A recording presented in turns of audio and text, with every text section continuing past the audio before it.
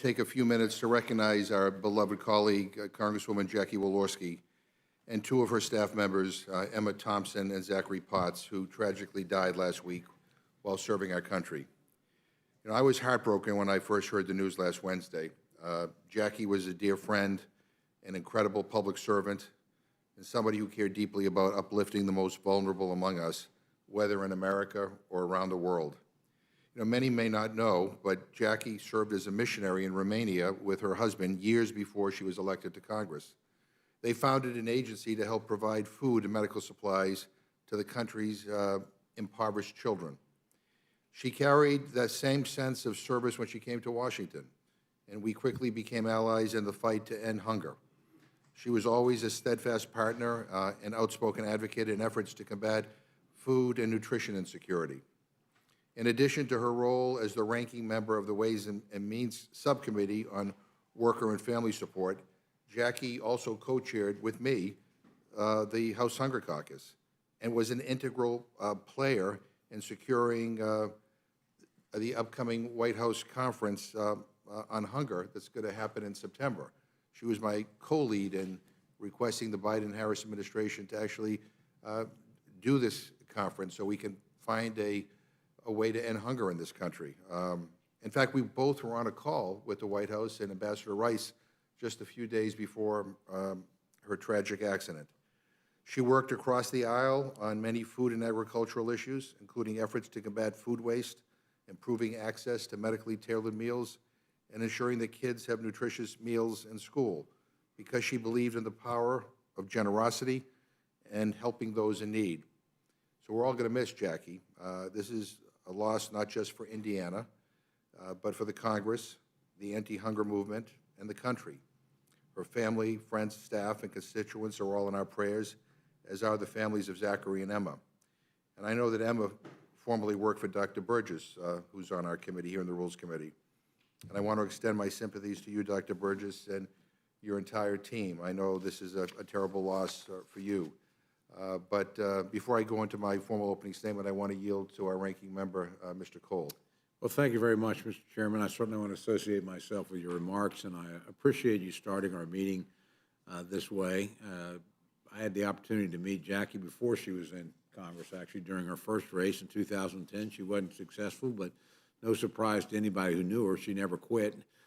She just kept running and joined us in 2012. You know, she was one of those people that is just impossible not to like.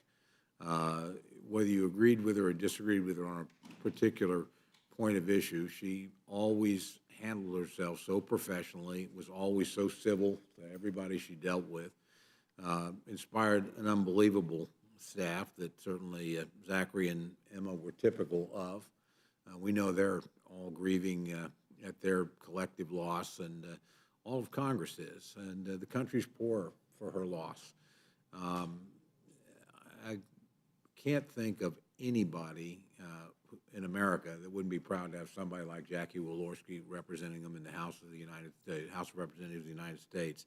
And it's impossible to overstate what losing somebody like that means to the institution and to the body, both collectively and individually. As you know, Mr. Chair, she was our representative on the Ethics Committee. And that's a tough committee to serve on. I had the opportunity, I hate to use the word opportunity, to serve on it before, but it's really the guardian of the integrity of the institution. And in that capacity, she appeared before us on several occasions. And again, I think you would always appreciate the manner in which she handled it, the fairness she extended to colleagues on both sides of the aisle, but also her fierce determination to defend the integrity of the institution if somebody had gotten out of line. She and her colleague, Representative Deutsch, worked very well together in the way that you would hope a committee of that nature, evenly divided between the two parties, and again, with the charge that really is above partisan politics, could operate. So I feel her loss personally. She had so many friends in this body, was held in such high esteem in this body, and again, was a national leader along with you, Mr. Chairman. As you noted, on the fight against hunger. That's a pretty worthy battle for any of us to be involved in. So I want to join you in extending our sympathies and sadness to her family and her friends, her constituents, to all of our colleagues who I know are all grieving over this. And just remember her. I know our friend Mr. Brady obviously served with her on the Ways and Means Committee, and I just want to thank you, Mr. Ranking Member, for the tributes that I've made a point of reading them all, and they certainly captured the spirit of the person and the quality of the person and the loss to the institution that we all feel. And with that, Mr. Chair, I would hope we could turn it over quickly to Dr. Burgess. Obviously, he has not only the association with our colleagues, but certainly with Emma, who we all regarded highly, all had an opportunity because of Dr. Burgess to work with. And again, I point to, I hope everybody had a chance to read Chad Pergram's incredible column on the loss of Zachary and Emma, because we all are surrounded by staff like that work hard and tirelessly and position us all to do our jobs and help us all get them done. And they're the real backbone of the institutions, the staff. So when you lose a member and staff in the course of doing their duty, we all have lost members while we were here, usually with more warning. So I don't think anybody in my time here, I've been shocked more to lose than to lose Jackie. But, you know, if you had to lose her, that's the way she would have wanted to go, in the sense of she was working with her staff, serving her constituents, representing this House with honor, dignity, and grace, as she always did. And we will miss her very, very much. And with that, I would yield to our colleague, Dr. Burgess. Dr. Burgess? Thank you, Mr. Chairman. Can you hear me okay on this thing? I can. Well, I appreciate you yielding time to me.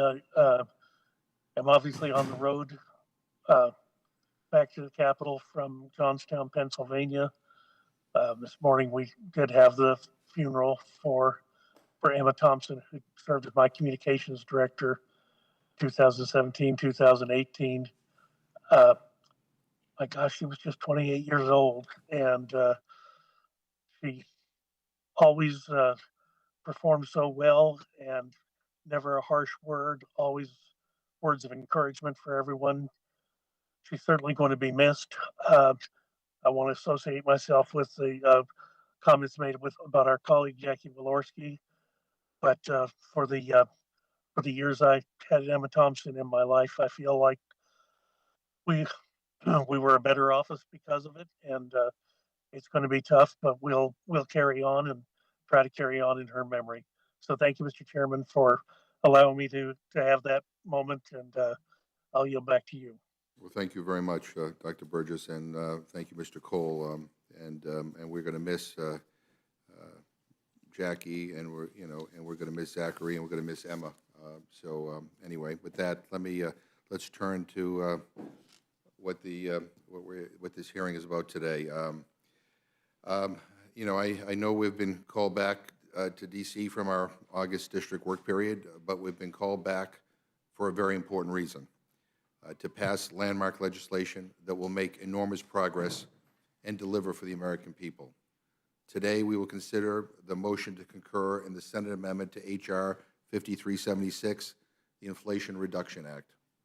First, this bill will reduce health care costs and drug prices for seniors and hardworking families across the country. It will extend affordable health coverage to 13 million people, cap seniors' yearly out-of-pocket drug costs at $2,000 per year, and cap insulin at $35 per month for Medicare beneficiaries. I wish we could have done that for everybody, but some of our friends in the Senate decided to frustrate that effort, unfortunately. It takes on Big Pharma by, for the first time ever, allowing Medicare to begin negotiating prices for a small group of drugs that will expand over time. Second, this bill will take historic action to address one of the biggest threats in our lifetime, the climate crisis. This bill will put us on a path to cutting carbon emissions by 40% by 2030, rapidly accelerating the adoption of renewable energy technologies and creating millions of good jobs. This bill will slash consumers' energy costs, saving the average family $1,025 a year. It provides cheaper, cleaner energy and gives our planet a fighting chance. Third, the Inflation Reduction Act accomplishes these goals without raising taxes on small businesses and middle-class Americans, in line with President Biden's promise not to raise taxes on any family making less than $400,000 per year. Instead, the bill makes our tax code more fair by raising taxes on only the highest earners and closing tax loopholes on the most profitable corporations. And, just so everyone understands, analysts predict this bill could reduce the federal deficit by over $102 billion over the next decade. Others say $2 trillion over 20 years. Either way, we are saving money and lowering our country's national debt. All of these measures will boost our economy and tackle inflation, as economist Larry Summers says, by reducing our budget deficit, lessening demand, increasing supply, and supporting direct bargaining for lower prices. No bill is perfect. There are things I wish were still included in this final package. Closing the carried interest loophole, for example, or funding for housing or universal pre-K and nutrition programs. I wish we thought bolder about making sure that every child in this country had access to a free school meal when they attend school. I wish the extension of the child tax credit was here. I wish again, that we capped insulin at $35 per month for everyone, including those with private insurance. But you know what? We can't make the perfect the enemy of the good. And this is a big, big deal. But the Inflation Reduction Act makes transformational investments. There's no question about that. It is the strongest possible version of this bill that can make it to the President's desk. We are taking action to lower drug prices, cut medical costs, and provide cheaper, cleaner energy, all while siding with American families over special interests and putting people over politics. To put it plainly, it's a big deal. I can't say that enough. It has taken us time to get here, but I'm proud of this process and I'm proud of this consequential bill. And with that, I look forward to the discussion today, and I will turn it over now to the ranking member, Mr. Cole, for any remarks he wishes to make. Thank you very much, Mr. Chairman. Today's hearing covers the grossly misnamed Inflation Reduction Act. Once again, the majority is bringing forward a deeply partisan reconciliation bill. Last year, the majority passed into law a terrible reconciliation bill on partisan lines that spent $1.9 trillion. At the time, economists warned that spending that much money would inevitably lead to inflation. A year later, and those predictions have come home to roost. We're now facing the worst inflationary environment in 40 years as a direct consequence of the majority's actions last year. But today, Democrats are bringing us another breathtakingly bad taxing and spending bill that will only make inflation worse and extend the current recession. The same administration party that assured us that the American Rescue Plan wouldn't spark an unprecedented surge in inflation is now telling us that the latest tax and spend monstrosity won't deepen and lengthen the recession. They were wrong last year, and they're wrong again this year. Unfortunately, it will be the average American who pays the price next year as the policies proposed in this bill actually take hold. That price will come in the form of more inflation, fewer jobs, slower growth, and a lower standard of living for every family in America. To make matters worse, this bill is coming to us after a truncated process that prevented any House member from having input into this bill. Perhaps it would be better to say there was no process at all. This bill has not gone through any committee in either the House or the Senate and is the product of a backroom negotiation between two Democratic senators operating on their own. This is about as far from regular order as one can get. Not a single House member on either side of the aisle has had any substantive input into this bill, and the same can be said for all but a small handful of senators. Much like the infrastructure bill we passed earlier this year, this bill is an egregious and outrageous surrender of the institutional power of the House. Having been left with a take-it-or-leave-it offer from the Senate Democrats, with no opportunity to provide input or to amend the bill, I'm appalled that the majority is once again choosing to simply take it. Mr. Chairman, I want to remind you of something you repeatedly said when you were in my shoes. Quote, usually when you have a lousy process, you have a lousy bill, unquote. The legislation before us today is a case in point. A lousy process does indeed make a lousy bill, and this bill is particularly lousy. To see why, let's talk about the policies included in this bill. Far and away the most dangerous part of this bill is the section covering taxes. The majority has included a massive tax increase and a massive expansion of the Internal Revenue Service, a more than 600% increase in the budget for the IRS. And despite the majority's claims to the contrary, these new taxes will fall on every taxpayer, and the IRS will focus on every taxpayer. Policies like these are bad enough in good times, but raising taxes when we are in a recession, even if my friends on the other side won't admit it, violates every basic principle of good economics, not to mention common sense. As Senate Majority Leader Schumer once said, quote, you don't want to take money out of the economy when the economy is shrinking, unquote, which is exactly the place Democrats' economic policies have brought us to. But don't just take my word or the Senate Majority Leader's word for it. I would refer my friends to the open letter signed by over 230 economists warning that this bill will, quote, perpetuate the same fiscal policy errors that have helped precipitate the current troubling economic climate, unquote. And they're correct. Taxing and spending the way the majority is proposing to do will only make inflation worse and will bring about an even deeper recession. I ask unanimous consent, Mr. Chairman, to insert a copy of this letter for the record. Without objection. Thank you, Mr. Chairman.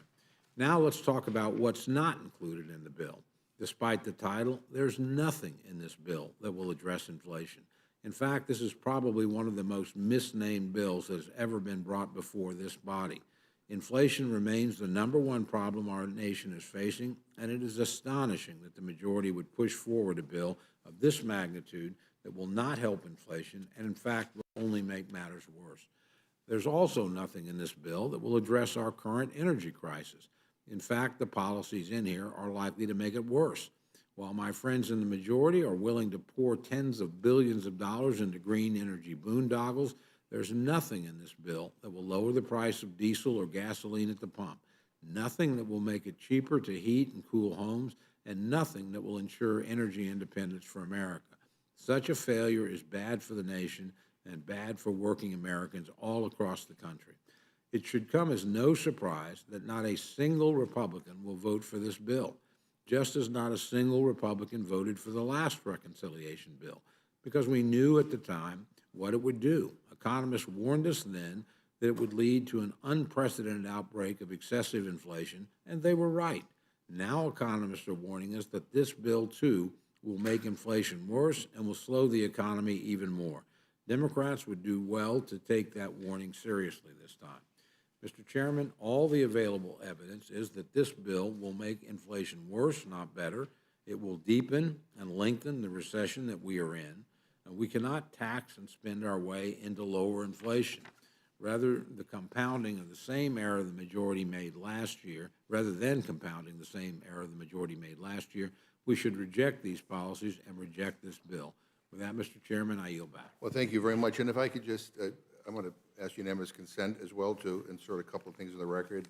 One, a statement by 5 former Treasury secretaries urging us to pass this critical legislation, and I quote, it will help increase American competitiveness, address our climate crisis, lower costs for families, and fight inflation, end quote. And Larry Summers, by the way, was one of the former Treasury secretaries who said that this bill helps fight inflation. And my Republican colleagues over the last several months love to quote Larry Summers, so I thought you'd be impressed by that. But in any event, More impressive. yeah. Well, and let me also ask unanimous consent to put into the record a letter by 100 leading economists who wrote to Congress last week urging that we pass this legislation because it will have a positive impact on our economy, including that they say that this is, among other things, deficit reducing, and it does so while putting downward pressure on inflation. And I just want to say one thing about just the process, because I love my friend, but he brought it up, and I think it just needs to be said. I mean, this package has been thoughtfully and thoroughly deliberated in both houses, in both the House and the Senate. I mean, there were hearings and there were markups in the House. The Senate spent hours and hours and hours considering this bill. And I would just say when the Republicans used reconciliation to try to repeal the Affordable Care Act, I recall the Rules Committee needing to execute something like 8 managers' amendments. Major portions of the Republican tax bill, also done through reconciliation, were rewritten in the Senate by hand. And I'm proud of this process and that it has been used to consider how this process has been used to consider this reconciliation process. This is how it should be done, quite frankly, if you're going to use reconciliation. And last November, the House sent our version of the bill over to the Senate after the 13 committees of jurisdiction spent more than 165 hours marking up their pieces. Hundreds of amendments were considered, and 22 Republican amendments were actually adopted. After months of discussion in the Senate, the text of the Senate bill was posted a week ago, last Wednesday. The 2 amendments that were adopted in the Senate have been available since Sunday. And we're now here to consider the legislation that the Senate has sent back to us. And we are having a regular meeting here in the Rules Committee that was noticed on Monday following our normal process. I mean, it's been over 72 hours. And again, let me contrast that with the Republican effort to repeal the Affordable Care Act, where we had, as I recall, 4 Rules Committee meetings to consider several rewrites of the bill. The then Republican majority self-executed 8 Republican amendments over the course of that long saga just to get the bill over the finish line. And when Republicans passed their tax scheme to give corporations and wealthy people massive tax breaks, the Senate made extensive changes in handwriting, and the text was not available. The text was not available just hours ahead of the Senate vote. So, you know, I get it. My friends may not like the content of this bill, and, you know, people can have debates over content. But I think just for the sake of the record, I think it's important to kind of post the difference between how Democrats and Republicans have handled this. My Republican friends used reconciliation to basically try ram through a tax bill to benefit mostly millionaires, billionaires, or big corporations, and they used it to try to take away health care for millions of Americans. We're using it to lower drug prices, to combat inflation, to deal with the climate crisis, to control health care costs, to lower energy costs. I mean, there's a contrast. And so I'm not going to apologize for this process because I think it's, because quite frankly, I'm proud of this product. It's not everything I wanted, as I said, but I think it's going to help people, help my constituents. So let me now turn to our witnesses to provide testimony on Senate Amendment to H.R. 5376, the Inflation Reduction Act. Chairman Yarmouth and Ranking Member Smith, Chairman Pallone and Ranking Member McMorris-Rogers, Mr. Beyer and Ranking Member Brady, we are all delighted that you are here. I now recognize the gentleman from Kentucky, Chairman Yarmouth. Thank you very much, Chairman McGovern, Ranking Member, members of the committee. It's an honor to be back before the Rules Committee to talk about the Inflation Reduction Act and to reiterate much of what the chairman has said. This is an incredibly important piece of legislation which will not just save American consumers money, it will reduce their healthcare costs, it will ultimately reduce their energy costs, and it will take the most significant step that we have ever taken to combat climate change. After listening to Chairman McGovern's statement, I have to say that I think that our staffs must have worked together on the statements, because the one that was drafted for me is almost identical to the one that Chairman McGovern gave. So there's value in repetition. Well, I'm not one of those who subscribes to the often used congressional theory that everything's been said, but not everybody's said it, so that everybody has to say it. So I'm going to extemporize a little bit and talk about some of the things which we know we're going to hear from Republicans who are, quite frankly, scared to death of what we are about to do because they know, one, it is incredibly popular and with the American people, and secondly, that it does exactly what the American people want us to do, which is to deal with climate change, to deal with healthcare costs, to deal with energy costs. And all they can do now is use scare tactics to essentially try to cast some doubt on what will be a very meaningful piece of legislation for the American people. I want to start with the question of inflation. You know, we've heard a lot, and as the chairman mentioned, Republicans, and they've done this on the budget committee for many hearings, love to throw out Larry Summers, who predicted that, among other things. He actually predicted 3 different outcomes from the American Rescue Plan, one of which would lead to inflation. So now they jump on his back and say, oh, Larry Summers said that if you pass the American Rescue Plan, we'd get inflation. Well, there's a little bit of doubt. As a matter of fact, a considerable amount of difference of opinion as to what's caused inflation. And for instance, Moody's Analytics said they did an analysis and said basically that the American Rescue Plan spending contributed 0.1% of the 8.5% inflation that on average we've seen over the last few months.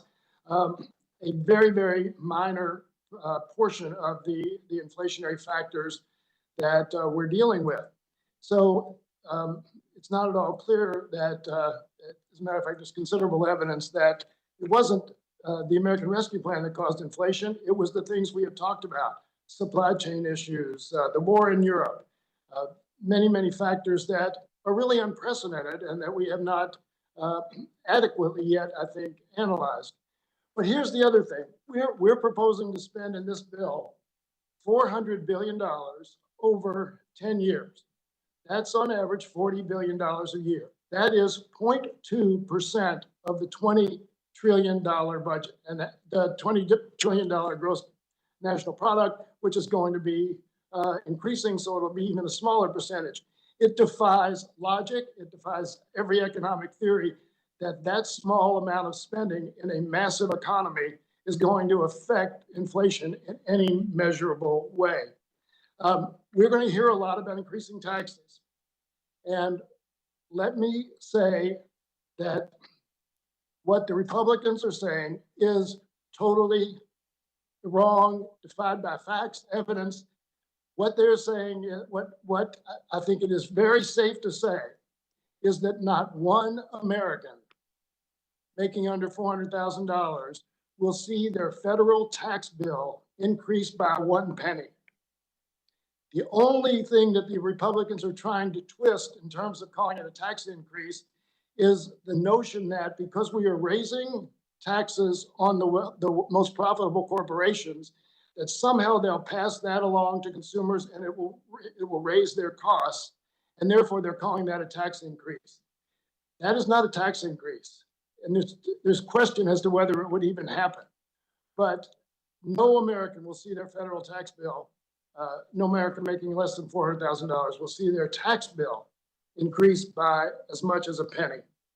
And finally, I just want to say one of the things that I wish we had put in this bill, we didn't, but we got an adequate substitute. And that is, I wish we had dealt with a carried interest deduction, which no sane person in this country thinks is justifiable on any basis.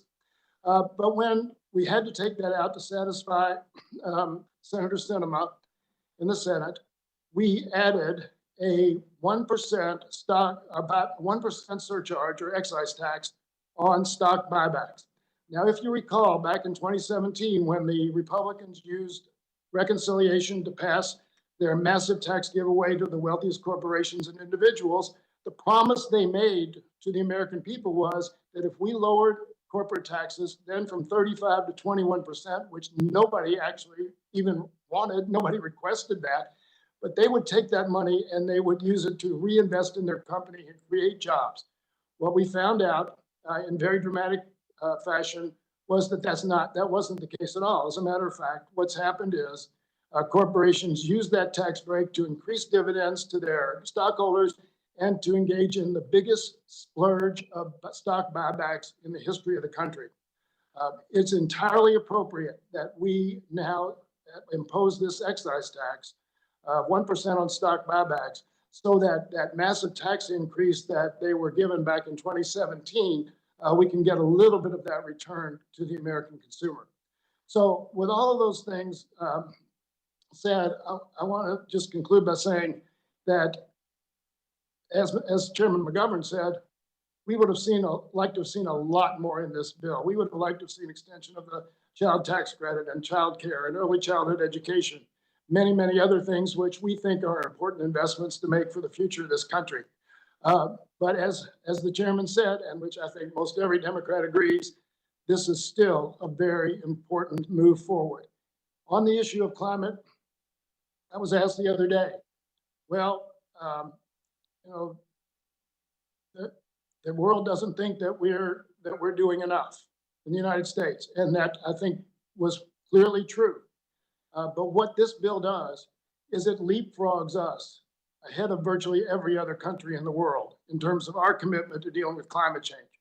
We will, in fact, given the signing of this bill, become leaders in the effort to combat climate change. And that's something I think we can all take a great deal of pride in.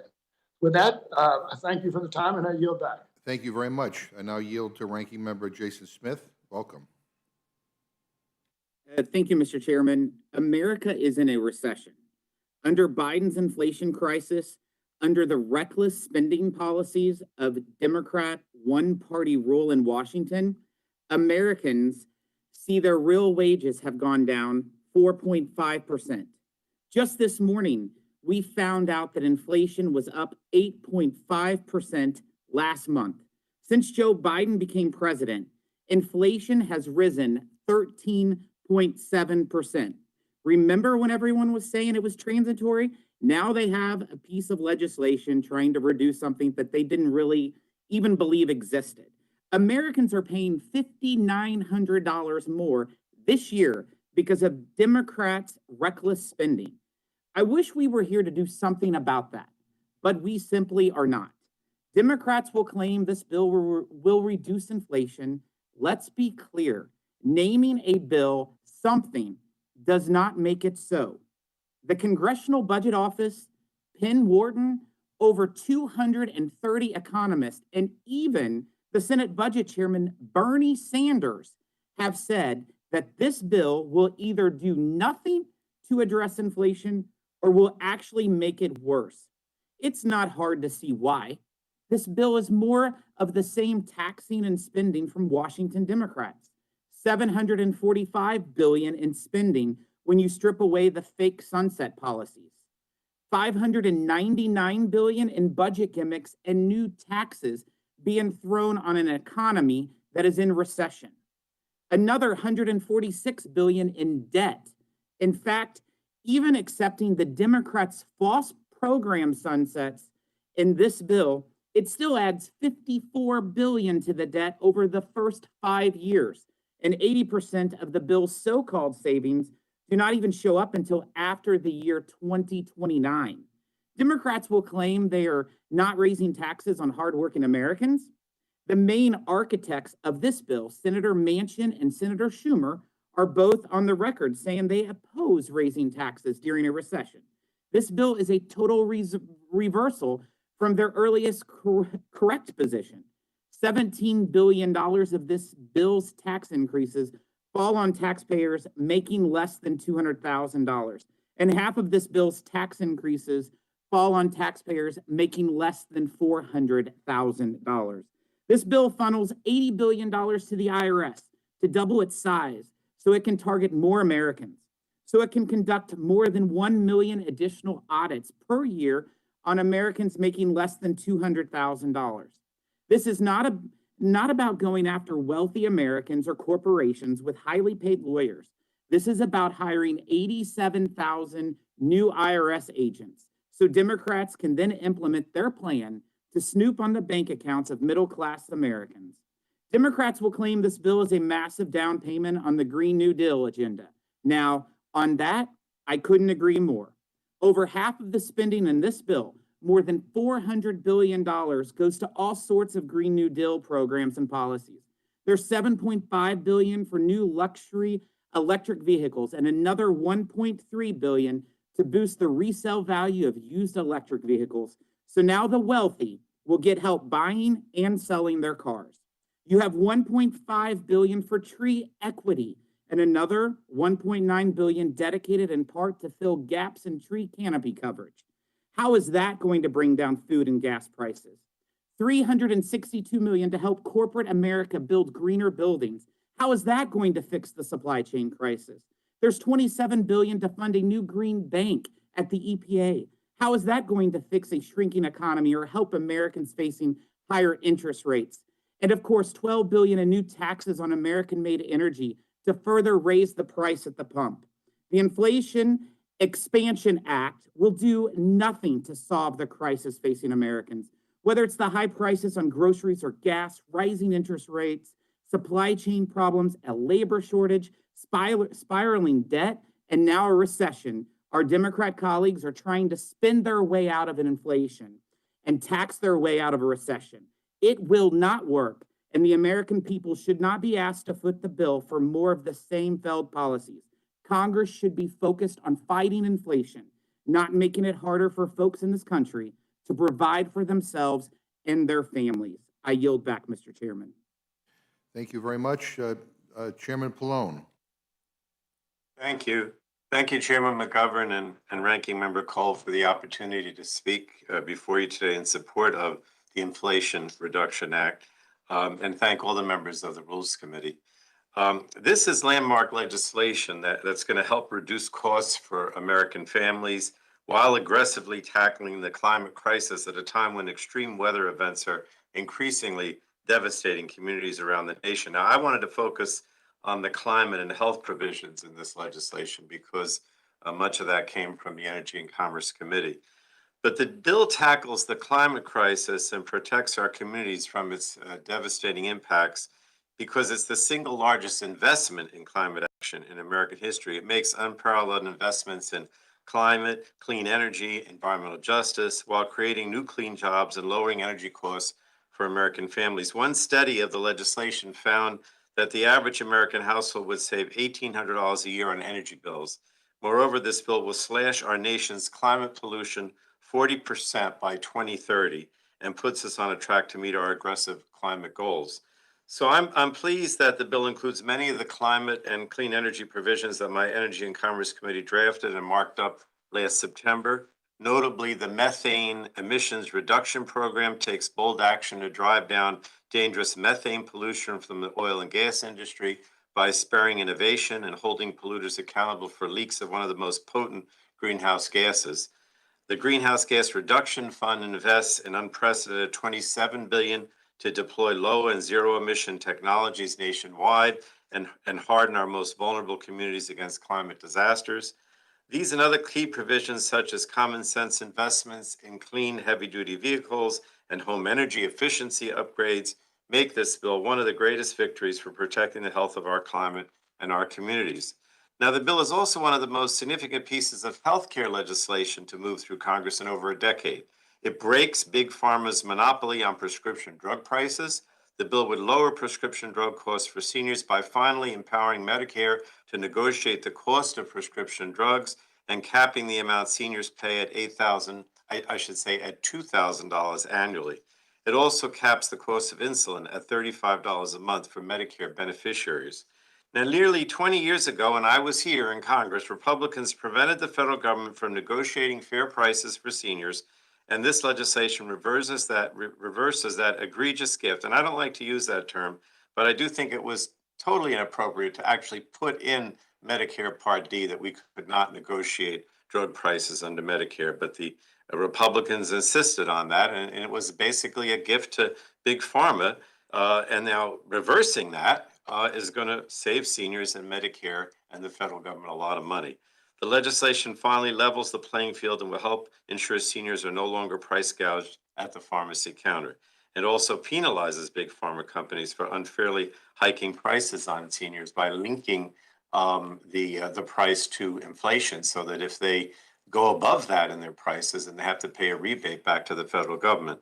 So I'm pleased that the legislation will dramatically lower the cost of monthly health care premiums. This is the Affordable Care Act provision for millions of Americans, and provide families with the peace of mind that comes with knowing they have high quality care. 5 million Americans have gained access to health care coverage over the last 2 years, thanks to Democrats' efforts to make it more affordable. So when we passed the American Rescue Plan last year, we provided additional financial assistance for more Americans by enhancing the Affordable Care Act's marketplace premium subsidies for lower income and middle income Americans for the years 2021 and 22. And this bill makes healthcare more affordable for millions by extending this assistance and basically enhanced subsidies or tax credits through 2025 for another 3 years. This makes a real difference for families. It delivers an average savings of $2,400 to a family of four. And again, I'm pleased that this legislation is going to extend our efforts for 3 more years. So today really marks a breakthrough in our response to the climate crisis and helps lower costs for families all around the nation. It's critically important that we pass this bill this week. I heard you, Chairman McGovern, talk about how significant this piece of legislation is. And I don't think there's anything, maybe with the exception of the Affordable Care Act when it passed, over a decade ago, that I'm more proud of these provisions that came out of our Energy and Commerce Committee, because they really are going to make a difference to not only to the average American, but also to what we mean as a country. So thank you again, and with that, I yield back. Thank you. Thank you very much. Ranking Member McMorris Rogers. Thank you, Mr. Chairman. I wanted to just start out by thanking you for your inspiring tribute to our dear friend and colleague, extraordinary colleague, Jackie Walorski. I wanted to associate myself with your comments, and I greatly appreciate you starting this meeting by celebrating her life and her legacy, her leadership in the House. We're all going to miss her, and my hope and prayer is that we will gain inspiration from Jackie to live every day as if it were our last. Today, we're at the Rules Committee, having the same conversation we had almost a year ago, testifying on a proposed massive tax and spending spree by the majority. And I'm very concerned about the destruction, the devastating harm that it would have on our economy, our energy security, our medical care. Since under the Democrats' one-party rule, we've seen inflation continue to spiral out of control. Energy and gas prices have continued to rise at record levels. Healthcare costs continue to climb. Families can't find baby formula, and we are now in a recession. Yet here we are again debating the same destructive policies under a new name, the Inflation Reduction Act. I thought Tom Cole summed it up well. It's grossly misleading, and there's no evidence that this legislation will fix the inflation crisis. Inflation is an ugly tax on every part of people's lives, from the gas pump to the grocery store. This legislation continues President Biden's war on reliable and affordable energy, American jobs, and the cost of living on hardworking Americans. It will increase the pain at the pump by reviving and doubling a tax on refiners and crude oil importers. The natural gas tax will raise costs across the board on everything that comes from natural gas, from heating our homes to fertilizer and food.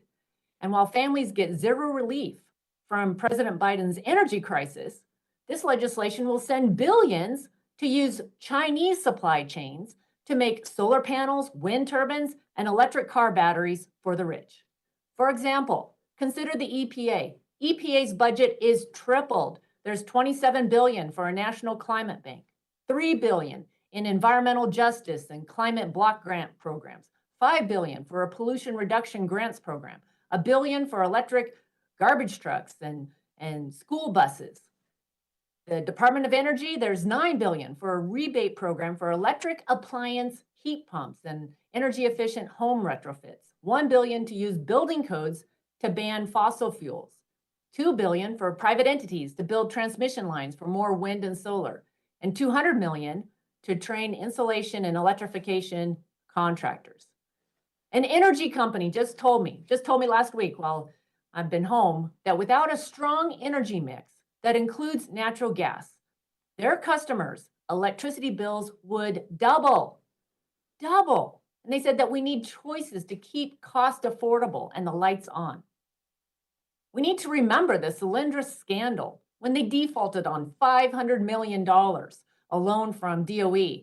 This bill pumps $250 billion of loan authority into a similar type of loan guarantee program. And even worse, it uses $5 billion in taxpayer dollars to cover credit subsidy costs that companies take on these loans that that in the past the companies would have to cover. It's Solyndra on steroids. And I just would ask, how are we going to make anything in America? How are we going to mine, manufacture, process, build in America without permitting reforms? This bill does nothing to include meaningful permitting reforms. And what we saw in the Senate was that the Democrats were united against necessary permitting and regulatory reforms. The president continues to block mines, and the president and the administration continue to shut down energy infrastructure projects. There's little trust that we are going to see the majority come to the table on these reforms. Regarding the healthcare provisions in this tax and spending spree, I'm very concerned that it will continue the Democrats' march towards socialized medicine. Instead of working on bipartisan, lower costs, more cures, legislation that's been introduced for several Congresses now, we've got several provisions signed into law through the years, but it would cap what seniors pay on their out-of-pocket for drugs without jeopardizing innovation. Unfortunately, this legislation resurrects Speaker Pelosi's government price controls. The legislation, the idea that failed in the Energy and Commerce Committee, this Congress. Their scheme will lead to fewer cures in America. It will make future drugs more expensive if they're able to launch at all. I'm very concerned that it's only going to embolden China's medical leadership, biomedical leadership, and the Chinese Communist Party's grip on the world's medical supply chains. According to CBO, price controls will lead to 15 fewer drugs and treatments coming to the market. And this is a modest estimate, with other studies suggesting we could see more than 100 fewer cures. Majority Democrats have previously stated that this is the price that they're willing to pay to give Secretary Becerra and a new $3 billion healthcare bureaucracy the power to determine if a new cure or drug is worth it. That price could be eliminating hope for patients with cancer, Alzheimer's, Parkinson's, ALS, diabetes, HIV/AIDS, and much more. CBO also confirmed that these price controls, which tie drugs covered by Medicare to Biden's inflation crisis, will lead to higher costs for future drugs when they launch. So despite the promises for lower cost, this will mean Americans will pay more at the pharmacy counter. Shockingly, there's no pricing floor for the so-called negotiation price, meaning that healthcare bureaucrats could force a drug company to accept a figure as low as $1 or face up to a 95% excise tax. That's not negotiation, that's extortion, and it's going to drive medical investments overseas into the hands of the CCP. It will ensure that American seniors no longer reap the benefits of cutting-edge medical innovation. And the Democrats aren't even using the supposed savings from these price controls on improving healthcare for seniors, but instead subsidizing Obamacare and other unrelated energy projects. If this legislation is passed, 10 years from now, seniors will end up with fewer cures and still no certainty that Medicare will be able to pay for their healthcare. I'll close with a picture of where this scheme leads. Blackouts, more unaffordable electricity bills, more tax hikes, jobs destroyed, no hope to cure diseases, long lines of sick begging the government for more expensive life-saving treatments, an army of IRS agents harassing hardworking Americans, and weak American defenses against adversaries like China and Russia. Republicans stand ready to lift the regulatory burden, flip the switch on for more American energy production, and lower healthcare costs. That's what the American people rightfully want and deserve for a better quality of life.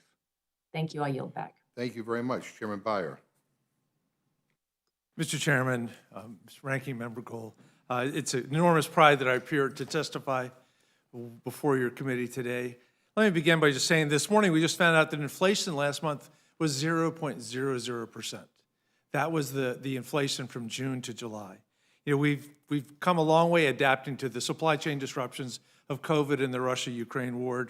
We're adapting as quickly as possible, and I was thrilled to see that Gas Buddy yesterday said the average price of gasoline in America was under $4, 3.99.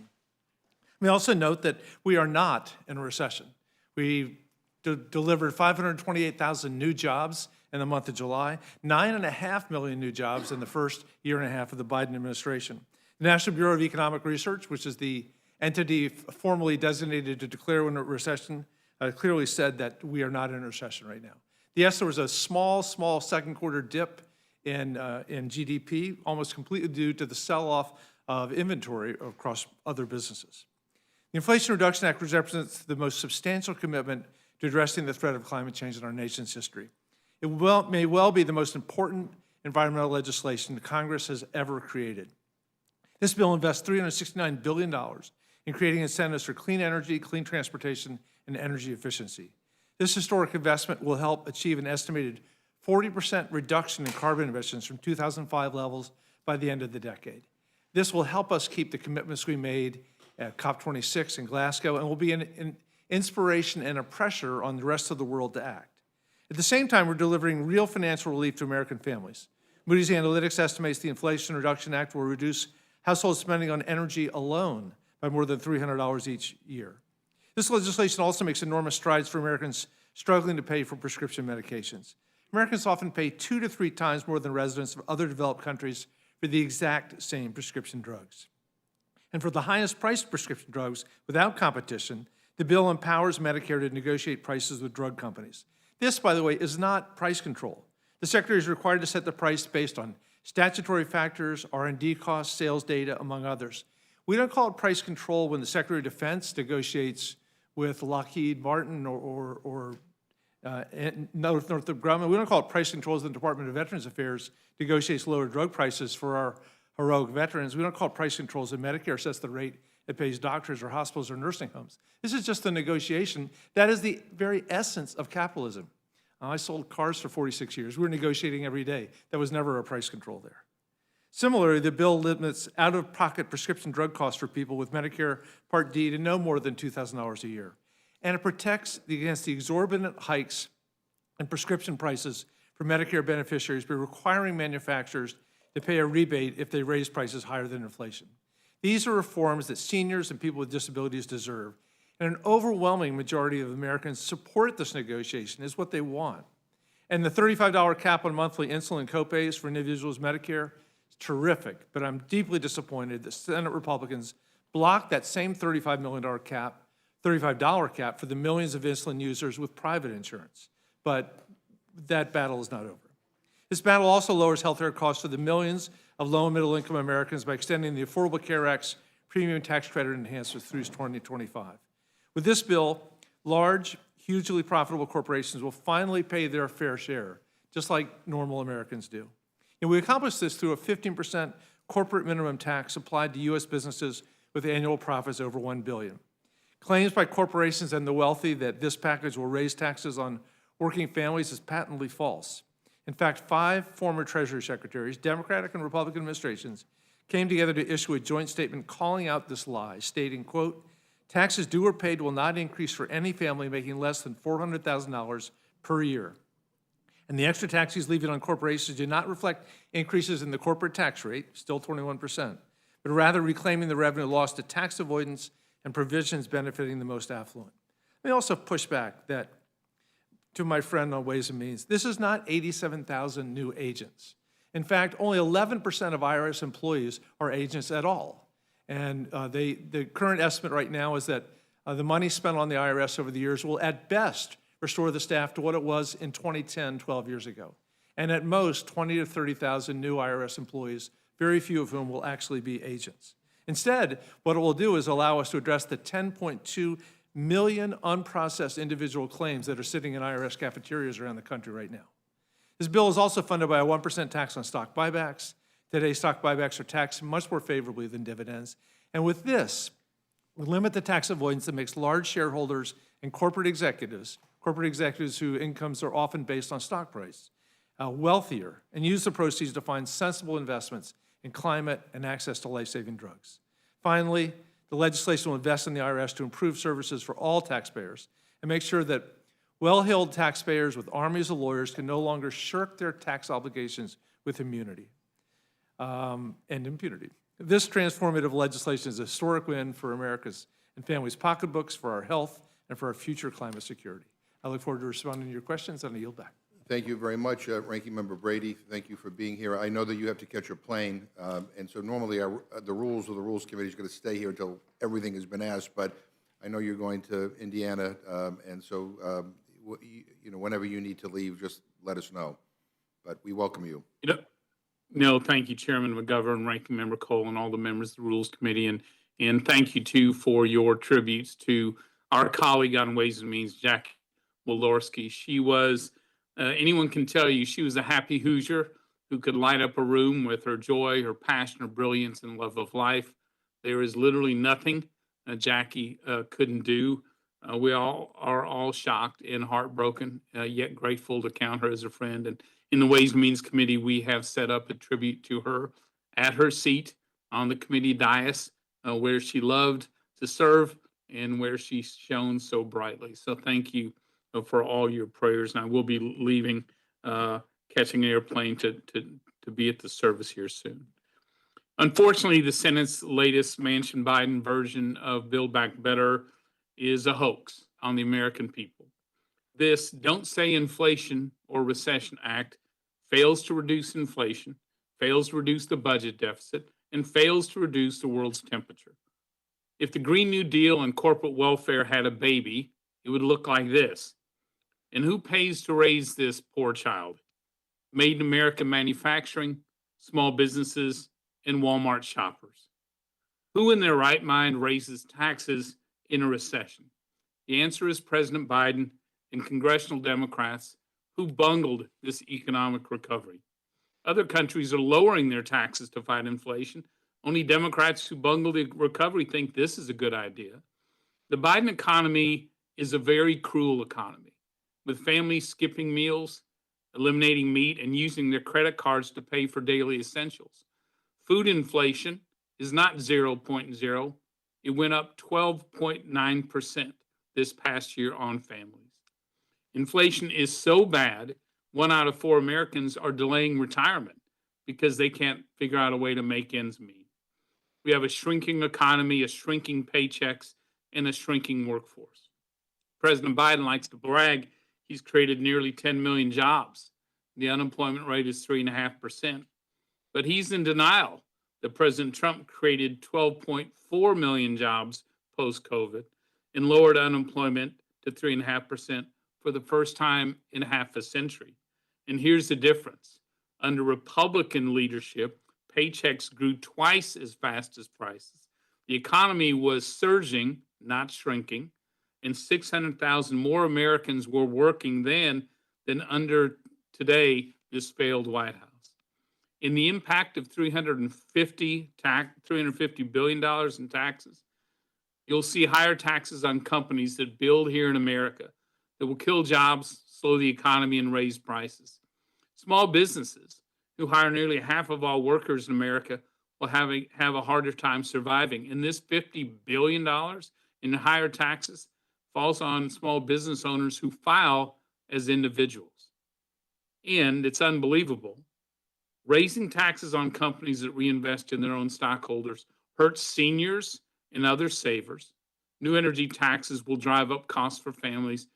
And unbelievably, all Senate Democrats, including Vice President Harris, voted for higher taxes on these small businesses so they could protect the millionaires and the billionaires from higher SALT taxes.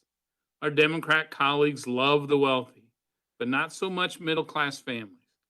The Joint Committee on Taxation, not Larry Summers, not a list of liberal economists, the Joint Committee on Taxation reports taxes on Americans will rise for nearly every income level. The president is violating his pledge not to raise taxes on middle-class Americans. And I hope no one is tweeting out that not 1 penny of taxes will be raised. I'm afraid that account could be suspended for misinformation. This bill unleashes 87,000 new IRS agents on American taxpayers, targeting families, farmers, and small businesses. The Congressional Budget Office confirms the largest part of any new taxes collected will come from middle-class families. The biggest target are Walmart shoppers, living, you know who they are, living paychecks to paychecks, struggling to make ends meet under President Biden's raging inflation, with fuel costs making it hard to just drive to the store. They will be hit with 710,000 new audits under the Democrats' bill due to the skyrocketing surge of new IRS agents. It's simple. More cops, more arrests. This Don't Say Inflation or Recession Act contains no language protecting middle-class taxpayers from this army of auditors. Not one sentence, not one word. Don't let anyone try to fool you there. But boy, in this bill, do Democrats love the wealthy. Under this act, nearly $250 billion in Green New Deal subsidies go to the wealthy and to the biggest, most successful businesses in America. These are government checks written to the wealthy, even if they don't owe any taxes. So a single working mom will get hit with a tax hike starting next year, according to the Joint Committee on Taxation. Her taxes will be sent in a government check to a large, successful corporation. A yard man will send his taxes in a government check to the well-to-do family whose lawn he's cutting so they can buy an $80,000 luxury electrical vehicle. Democrats also increase the cost of health care and medicines, kill new life-saving cures, while providing Obamacare subsidies for those who don't need them. Congress's nonpartisan scorekeeper and the Penn Wharton School of Business, University of Chicago, all confirm this socialist price-fixing scheme could be a death sentence for some patients, raising the cost of new drugs, crushing innovation, and killing hundreds of cures.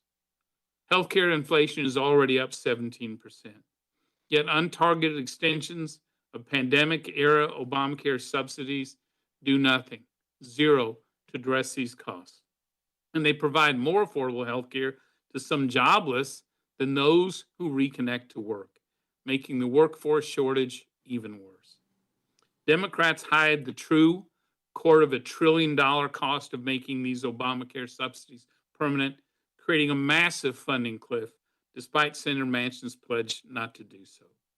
Higher taxes, more IRS audits on Walmart shoppers, greater inflation, including on healthcare and drug prices, will hurt Americans as we enter a recession. At the end of the day, you've got to ask yourself, do you trust the same president and the same Democrats who drove this economy into a recession and drove prices sky high with yet another economic recovery bill? For those reasons, I urge my colleagues to vote against this. Yield back. Oh, thank you very much. And I'm going to yield to Mr. Cole first, 'cause I think he has a couple of questions for Mr. Brady. I know Mr. Brady's got a time crunch, so I wanted to make sure he got his questions in. Then he'll yield back to me. I'll ask mine, and then go back to Mr. Cole, and then the rest of the panel. So, Mr. Cole. Thank you very much, Mr. Chairman. We certainly appreciate your indulgence. And again, I'll try to be quick. My friend can leave at any point. Again, we know you've got important business to take care of. Mr. Brady, President Biden pledged that there wouldn't be tax increases for any Americans making less than $400,000. However, direct tax increases are not the only way to take more money from Americans. Does the legislation before us today do what Senator Schumer and President Biden have committed to, and just close so-called corporate loopholes, or is it more nefarious than that? Are there really veiled tax increases for all Americans in this legislation? Yeah, well, look, don't take my word for it, Mr. Cole. The Joint Committee on Taxation, the independent scorekeeper, has reported that almost every income level in America will see higher taxes because of this bill. Clearly, you'll see higher inflation because when you tax made in America manufacturing these days, those taxes end up in higher prices. Small businesses as well, who will frankly shoulder about a $50 billion tax hike here, making it harder for them to write off their losses in bad times as they're trying to recover. You'll see that reflected in higher prices as well that land on Americans. And of course, the energy taxes here, both the Superfund side of Superfund taxes, and then the new methane fees, they will definitely end up in higher energy prices, oftentimes more so in the Northeast. And again, landing on those Walmart shoppers, that are struggling the most under this president's cruel economy. So you can't deny that these amounts, billions of dollars, hundreds of billion dollars of tax hikes, won't end up landing on American families. And the Joint Committee on Taxation report makes that clear.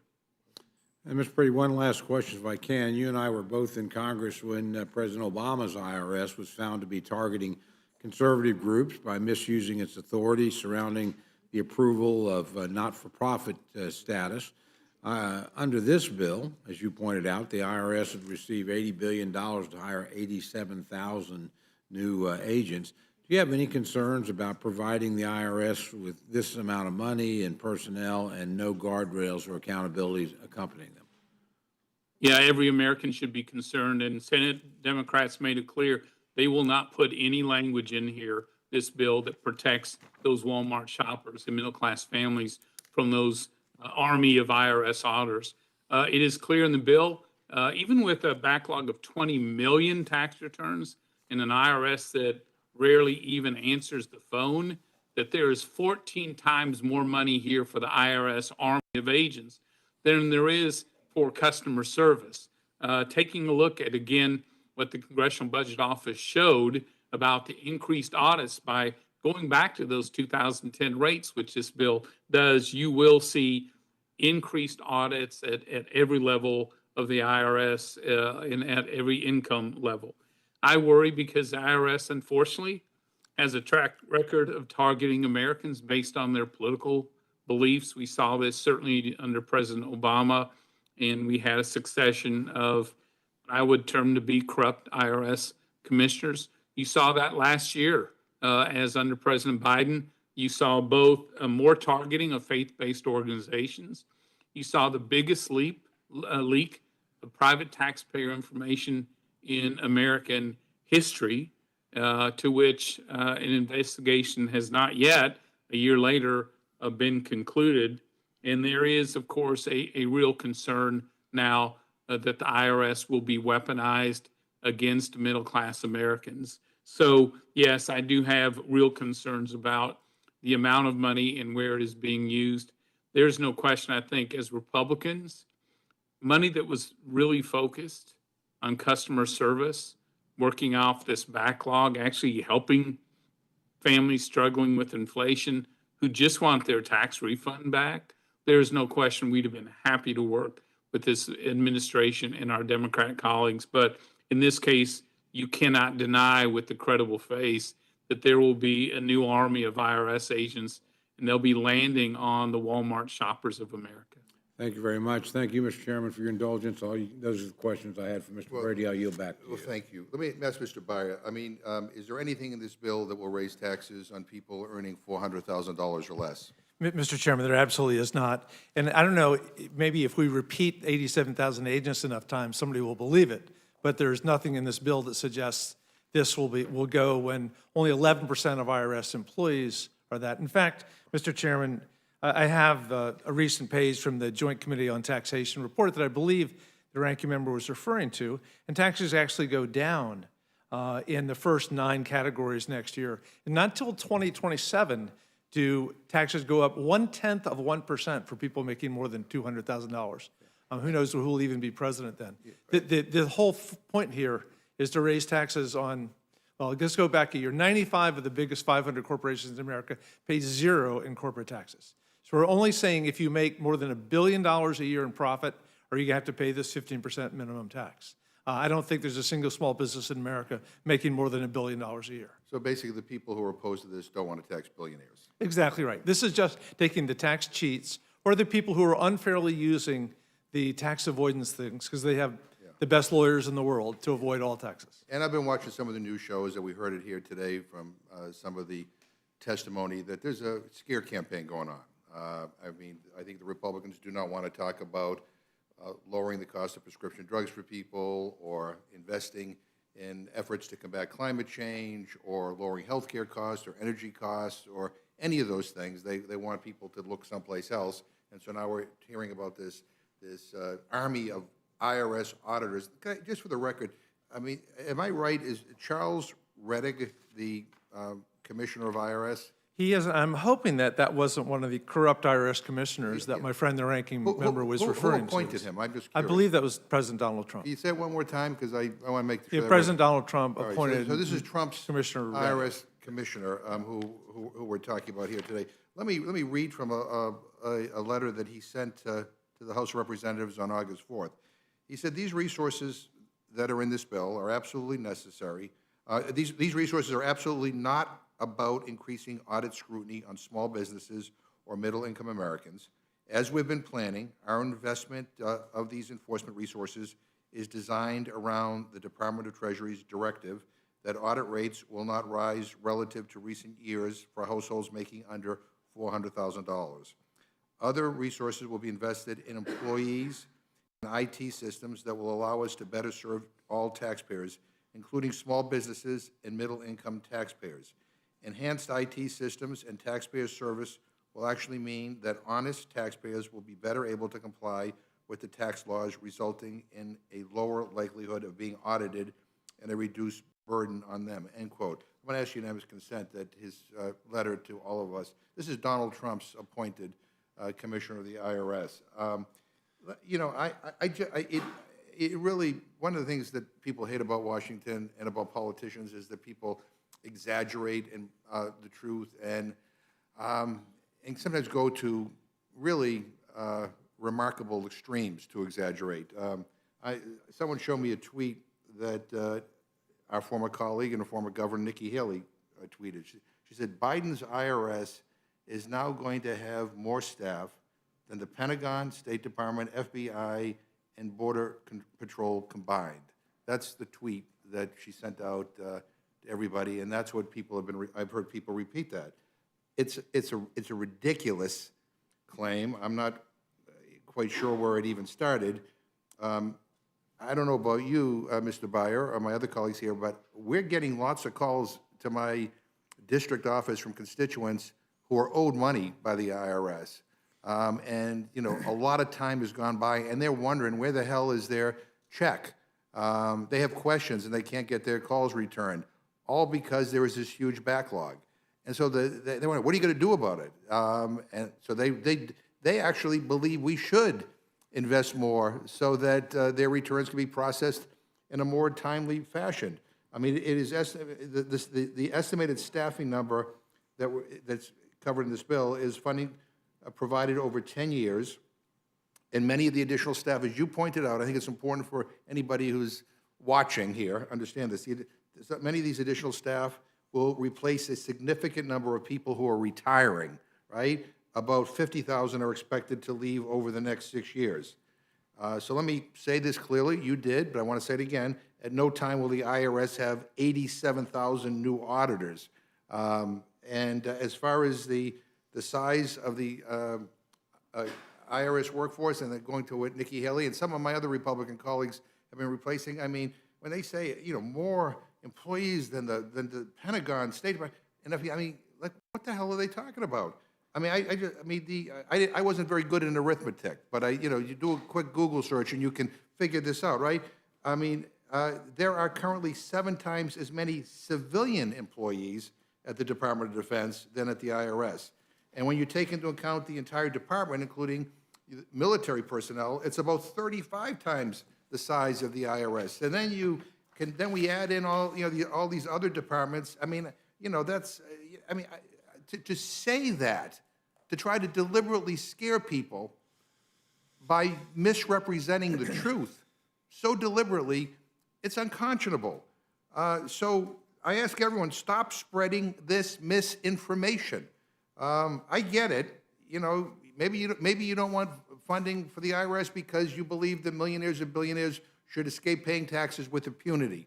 You know, or these big corporations, you know, should not pay their fair share in taxes and get away with it with impunity.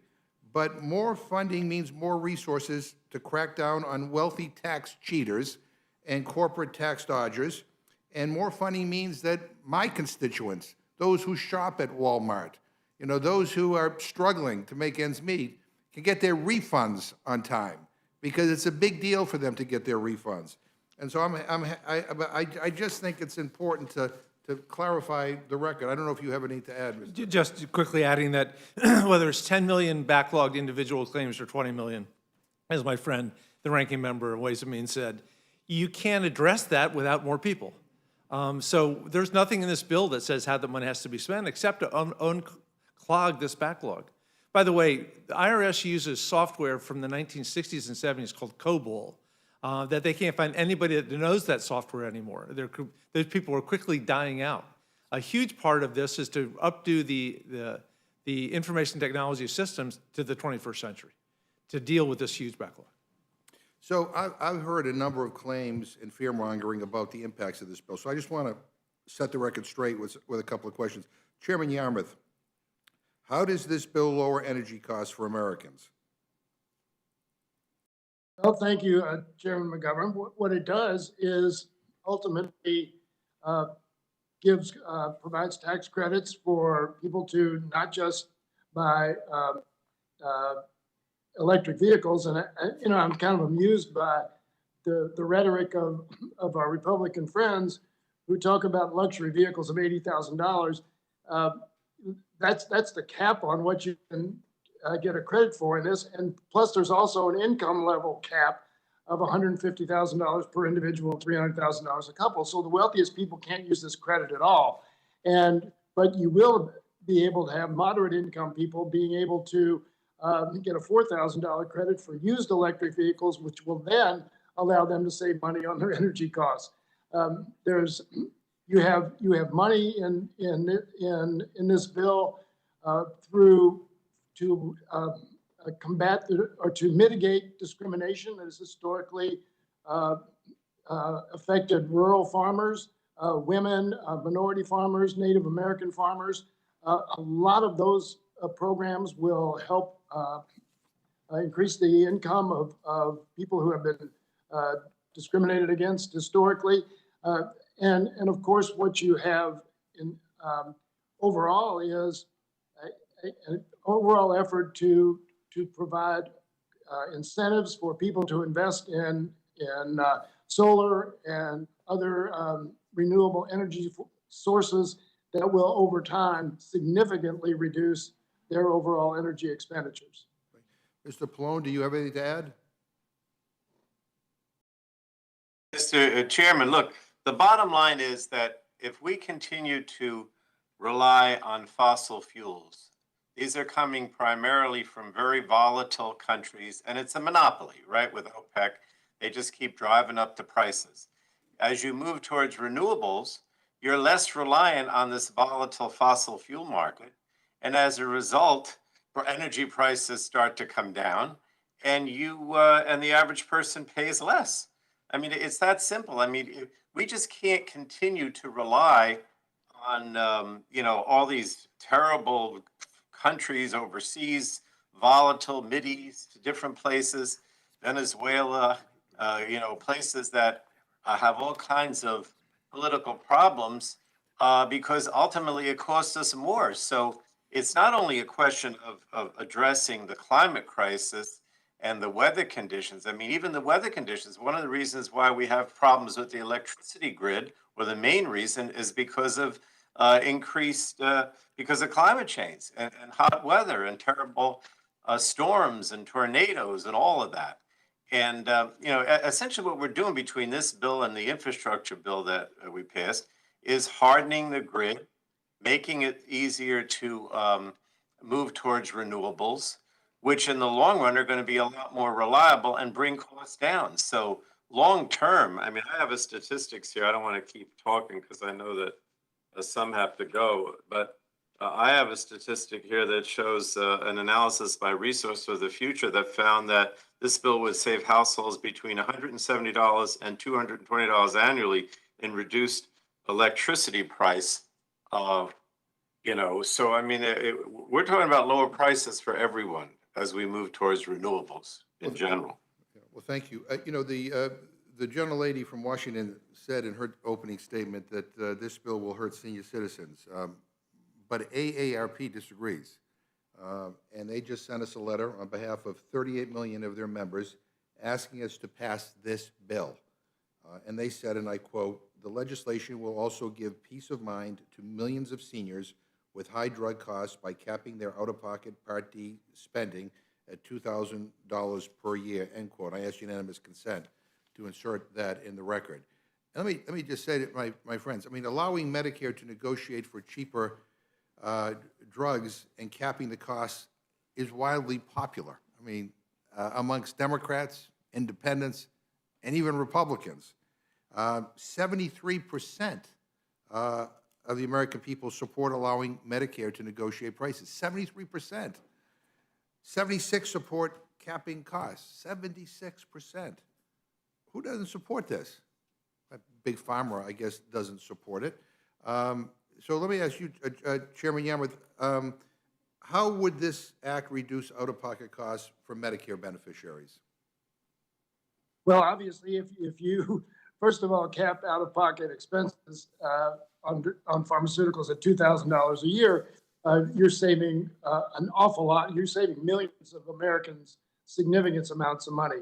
We have many seniors who pay $10,000, $12,000 or more. If they get a cancer diagnosis or another serious illness, they're going to pay multiples of that. So when you cap out-of-pocket expenses at $2,000, you're saving them an enormous amount of money. And then, of course, for those 14 million or so who the portions on Medicare who do have diabetes and rely on insulin, you're saving them a significant amount of money as well. I mean, to be honest, while I support the cap, I don't really like the way it's being done, because all we're doing is essentially subsidizing the exorbitant pricing of the pharmaceutical companies who are making insulin. And I wish we could actually just, and when the negotiation portion of the bill kicks in 2026, hopefully we can mitigate that because we can negotiate their prices. But for the next few years, all we'll be doing is subsidizing their exorbitant pricing today. But still, in terms of the average Medicare beneficiary, capping their out-of-pocket expense of $2,000 is an enormous benefit. In many cases, it will be a life-saving benefit. Mr. Pallone, Mr. Byer, do you have anything you want to add? Well, let me just say this, Chairman McGovern. You know, I don't like to use the term egregious, but I did in this case, because I think that when the Republicans initiated Medicare Part D and they insisted on putting in a prohibition on negotiated prices by the government, what they did was stifle competition. In other words, every other country in the world negotiate prices because you have an ability to do that because you're buying so much drugs through the Medicare program. Why in the world would we not use our clout in a competitive way to say, look, if you want to sell all this stuff to me, to the U.S. government for Medicare, well, then you're going to have to negotiate with me. Why put in a prohibition that says you can't? You know, if the government could have, or they could not have, they could have chose to or not to, but they specifically said no. And I was there. We're not going to do it. And that's because pharma didn't want it, and it's just a giveaway to them. So that's the biggest way. Every time I've tried, and I don't want to get into, I don't like to be too partisan here, but that's the one thing that the Republicans would not want to touch. When anytime we would say, look, let's talk about lowering drug costs, they might talk about the rebate, the inflation factor, they might talk about capping out-of-pocket costs, but they would never agree to have the government negotiate prices. And we know that that's the biggest thing that brings down prices. And every other country in the world, every other developed country in the world does it.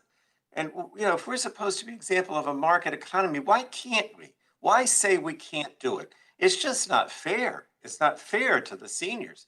That's the biggest thing that will lower prices for senior citizens in the drug market. Thank you. Mr. Byer. Just very briefly, Mr. Chairman, I think one of the things that was raised by both the gentlelady in Washington and the gentleman in Texas is the notion that we won't develop any new drugs. So we won't cures Alzheimer's. The CBO suggests that 1% of new drugs for the next 30 years will not be developed. That 99% of the new drugs that will be developed anyway. But at the same time, today, 25% of Americans can't afford the drugs that are already prescribed. It seems like a huge win to me to be able to make today's drugs affordable rather than miss 1 out of 100 in the years to come. By the way, the 99 that will be developed are the 99 that have the greatest impact on people's lives. And just one last question, Mr. Barr, because I just want to make sure that everybody, the current commissioner of IRS was appointed by which president? I believe that was President Trump. Thank you very much. Look, let me just close by saying, look, we're here today to lower costs for hardworking American families. And this bill, as you have heard, will lower prescription drug costs, protect affordable care coverage for millions of people in this country, and lowers energy costs for consumers. And we're also making the boldest investment in our history, to combat the climate crisis. As I said in my opening, putting our country on the path to cut greenhouse gas emissions by 40% by 2030. And this bill will start to unrig our tax code by finally making corporations and the wealthy start to pay their fair share in taxes.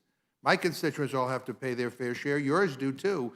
Why is it that we have a system where millionaires and billionaires and big corporations can get away, as you pointed out in your opening, Mr. Beyer, many not paying any taxes at all? It's outrageous. It's an insult to our constituents. And we're doing this all while actually reducing the deficit. And I would just point out for the record, something when my friends were last in charge didn't care very much about. And we are actually doing that. So this is a good deal for hardworking American families. I'm proud to support this historic legislation. And with that, I'm happy to yield back to my colleague from Oklahoma. Thank you very much, Mr. Chairman. Mr. Brady, we know you've got to go, but before you do, if you care to respond to anything, I want to give you that opportunity. Yeah, thank you, Mr. Cole. Look, when you're selling a hoax to the American people, your best hope is to cry misinformation. But unfortunately, maybe, Americans can read this bill. I would like to submit for the record this Congressional Budget Office analysis that makes under this bill, audit rates will, quote, rise for all taxpayers. Let me say that again, rise for all taxpayers. That this would return the audit rates to the higher level of 10 years ago, that it is virtually impossible for Democrats to squeeze enough money out of the wealthy to meet the dollars in this amount. And without question, families making under $200,000 will end up paying for the vast majority of any new revenue collected under this bill. That's one correction. Secondly, Democrats probably ought to read their own bill. In this, while they say there's no money for much enforcement, there's over $45 billion devoted to more IRS agents, a fraction, $3 billion for customer service. In fact, nothing in this bill requires the IRS to address the backlog at all. And I have been referencing the Obama years with the IRS targeting when we saw corrupt IRS commissioners. Commissioner Reddick is doing his best at this job, but he, unlike Democrats, we're not pushing for a private bank surveillance scheme that would be a dangerous attack on the privacy of families, small businesses, and farmers. Final point, Mr. Cole, while I love this misinformation about negotiation of drug prices, can you imagine if the federal government walked into, say, a car dealership and said, we will set the prices for your vehicles for every buyer.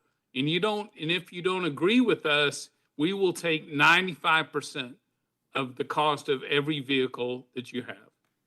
How many how many auto dealers would say, well, that's a fair negotiation? And by the way, since I can no longer afford to sell you vehicles, how many more new vehicles and late models and new innovations will I build if you're going to take virtually everything that I spent developing those new vehicles? That's what's called negotiation in this bill. And I'll point out, every Democrat in Congress voted against the prescription drug program for Medicare. In fact, then Leader Nancy Pelosi said it would be the end to Medicare as we know it if Congress provided life-saving medicines to our seniors. Yet today, thanks to Republicans, 50 million or more seniors count on this plan for life-saving medicines. In this bill, our Democrat colleagues screw this up about as much as you can. As a result, you will see higher launch prices for new cures and treatments if they are developed. And while some say, oh, don't worry, only a few cures won't be developed, what if that's your cure for Alzheimer's, for dementia, for Parkinson's, to ALS? I think the most expensive drug ever is the one that's not developed because of this government price setting. There's no question as well, the design of this is so bad, it will actually encourage drug manufacturers to raise prices up to inflation each year. And they goof up the Medicare D benefits so badly, the redesign results in higher Part D premiums for seniors, so much so Senate Democrats had to put $40 billion in there in the hopes that they could keep these prices down for our seniors. So at the end of the day, there's no question about this. These taxes will land on middle-class families. You can deny it all you want, but it will. It will drive inflation further, and there is no question IRS audits are going to land on Walmart shoppers no matter how much you deny it. I yield back, Mr. Cole, and I apologize. I will be heading to the airport at this point. Well, thank you very much, and Mr. Chairman, thank you again for your indulgence so that Mr. Brady can go about his business. And it's okay, then I'll move on to my questions to other people on the panel. Okay, thank you very much. Mr. Smith, last time you were before us to discuss this reconciliation bill, we still hadn't received a full score from the Congressional Budget Office. Is there a full score for the legislation that we're considering today? Ranking Member Cole, it's a practice that's happening quite regularly in the House of Representatives. No, there is no CBO score on this bill that was passed out of the Senate. There was a CBO score over a week ago, but it has not included the numerous changes that were done during the vote-a-rama in the Senate that had tens of billions of dollars of changes. So we will be, if this bill were to pass, we're passing something we really don't have a full score on. Is that correct? That's completely correct. Okay, and also, I'm thrilled my Democratic colleagues finally come to the realization that inflation is a real problem because they've put that in the title of the bill. Was there anything in this bill that actually addresses inflation, that actually would lower this extraordinary 40-year high that we're in right now? Mr. Cole, I would say that they definitely named this bill the wrong name.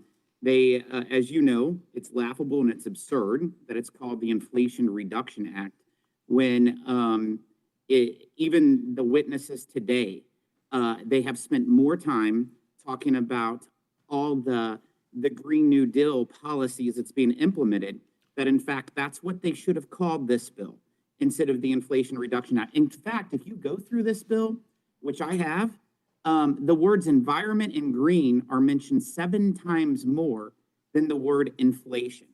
So that's clearly what they should have called it.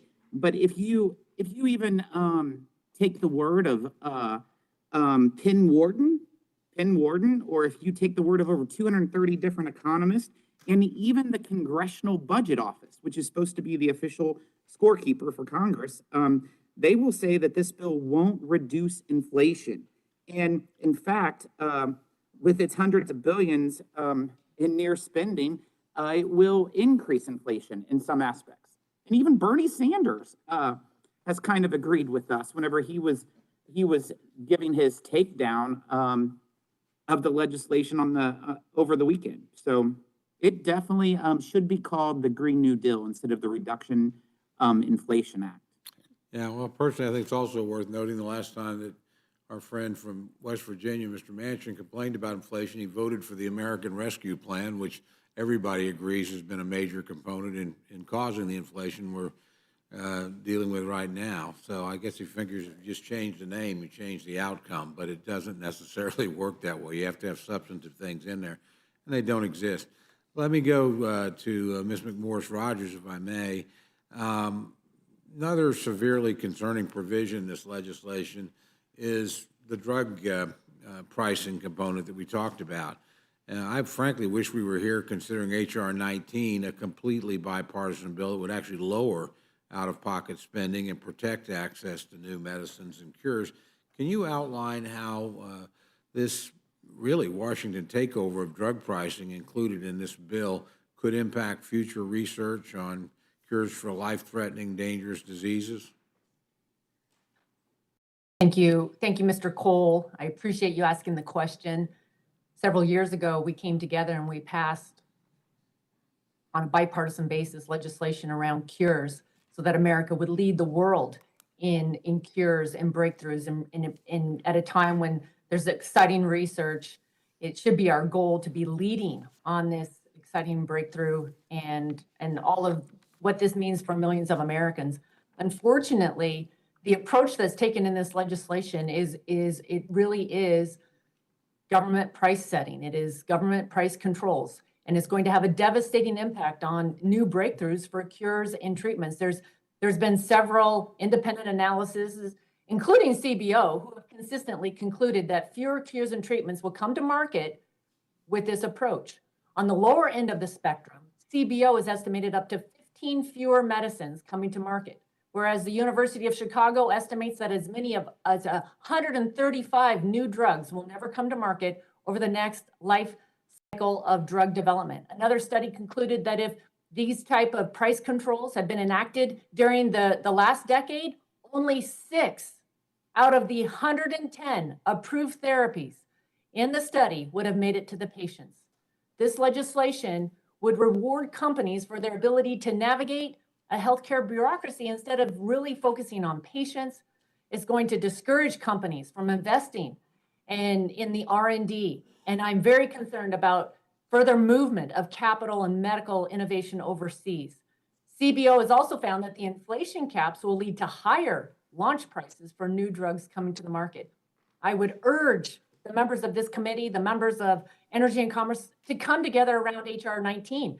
The Chairman McGovern mentioned AARP and their support of the price caps. That's agreed upon. We agree on the caps of out-of-pocket for seniors. H.R. 19 is bipartisan. It will actually help our seniors without jeopardizing the innovation and cures that bring hope to so many Americans. Thank you. Let me turn to another area, if I may, Ms. McMorris-Rogers. Methane is primary component of natural gas, and this legislation effectively, creates a natural gas tax by taxing methane. Can you please expand on your concerns with that tax and how it might impact negatively impact the energy sector? Well, I appreciate you raising this issue because there's been a lot of lip service about bringing down the cost of gas, the cost of energy that is at a record high right now that impacts everything that we buy. And this legislation is only going to make it worse. What is included is it's a tax on natural gas. And natural gas impacts our entire economy. You think about the price of fuel, food, manufactured products. This is going to hurt all Americans, and especially our most vulnerable, those that are already having a tough time paying the bills. Chairman Brady or Ranking Member Brady talks about the Walmart shoppers. I was recently told that for the family that makes $50,000, a year ago, they were spending 20% of their budget on gas and food. Today, it's 50%. This is absolutely hitting our lowest income, the hardest, and this is only going to make it harder. And, I also want to just push back. The chairman of Energy and Commerce was saying that, we don't want to be dependent upon other countries. We don't want to be dependent upon adversaries like Venezuela, or we don't want to be dependent upon OPEC for our energy. I would urge the chairman, I would urge the members of this committee, let's unleash American energy rather than taxes like on natural gas and other refining. The refiner's tax and natural gas tax is only going to make it harder in America. This bill we're talking $369 billion in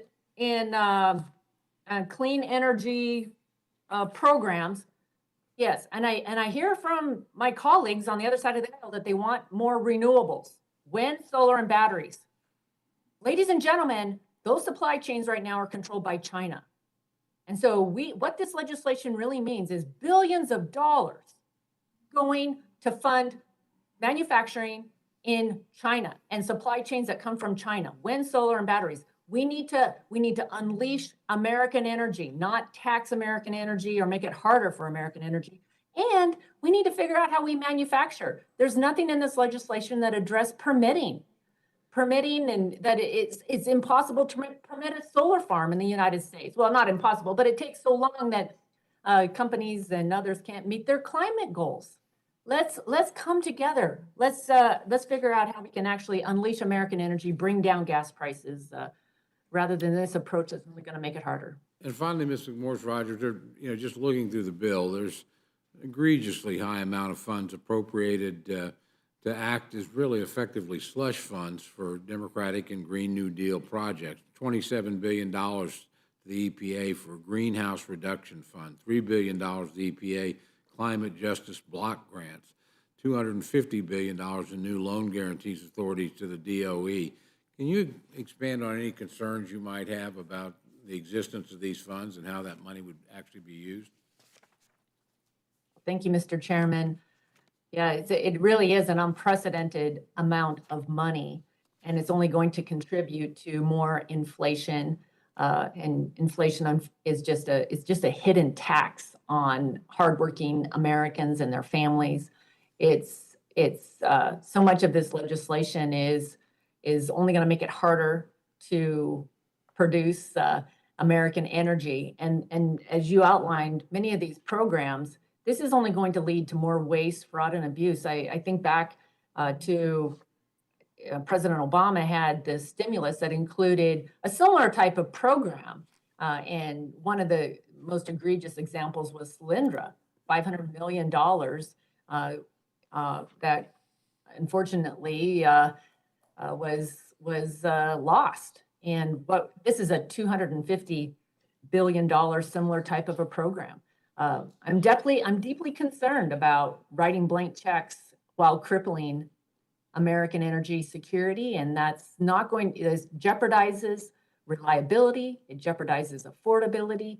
We need to really get focused on unleashing American energy that is cleaner, that is reliable, that's most affordable. It's the best thing that we could do to help people right now all across this country. Thank you very much. Thank you, Mr. Chairman. You're very generous with the time. Oh, thank you. And the CBO cost estimate was brought up, and I just want to state for the record, I think everybody knows that this bill reduces the deficit. That's not an argument. The only question is by how much. And CBO has confirmed that it will reduce the deficit. While we don't have a final number yet, I suspect that it will be in the tens or hundreds of billions of dollars in savings. So one estimate from the Committee for a Responsible Federal Budget says it saves almost $2 trillion over 2 decades. And I just say to my Republican friends, that's what your tax bill cost. That's what it added to the deficit. So yeah, we don't have a final number, but I don't think there's no question at all that this bill will reduce the deficit. Happy now to yield to Mr. Perlmutter.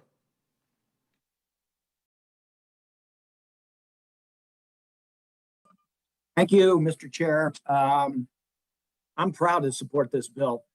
It's something, it has pieces that I have campaigned on for 16 years, and I'm going to be very proud to have voted on it before I retire from. I want to start with negotiating the drug prices. I mean, that by itself is enough to support this particular piece of legislation. That is a huge step forward for America. So I don't know if any of our panelists want to talk about that a little bit, but that is something that has been needed for decades. So Mr. Pallone, I see you nodding your head.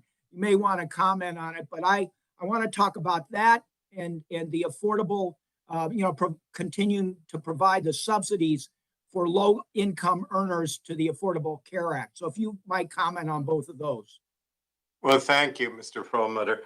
Let me just say, I listened to the ranking member, and we agree on so many things. So I hate to be so contrary here, but I have to be honest. I mean, when she had the dialogue with Mr. Cole and they talked about HR 19, which is the Republican alternative, it really isn't. As I said before, the one thing that is missing is negotiated prices, and everyone will tell you that the main way to keep prices down and reduce costs is negotiated prices. Yes, it's true that in the Republican alternative, there's some effort to cap out-of-pocket costs. There's some effort to deal with the inflation factor. But discussions have never been possible with the Republican side about negotiating prices. They're just opposed to that. And Mrs. Rogers mentioned government price setting. This is not government price setting. This is a capitalist competitive approach. It's basically saying, look, we're buying all this stuff from you, and so we want a better price. That's what negotiation is all about. It doesn't set the price. It says, look, I'm buying all this stuff from you, just like you go to a department store, everything else. I'm going to buy a lot of stuff. You got to give me a break. I mean, that's all it is. That's the essence of capitalism, in my opinion. That's what I perceive as capitalism. I'd say to my friend, Mr. Pallone, you're absolutely right. And I can tell you the people in Colorado, that it's a complete no-brainer. And to try to confuse it and say, oh no, negotiation prices, give me a break. Yeah. I mean, there's a desperation in the Republican arguments today that I haven't heard in a long time. So let me move to something else. I want to move to the climate change piece of this thing, because that's something else that is just front and center in the minds of the people that I represent. We get the smoke from the fires in Washington. And, my people want us to do something about that. And we are taking dramatic steps in this bill to provide incentives to manufacturers, unlike what Ms. McMorris Rogers was saying, for manufacturers to make solar panels here, to make the windmills here, to do the biomass here, to really advance renewable energy. And we incentivize Americans to buy that stuff so that we can change the direction that our climate is going to just get hotter and drier and hotter and drier. Mr. Pallone, you want to comment on that? Well, I mean, you're absolutely right. Look, the approach here is totally incentivizing things. It is not mandating or regulating, it's incentivizing. That's what the approach here is. So you're absolutely right. When Mrs. Rogers talks about China, and I agree with her that China's what we got to watch out with, Beijing certainly, and they have kind of cornered the supply chain. They make more solar panels. They make more of the parts for the windmills. But we need to turn that around.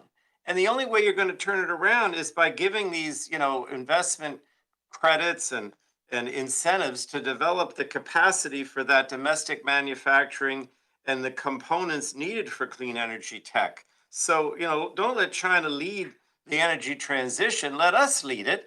Let us take that back and create the jobs that are involved in it. And one other thing, I know you didn't mention it, but Mr. Cole and Mrs. Rogers mentioned methane. That is not, there's no tax on methane. There's no tax on gas. It's an incentive to drive down excess methane pollution. So basically it says that it establishes a methane waste emissions threshold for petroleum and gas, and then applies a charge for waste emissions exceeding those thresholds, right? And so it's not a tax, it's a charge that only applies like a fee to wasted methane above these thresholds. So again, it's an incentive. If you want to pollute and you want to pay more, fine. Hopefully, I don't know that anybody would, but we're trying to say, look, we'll set a threshold. We want you to stop wasting all this methane. I mean, I don't want to keep talking, but if you drive down the turnpike in my district and at night you see those flares from the refineries that people comment about, well, we want to capture that stuff. We want to capture it and reuse it. Why should we and let it into the atmosphere? All right, so let me just take that one step farther, and then I've got some other questions. In Colorado, wells that have been drilled in and around the Denver area and throughout our state. We're an energy producing state, but the wells often leak methane. Exactly. And there is a tremendous opportunity. And we've actually, in a couple of science hearings, have had testimony from businesses that detect the methane. This will help incentivize more of that kind of research and manufacturing. And then when you detect the methane, one, you get the pollution out of the air and you keep the gas in the pipeline or at the well so that those guys can sell it. So the arguments that I heard concerning methane are completely crazy. Absolutely. And Crazy. again, most of people think that greenhouse gas emissions are mostly from utilities, coal firing. But when we had the climate conference last year that I went to, I don't know where it was. I can't remember. Oh, in Glasgow. The big emphasis was on methane. That is a major source of the warming of the planet. And why not capture it and reuse it? I mean, and provide an incentive to do that. Why not? So two other things in this section, and then I want to turn to Mr. Yarmouth to talk about sort of the financial and economic component of some of the arguments that I've just heard. But in the bill, we have a major piece of litigation going on with respect to a very big rural electric co-op here in Colorado, where the membership of the co-op would like to advance in terms of their energy production and incorporate more renewable energy, but the co-op still has a lot of coal-fired and sort of legacy type of utilities. This bill helps both the co-op and the member that would like to get further ahead in using renewables by providing incentives for those rural electric co-ops to do renewable energy, and may, I got to look at it a little closer, may help resolve this conflict that exists between this big co-op and one of its major members. That's one thing I wanted to point out. And to Ms. McMorris Rogers, as a Westerner here, there in this bill is $4 billion to deal with the drought that all of us have suffered in the West. Some years it's a little worse than other years, but there is a major piece dealing with the sort of drought mitigation in this particular piece of legislation, and it's dedicated to the West. So for when you guys are having your fires or we're having ours, we want to deal with that, and this bill provides that. Now, the last thing I want to talk is to Mr. Yarmouth. Ms. McMorris Rogers really caught my attention in her testimony today. So she was, as I see this thing, there's finally a tax on the biggest corporations that haven't been paying tax on profits over $1 billion. I mean, this is not Mrs. McGillicuddy who lives down at the end of the street. This is maybe, I don't know, Apple or Amazon. I don't know who they are, but they got to make $1 billion, and it's setting a minimum in profit, and it sets a minimum tax. But all of a sudden I was hearing, well, this doesn't do anything for inflation. Inflation's way up. It's going to get worse under this bill. Everyday Americans are going to be punished by this bill. And, I had a telephone town hall Monday night. We had 10,000 people on that call. We did a poll about this bill, kind of laid it out. Now, maybe I laid it out a little bit, in a I think I laid it out in a neutral fashion, but, you're never sure about that. But 57% of the people on the call supported the bill, 24% did not, and 19% didn't know. And looking at some of the polling across the country, we've seen similar numbers, that Americans really understand that this is good for the climate, it's good for healthcare, and it's good for the federal budget. So, Mr. Yarmouth, I know you had some thoughts about some of the remarks by Ms. McMorris Rogers. Well, thank you, Mr. Perlmutter, and fellow lame duck. It's good to be with you. that's one of the problems with this whole discussion today, and we've been through it time and time again, is that the statements are made which are designed only to scare people with absolutely no validation, no underlying documentation. Ms. McMorris Rogers just said a few minutes ago that people are now spending 20% of their income on energy and food costs, and that could go to 50%. Now, that is an outrageous statement. I defy her to come up with any documentation that would even come close to that analysis. If inflation is in fact 8.5% on a she was talking about a $50,000 income family, that's $4,000 a year, 4,000 plus. That's the total inflation. So how in the world does that go from increase that portion of expenditure from an additional $4,000 to $15,000 a year, which is what she was implying? And it's just that you can't just scare people and expect that democracy can survive realistically when you're told to make such irresponsible statements.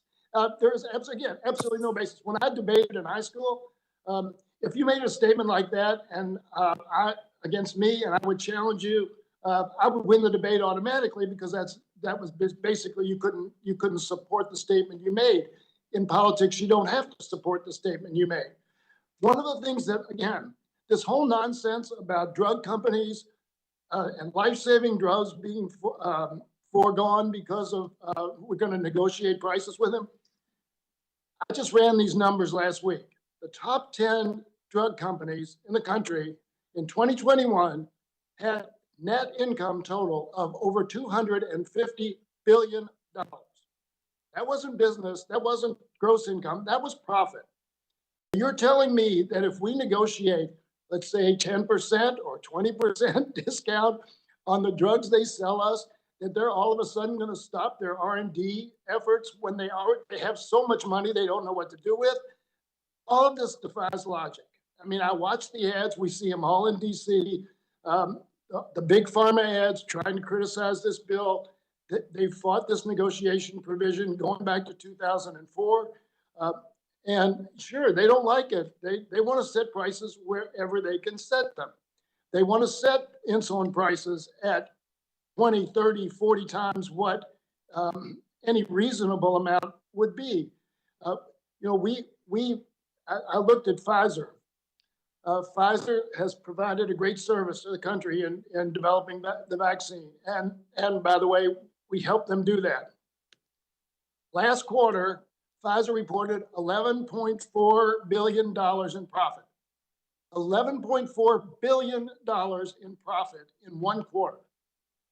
Now, would that have been, if we had negotiated a different price with them, the 20% less, 30% less, and by the way, the taxpayers paid for most of the vaccines. Would that have hurt them? Would it have kept any life-saving drugs off the market? Of course not. This is just ludicrous. So let's get real. Let's face the facts that there are certain things that right now in this economy that are easily fixable, that only huge money going to politicians prevent us from doing that. One of them is lowering prescription drug prices. This bill, for the first time, again, since 2004, does something to help the consumer of pharmaceuticals. And we just need to be honest about that. And I wish we could have the kind of responsible debate that could result in much more logical and effective policies. I've got one last question, and this is for Mr. Byer. There's been criticism of the title of this Inflation Reduction Act. But from my vantage point, and especially after having discussed it on this telephone town hall for a long time, where the questions were posed, how does it reduce inflation? I can certainly see it reducing inflation in the energy arena. I see it reducing costs in the healthcare. But Mr. Byer, how do you see it? Well, Mr. Promoter, thank you very much. You know, I'm not a PhD economist, but I'm surrounded by them on the Joint Economic Committee. And I was in the business for 46 years. And just simply, when you reduce the budget deficit, as this bill does, that's anti-inflationary. And when you raise taxes on corporations making more than $1 billion, that is anti-inflationary. And when you bring down the cost of all fossil fuels by the electrification of automobility, by all the new electrical cars that are not buying gas, that brings down inflation. And when you cut the cost of prescription drugs, that brings down inflation. Almost every part of this bill is moving us in the right direction. We're already at 0.0% month over month, and we hope much more of that will come. By the way, my friend, the ranking member Ways and Means, was pulling my leg about negotiating with cars. Before I was in public service, I sold many cars to the U.S. Department of Transportation. They used to crush them in crash testing, and we would always negotiate. And the nice part was that if we would negotiate, that they walk away. But you never don't want to negotiate. This is the whole idea of business. You have to get to yes. So this so-called high tax only kicks in that rare case, or perhaps non-existent case, of people refusing to negotiate. And one more factoid. I read today that U.S. pharmacy profits in the last year exceeded worldwide global R&D for all businesses. So this is not about cost recovery. Cost recovery happens way, way, way long time ago in the profit curve. I thank the gentleman. I yield back to the chair. Thank you very much, Dr. Burgess.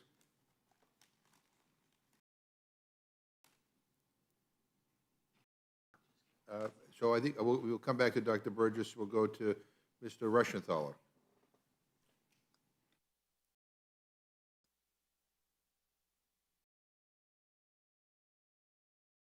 You got to put your mic on. Although it's okay if you want to keep it off. Yeah, I was going to say, Mr. Chairman, that was the most magnanimous thing I think you've done with me on the committee to date, is telling me to unmute. I appreciate it. So thank you. Ranking Member McMorris-Rodgers, there was a lot of talk about points you made during your testimony. Would you like a chance to expand on your statements or have a rebuttal? Sure.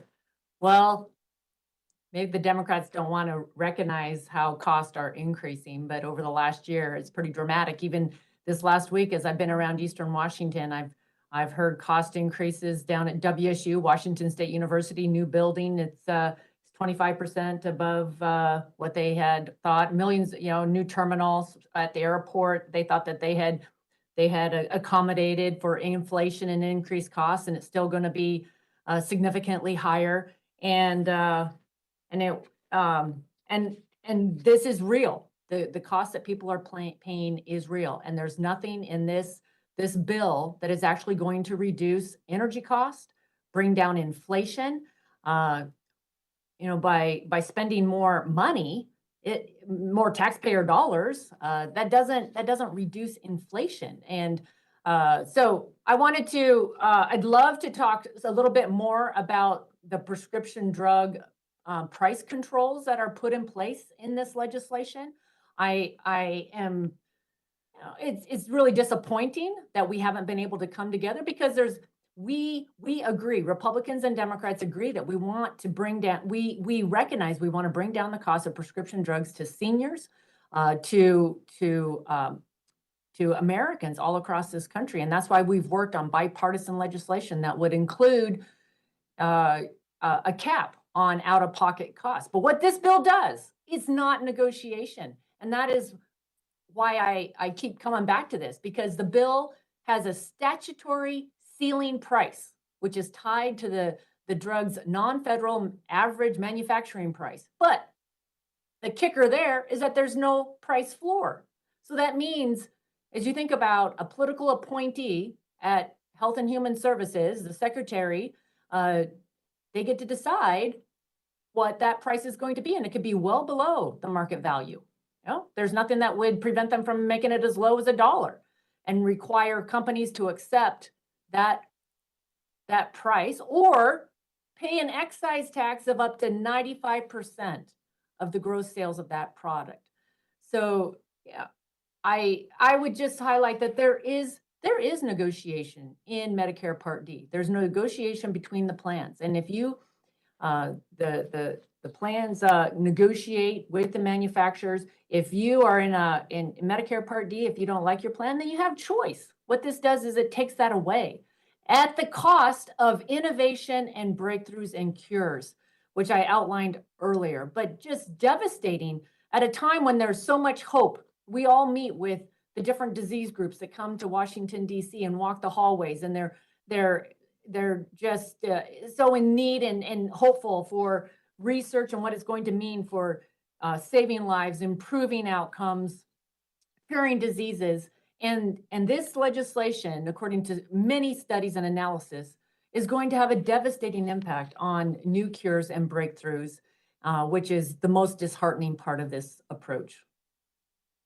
Thank you. And then I just want to shift gears and talk about energy a little bit. I know we've heard these claims that the Green New Deal stop policies in this bill will actually reduce greenhouse emissions, but it's my understanding that we were actually reducing our emissions just because we had unleashed the natural gas sector of the economy. Do you want to talk about the trade-off where we're declaring war, in essence, on the natural gas sector of energy while Yes. doubling down on failed policies of wind turbines and solar panels? Thank you. I appreciate the question, because we're having this big debate over the methane emissions reduction program. It targets natural gas, and what has been unleashed in the United States of America because of new technology that has allowed us to capture more abundant natural gas. It has driven the carbon reduction here in the United States of America, and it's the best thing that we could do worldwide to bring down carbon emissions is to unleash natural gas. That is why America today, the United States of America, is leading the world in bringing down carbon emissions more than any other country in the world. At the same time, China's now emitting more carbon than all the rest of the world combined. And what this legislation does is impose fees. Fees are taxes. It's increased cost on natural gas. So the companies that are using, and I also wanted to highlight that many companies in the United States, because we do lead the world in bringing down carbon emissions, and we are committed to new technologies, many companies are already capturing methane and voluntarily implementing the technology that will result in us leading the world. But this type of an approach, when you add fees, when you add taxes on natural gas in this instance, it's going to make everything more expensive for American families. Anything that touches natural gas, all of the supply chains, which, that's the price of fuel, the price of fertilizer, food, and it only causes then more inflation. And I am concerned that natural gas is just the tip of the iceberg. There's 180 million Americans that use natural gas to heat their homes, run their appliances. 5.5 million businesses use it for their workplaces. And this bill gives EPA sweeping authority to expand this program, this natural gas tax, to other sectors, including agriculture. There's no guardrails around the EPA, and we've seen the EPA abuse its authority in the past. There's I won't get into that right now, but that's very concerning of me too. Well, thank you, Ranking Member McMorris Rogers. I appreciate it. Mr. Byer, in your testimony, you were talking about, you were referencing, I think I wrote it down, a small dip in the second quarter, saying that we're not currently in a recession. I'm just curious, how do you define recession? Well, because there are so many different perspectives on it, the tradition in America for the last many, many decades is to let the National Bureau of Economic Research define when we're in a recession or not. Most economists, as we read every day, see many different signs, most of them signs of strength, including the 528,000 jobs last year, the 0% inflation, the 9.5 million jobs so far, the fact that we have now about 11 million jobs advertised, down a little bit from 11.5 million, which is the most in American history. The ratio of jobs advertised to people looking for jobs is the highest it's ever been in American history. The two pieces that people who think we might be in a recession point to are the very small decreases in GDP in the first and second quarter. The second quarter, by the way, is completely explained simply by the pay down of the sell down of inventories, not by consumer spending, which was up almost 6%, or wages, which rose significantly too. So at this point, I think most of us will stick with the National Bureau of Economic Research and say we are not in a recession right now. Yeah, the group you referenced actually called the 2007 recession years after that started. So you can take how helpful that group is on your own account. But would you stipulate that historically a recession has been defined as 2 consecutive quarters of negative GDP growth? No, I would not stipulate that. I'd say that 2 consecutive quarters of negative GDP growth has been taken as a minimum qualifier for a recession, but not sufficient unto itself. And by the way, every economist I know predicts a third quarter that will be much stronger, which will make the other 2 quarters seem irrelevant. Yeah, I'm just talking about the definition of recession. It's quite remarkable because the whole time I was learning about this, whether it be in college or even high school, it's always been defined as 2 consecutive quarters of GDP decline. I can read you the definition that I'm pulling from the Oxford Dictionary. It defines recession as a period of temporary economic decline during which trade and industrial activity are reduced, generally identified by a fall in GDP in 2 successive quarters. Could you stipulate that that's the Oxford Dictionary definition? If you're reading from it, sure, but let me emphasize the word generally. You also have to look at the overall economic, what's happening to consumer spending, what's happening to employment, what's happening to labor force participation, and many other things. So when you put generally in, also you have to look at the size of the declines.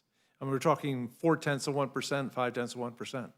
And also you need to know— Mr. Byer, I excuse commend me. you with the logistical yoga, quite remarkable. Mr. Smith, would you like to try to define recession? Thank you, Representative.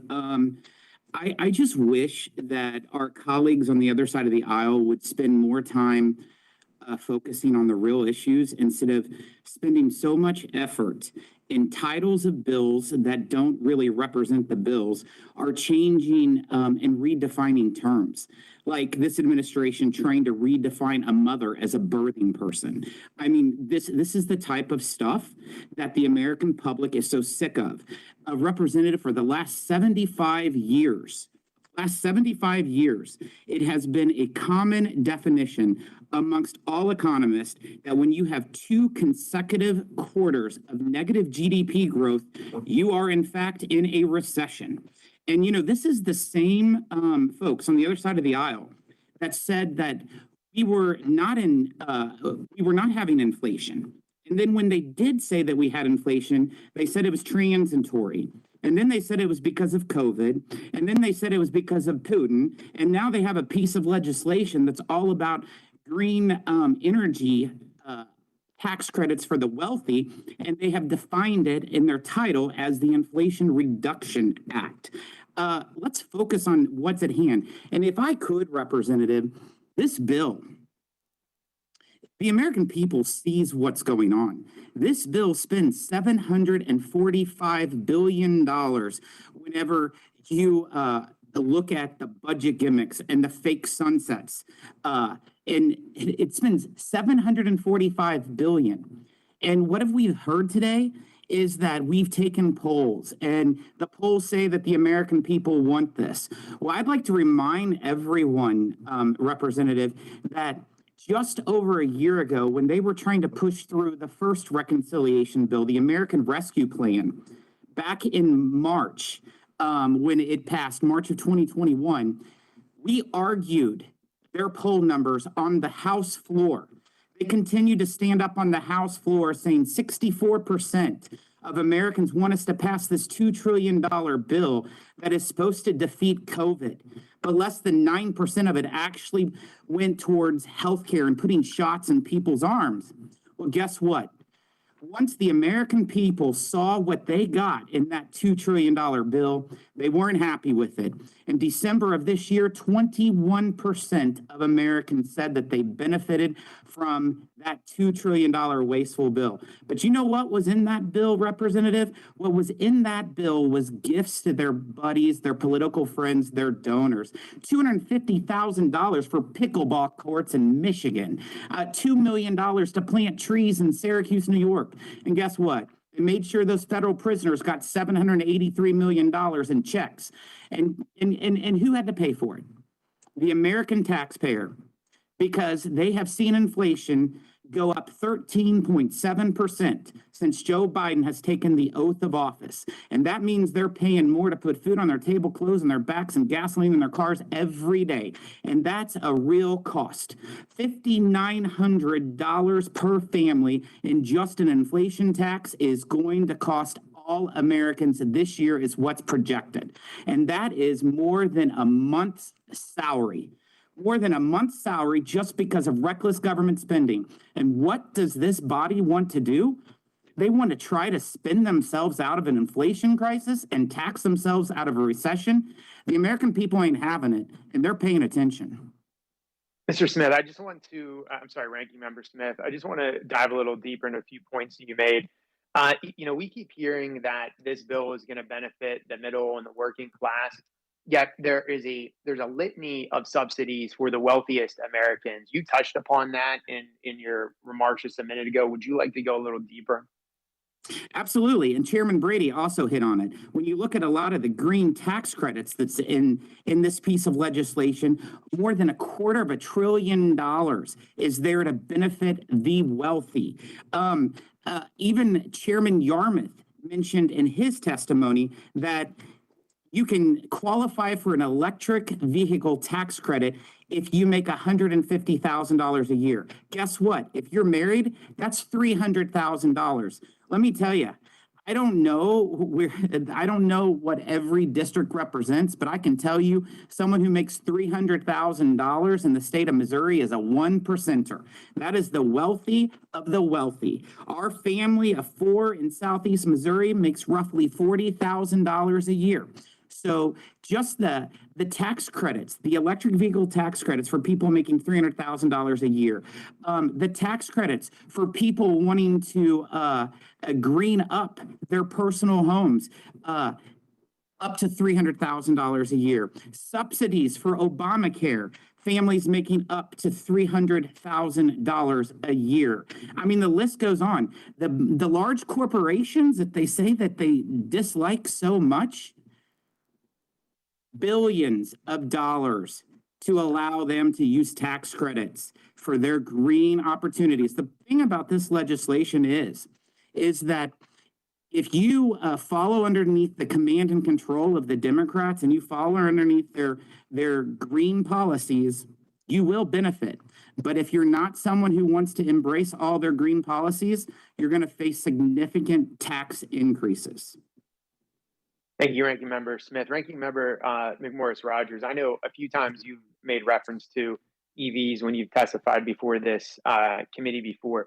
I always find the argument that electronic vehicles are going to reduce carbon emissions to be an absolute red herring because, of course, the energy to power the electric vehicle is coming from usually a coal-burning power plant. So would you like to talk about the EVs, how it relates to these government handouts to the wealthy to get EVs in the ultimate environmental benefit? Thank you for the question. I think it is a very important point. I would like to see the Energy and Commerce Committee have hearings on the impact of electric vehicles, but we haven't done that yet.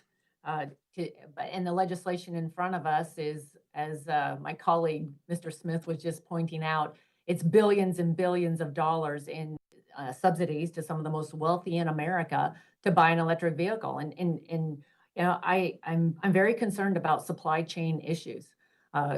We are shutting down American energy, making it harder on natural gas, on American energy producers, more taxes, taxes on refineries in the United States, and promoting this agenda, hundreds of billions of dollars to purchase wind, solar, electric vehicles, batteries that come from China. And, you know, you think about the average price of an electric vehicle is more than $60,000. That's way out of reach for most Americans. And less than 1% of the cars on the road today are electric. You know, and this is, just to underscore what Mr. Smith was saying, this is benefiting the most wealthy. My district, the median income in Eastern Washington, in the district that I represent, is 52,000.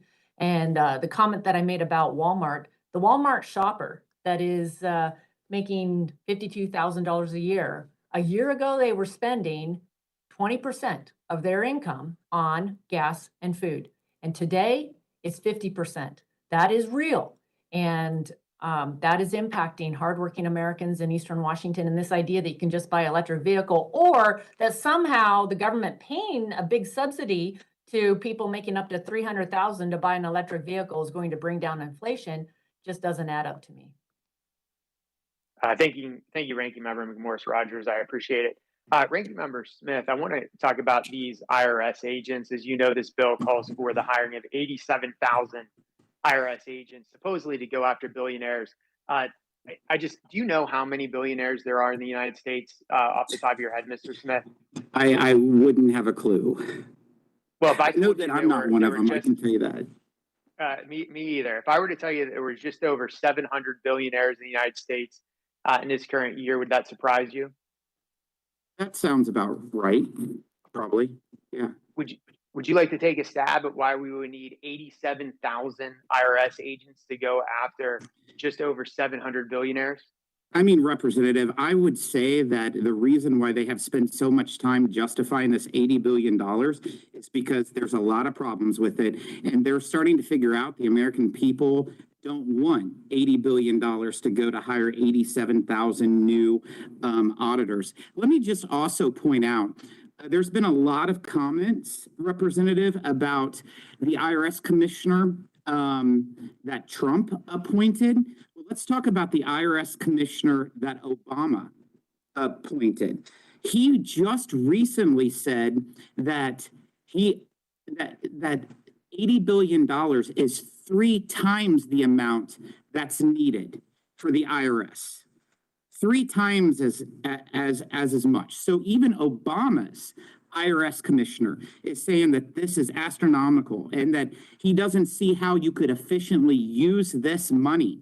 And the fact that there's really not a plan of exactly how this money is going to be spent is alarming. However, what we do know, and everyone says the facts are the facts, we know that the stat is that only 4% of this is going to be used for customer service. 4% of the $80 billion will be used for customer service, but 96% goes to enforcement. Enforcement sure sounds like auditors to me. And the folks back home, anytime they get a phone call from the IRS, they're not looking forward to it. And also, another fact is that under this proposal, 700,000 new audits will be targeting those who make less than $75,000 a year. These are facts. Just because these facts may scare you, these are facts. Take the $80 billion out of the bill if you don't like it. Don't fund the IRS $80 billion.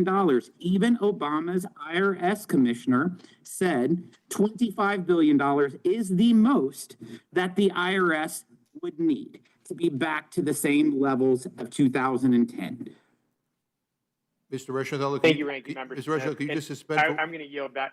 Okay. I just Oh, wanted. sure, I was going to yield back, but sure, Mr. Chairman. Thank you. Yeah. I know Ms. McMorris Rogers needs to leave, and so, and I think Congressman Carter is going to come in for her at some point, if not already here, but we're okay with all that, yeah, that's okay. I now yield. Well, thanks, Mr. Chairman. I was going to yield back to you. Thanks. Mr. Raskin. Thank you, Mr. Chairman. I want to add my voice to the chorus of strong support for the Inflation Reduction Act. This is profoundly beneficial and long overdue legislation with powerful progress on climate rescue, on dramatically reducing prescription drug prices, on reducing inflation, and on making the largest and most profitable corporations in America pay their fair share in taxes. Mr.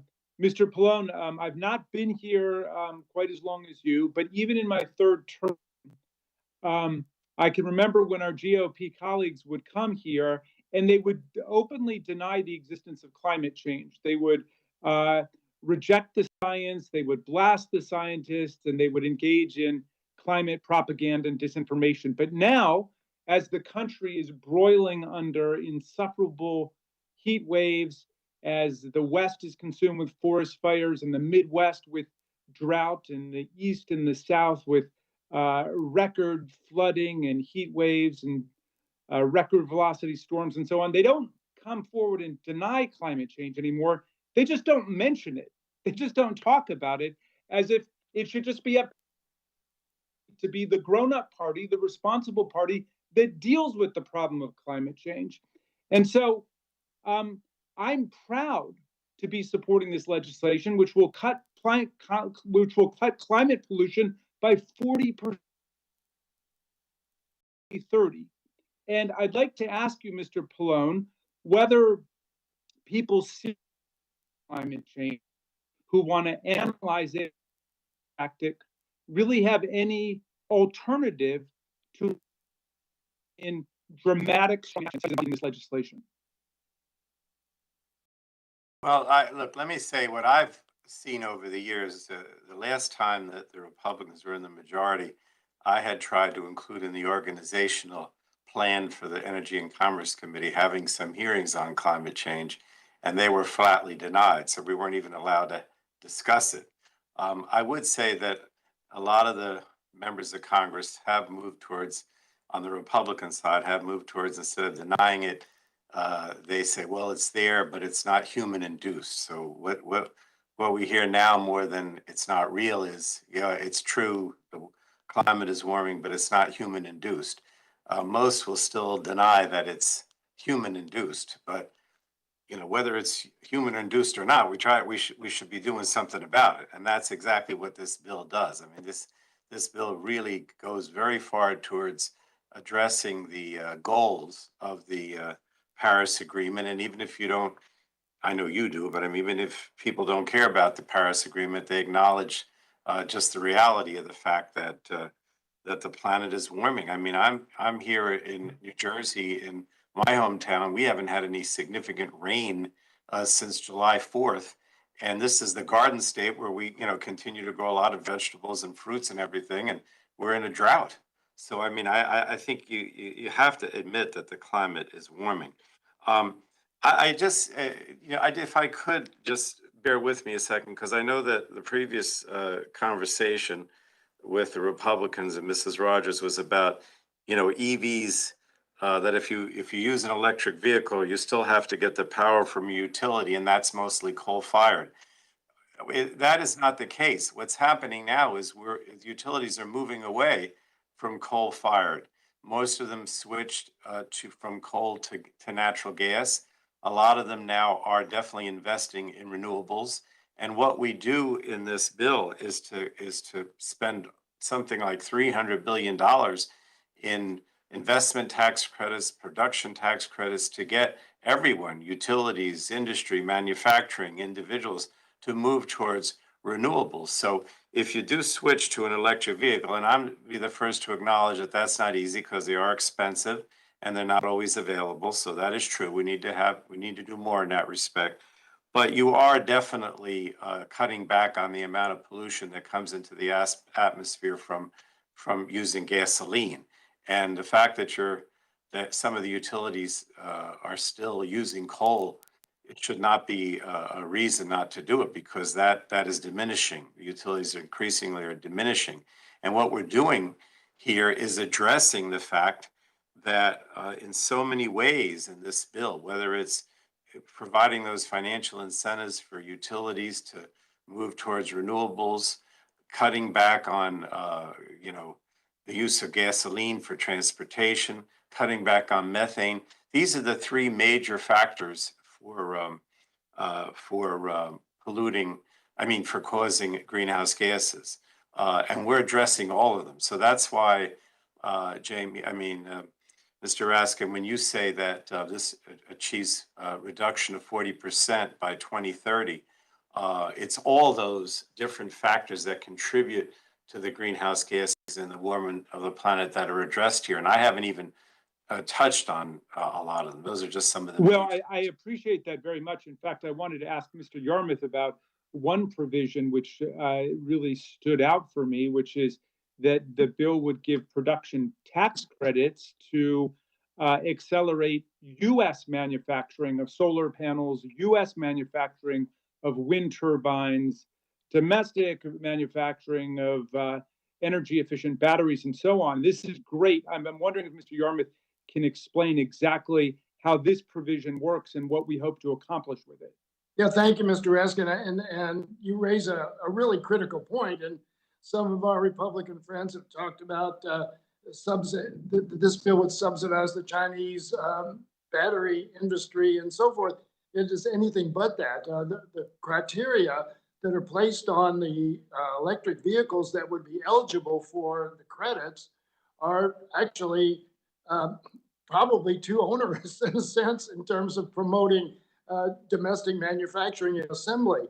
There are about, I saw a number earlier today, it's something like 70% or so of currently produced electric vehicles would not qualify for the subsidy because too much of them are either assembled or come from batteries or other components that are produced elsewhere.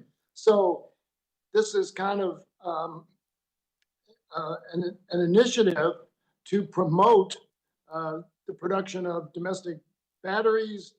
We have a new plant that's going to be built in not too far from my district in Kentucky, a $5 billion plant. Several of these have been announced all over the country. We have new initiatives to promote the production or the processing of certain important minerals that go into the production of the batteries and other components of the cars that now we are totally dependent upon foreign nations for. So a lot of the initiatives here do exactly what I think the American people would want us to do, which is to promote the increased manufacturing and assembly of electric vehicles in the United States, as well as the solar panels and other elements of the renewable economy. So in terms of going in the right direction, and again, this is all directional, going in the right direction, I think this bill definitely sets us off in the right path. Thank you, Mr. Yarmouth. And another provision I can hardly contain my glee about, like Mr. Perlmutter, is the one that finally repeals this special interest ripoff rider that was slipped in to the Medicare Part D provisions, which prevents the government from engaging in any negotiation with Big Pharma over the cost of prescription drug prices in the Social Security Medicare program, but rather forces us to pay whatever price they set. And when I first learned about this, I was told that it was the Republicans, specifically the chairman of the House Energy and Commerce Committee, Billy Towson, who slipped this provision in, denying Medicare the power to negotiate lower prices, a power that the government enjoys in the Medicaid program and enjoys in the VA benefit program, but it was just blocking billions of dollars more in expenses, estimates of like $25 to $30 billion extra for the government every year.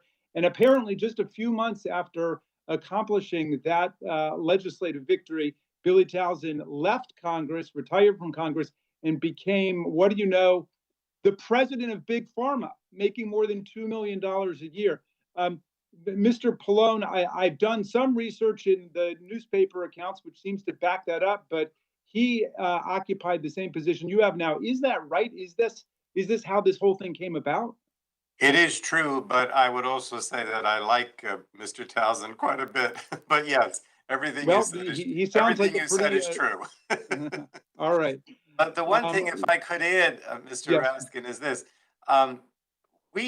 I don't want to contradict you, but they did put it in. I mean, the Republicans insisted on it when they created Medicare Part D. But we had a very robust dialogue with them at the time, saying that this was outrageous and pointing all the things out that you and other Democrats have pointed today, how this is outrageous, it's anti-competitive, it's anti-marketplace oriented, and that it would drive up prices and was just a giveaway to pharmaceuticals. So it was very, Billy may have tried to slip it in, but we caught it and we had a very Okay, robust dialogue I got at the you. time. You tried to blow the whistle. Well, let me come to Mr. Byer just about the policy implications of, because Mr. Byer, you're a successful small businessman, an auto dealer. Which sounds more like the free market to you, and which sounds more like something we could describe as corporate socialism? Either the big pharmaceutical companies set the price and dictate the price to the government, and we have to accept millions of people in the Medicare program, or the Medicare program can actually negotiate free market style with big pharma to determine what the prices will be. Which seems more like the free market to you, and which sounds more like corporate dictate? Let me think about that for a minute, Mr. Raskin. The second half. Clearly, negotiating, having the give and take in the business world is what constitutes the free market. That first part sounds like monopoly, or even worse, autocracy in the business sense. It's the price, take it or leave it. I was wondering, as I was listening to some of our friends on the other side attack this, wonder if letting drug companies dictatorially set the price and you can't vary from it, why not do that prohibit the private sector from negotiating their drug prices? Why not prohibit the VA from negotiating the drug prices? Wouldn't we get more special drugs out of that? It's just crazy. It seems it's the heart of capitalism to allow negotiation. Finally, I just want to ask a couple of factual questions. I know that the Democrats in the Senate were fighting for a $35 a month limit in prescription drug costs for seniors who have to buy insulin for their diabetes. Is that part of the plan? And also, did the annual out-of-pocket cap of $2,000 a year for all Americans under Medicare Part D, did that survive in the Senate? Is that part of the plan now? If somebody could clarify that for me. It is, if I could clarify, it is basically you have the $2,000 cap within Medicare out of pocket. That is in the bill. That's for everyone. What's that? That's for everyone in the Medicare. Everyone in the Medicare program, right. Also, the inflation rebate is in the bill, which means they can't raise prices more than inflation. Otherwise, they have to pay a rebate.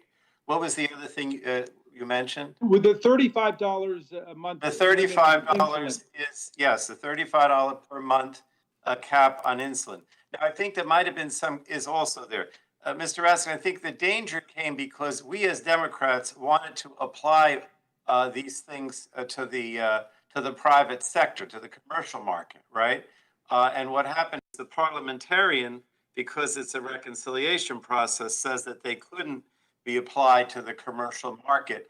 And so the $35 cap, these things are only within Medicare, not to the commercial market, to the private market. But I will say this, I believe very strongly that by doing this in Medicare, because most of the insurance industry looks at the Medicare price, whether it's insulin or it's the various drugs that are being negotiated, I think you will see this end up applying in the marketplace, in the commercial marketplaces, because the insurance industry will say, well, if the government's only paying that much for a drug, or you only have 35 for insulin, then we're not going to do it either. You follow what I'm saying? So I got you. I think this will leach into the commercial market, but we couldn't do that with a reconciliation bill. And the Democrats in the Senate kept the $35 cap per month for the commercial market in the bill, and during vote-a-rama, the Republicans voted to take it out because we had to have 60 votes. They did take it out. All right, But it's still in Mr. Medicare. Chairman, Mr. Chairman, I'm going to yield back, but I just want to close by saying that I'm extremely proud to be supporting this legislation. The more I learn about it, the more excited I am. And this really does exemplify the difference between our two parties, because our party believes that the government has got to be an instrument for the public good for everybody and not just the big corporations. And so I'm thrilled about the handiwork of these committees, and I thank them, and I yield back to you. Thank you. Now, I think we're going to yield to, I think I see Dr. Burgess.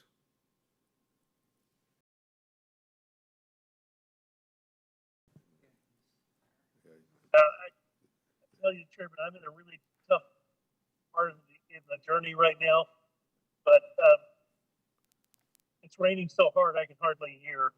So let me continue to hold, and we'll let someone else go.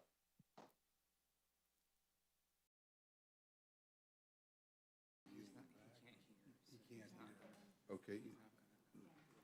All right, so, all right, Ms. Scanlon. Yes, thank you, Mr. Chairman. Like Mr. Raskin, I too am very excited by this legislation to see a bill that's going to deal with the issues that my constituents are most concerned about: medical costs, the inflationary impact of the deficit, which went way up after the reconciliation bill passed by the Republicans in 2017. The ability for Congress to finally close some of these tax loopholes that are allowing the wealthiest among us and corporations to not pay their fair share, and to finally take substantive action on the climate issues, which are posing an existential threat to our nation and our children. So I'm very excited about all of the provisions in this bill. Mr. Pallone, today I had occasion to meet with some constituents, some members of the Delta sorority. We're doing some voter registration at a local health clinic, and one of the Deltas was telling me she's 89. Her husband is 86, I believe, and they had to fill some prescriptions, 4 prescriptions yesterday, and they had to pay $200 out of pocket, which was a lot for them. They're going to have to pay that again before the end of the month. So how is this bill going to help folks like my constituents, older Americans who are on Medicare and need to maintain their prescriptions in order to stay healthy? Well, I don't know how much detail you want, but I mean, basically what it says is that the Secretary of Health and Human Services is required to negotiate drug prices on the highest cost single source drugs in Medicare that have been on the market for a long time. And it establishes the maximum price the Secretary can negotiate based on whether or not these are the drugs that have cost the most and whether prices have gone up the most. And so I do believe the most important part of this is that once we start negotiating prices for drugs, and we will go after the ones that are, have the biggest price increases, they'll see the actual prices, come down significantly, because we pay a lot more for these drugs in the United States than they do in all these other countries, whatever, Japan, France, Australia, than they do in all of of the other developed countries. But also this cap on Medicare Part D out-of-pocket drug spending at $2,000 a year is significant. A lot of people say, oh, $2,000 a year, but they don't realize that many seniors pay a lot more, $5,000, $6,000, $7,000 a year out of pocket. And so that's significant. And then it requires the drug manufacturers to pay a rebate to Medicare if they increase their prices faster than the rate of inflation. And they have been doing that significantly, particularly during this COVID period. So I think that although the rebate is to the government, they're not going to want to pay a rebate to the government. So that's going to be a factor. I mean, those are the 3 most important things, other than that, if they're taking insulin, the $35 cap on insulin per month. Those are the key. Thank you. Yeah, and even if that $200 they had to pay was on a monthly basis, that's $2,400, right, annually? Sure. So they're going to see at least $400 in reduction. And a lot of seniors take multiple drugs, not just one. They'll take 4, 5, 6, depending on the need. And am I also correct that extending the Affordable Care Act subsidies allowed an additional 13 million people to get coverage? And so we're extending those subsidies for 3 more years? Yes, so when we did the American Rescue Plan, we had enhanced subsidies at every level because, as you pay a certain amount depending upon your income and the rest is subsidized. All those were significantly increased for the years 2001 and 2021 and 2022. And then for the first time, we also provided some subsidy if your income was above 400% of poverty, which, in a state like mine in New Jersey, if you have a family of 4, you can easily get above that 400%, right? It's a middle class, really, at that point. So that is extended for the next 3 years. So for 23, 24, and 25. And we now have the highest, as a result of that enhanced subsidy over the last 2 years during the Biden administration, the level of people that are uninsured is at an all-time low. And we want that to continue. That's amazing. Mr. Byer, do you have the IRS issues in your bucket? Do I have that right? Among others, yes, I do. Very good. Among others. Yeah, I mean, one of the things that's been really interesting as this bill has worked its way through committees, first in the House and then in the Senate, certainly all of us over the last few years have had to deal with complaints about the IRS not being able to process tax returns in a timely fashion, not being able to get people their stimulus checks. So I've learned over that time that that it's seriously underfunded and understaffed to do its job, and also that we're anticipating tens of thousands of IRS agents to retire in 2 years. So we essentially have a shop that needs to be propped.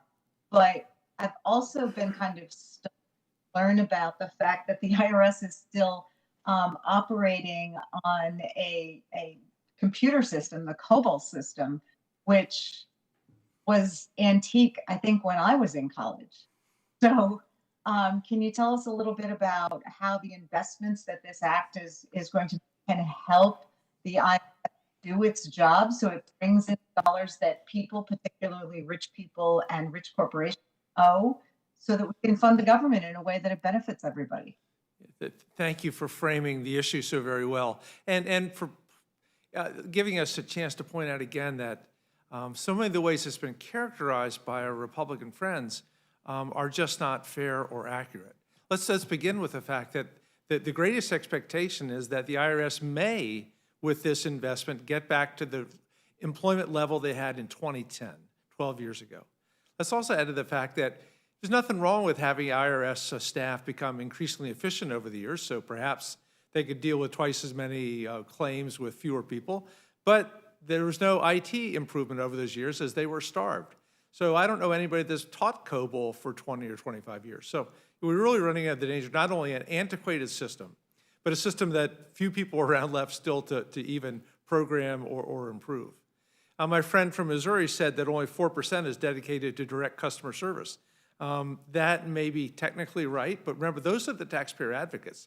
Most of the taxpayer folks are processors. They don't have direct customer service. They're going to try to deal with those 10 million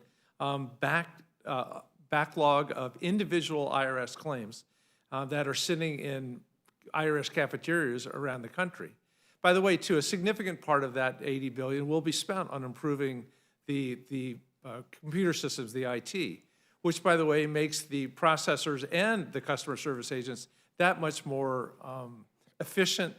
Hopefully the backlog in terms of return telephone calls or just answered telephone calls will go way, way down because of this investment. And what we have to continue to say is 87,000 new auditors, 87,000 new agents, it just isn't happening. One of my friends on the other side said, how many billionaires are there? Only 700. However, there are 20.2 million millionaires in America. And that millionaire is 1 million to 999 million. So there are going to be many, many people, way more than 700, who are in the category of underreporting their income and where an audit actually makes sense. Audits barely fell for people making less than $200,000. They plummeted for people making more than $1 million a year. That will perhaps be rectified with this IRS investment. And I understand that a lot of the impetus for the investment is to deal with that. Certainly millionaires and billionaires are not filling out their income tax forms themselves. They have armies of people helping them try to evade taxes. So I think this is a wise investment for the country, particularly, I mean, we've got some prime examples of folks who claim to have been under audit for years and years. Otherwise, they would have revealed their tax returns. So I think this is a good investment. Charlie Rosati, who had been one of the IRS commissioners, hopefully again not one of the so-called corrupt IRS commissioners referred to by an earlier friend, that those of us with W-2 incomes and 1099 incomes, and most of the people on this call, all of us I hope, report 99% of our income. But those that have lots of other passive income sources, stocks and bonds, real estate and the like, perhaps as little as 50% of that is reported. And so that's where the huge tax audit, the unpaid but due taxes, the fair tax share is missed out, and why a stronger IRS can help collect that. Thank you. And the last thing, as I understand it, well, so we know that our national deficit ballooned following the 2017 Republican tax cut bill.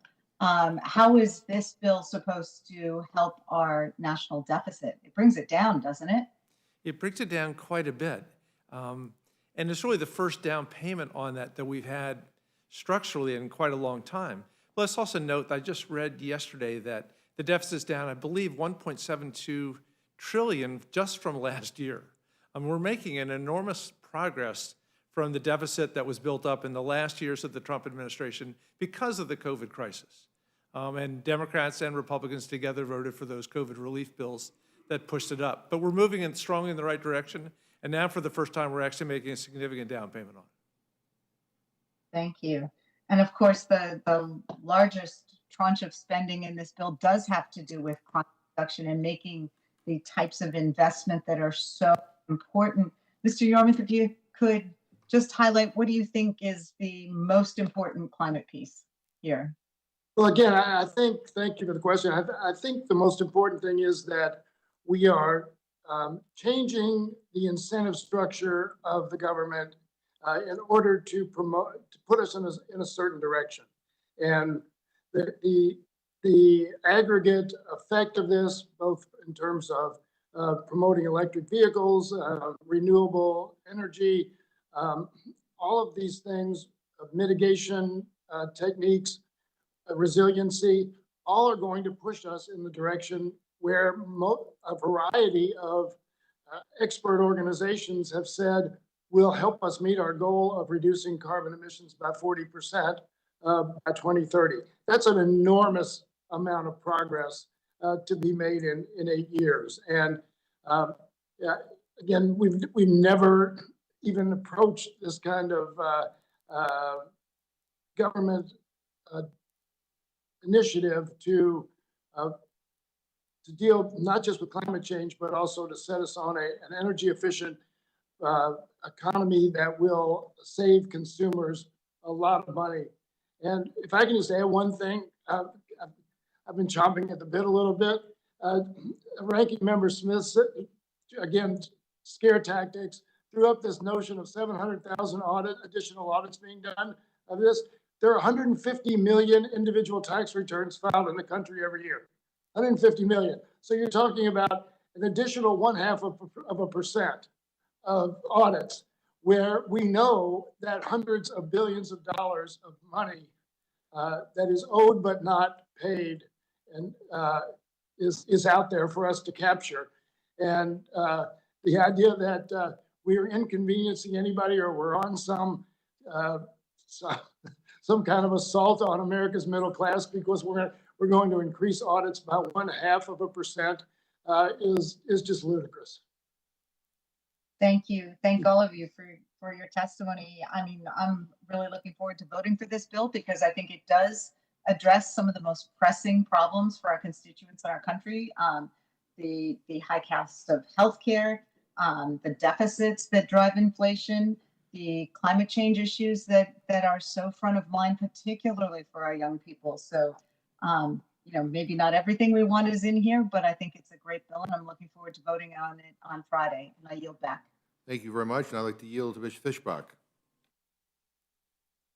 Chair, I appreciate the opportunity. And, first, I just would like to address the agriculture funding in the bill. The funding levels have not been considered in markup. We have no idea if the USDA even has the capacity to properly utilize the amount of funds provided, seeing as they work with around $900 million each year compared to the roughly $20 billion provided under this bill. This is not to mention the major staffing shortages that impair the even current funding level we provide.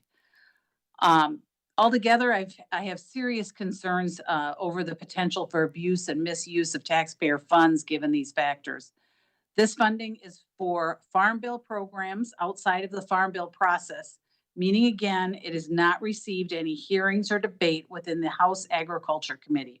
It has not received input from our side of the aisle, meaning it circumvents the traditionally bipartisan process of creating a farm bill. It has not received any input from stakeholders. There is no doubt that this will complicate the farm bill process, which has already begun, but needs to be complete next year.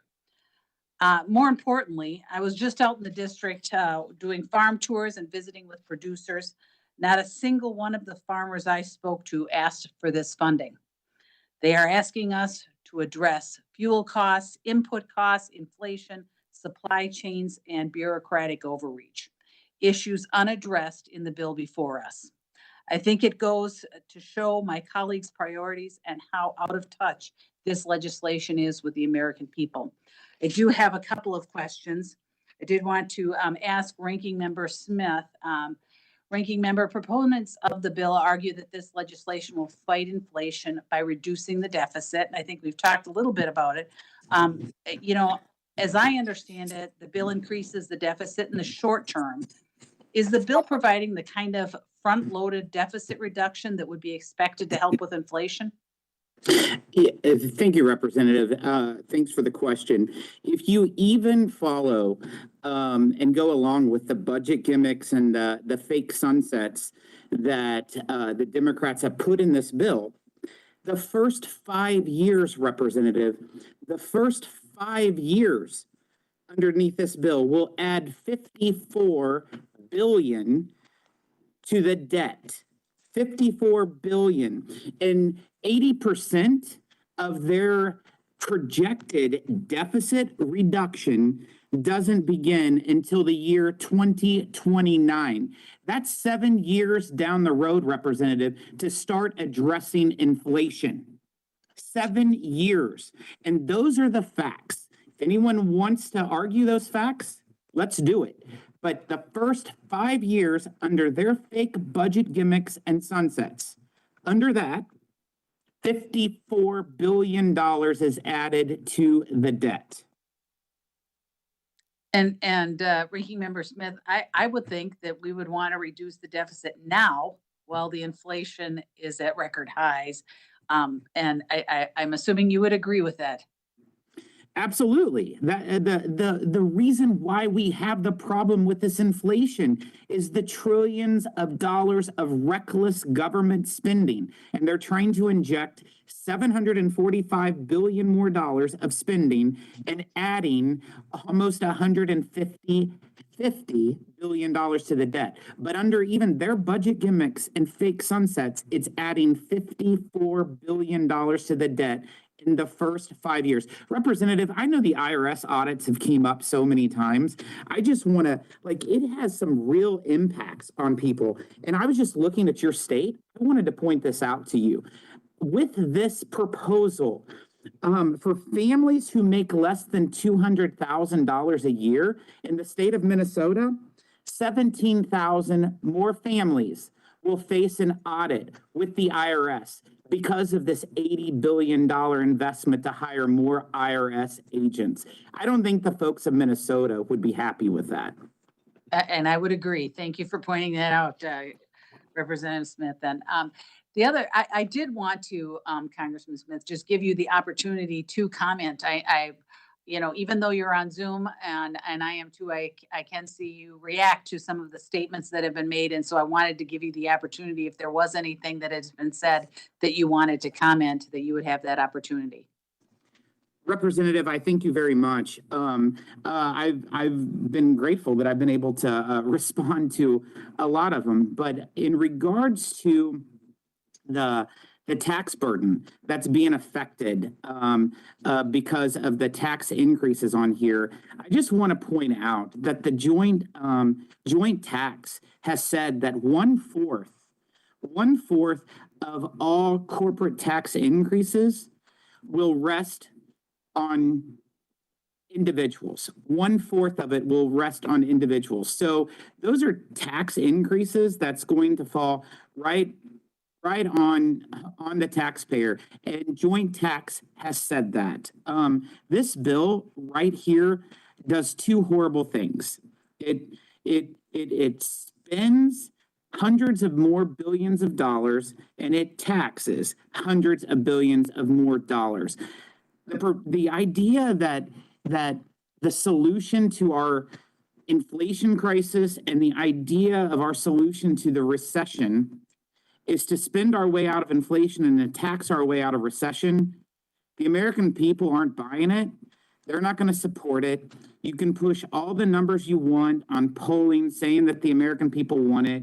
This is an environmentalist wish dream. This is a proposal to try to buy off a lot of the wealthy environmental donors at the expense of hardworking Americans who are surviving barely to put food on their table, clothes on their backs, and gasoline in their cars. And this is only going to continue to drive inflation. It's going to make inflation longer in this country and worse in this country. Well, and I thank you very much for that, Ranking Member Smith. And I just wanted to turn to Mr. Carter for just a moment, and just offer him the opportunity. I know you kind of have joined the conversation late, but if there was something that you had heard that you would want to comment, Mr. Carter. Well, I thank the lady for yielding. And yeah, I want to comment. I've been sitting here listening to y'all talk about drug pricing and how this is going to help. Listen, everyone here collectively doesn't understand drug pricing as well as I do. I have lived it. I've practiced it for 42 years. I practiced pharmacy. And you're missing the point here. It's not the drug manufacturers. It's the PBMs, the pharmacy benefit managers, the middlemen. They're the ones that are making the profits here. And who owns the PBMs? The insurance companies. That's who owns it. Why is the FTC undertaking a study right now, as we speak, to look at the vertical integration that exists in drug pricing now, where the insurance company owns the PBM and owns the pharmacy? They're going to make money along the way. The Berkeley Research Group just did a study about 3 months ago that showed that only 37% of the price of a prescription drug goes to the pharmaceutical manufacturer. The rest of it, where does that go? The 63%? It goes to the PBM.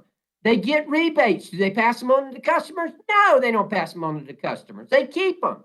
And who is the PBM? It's the insurance company. And what are we doing here? You're simply pumping up the insurance companies. That's why I've got legislation. And look, nobody knows better than I do. I was on the other side of the counter for 42 years.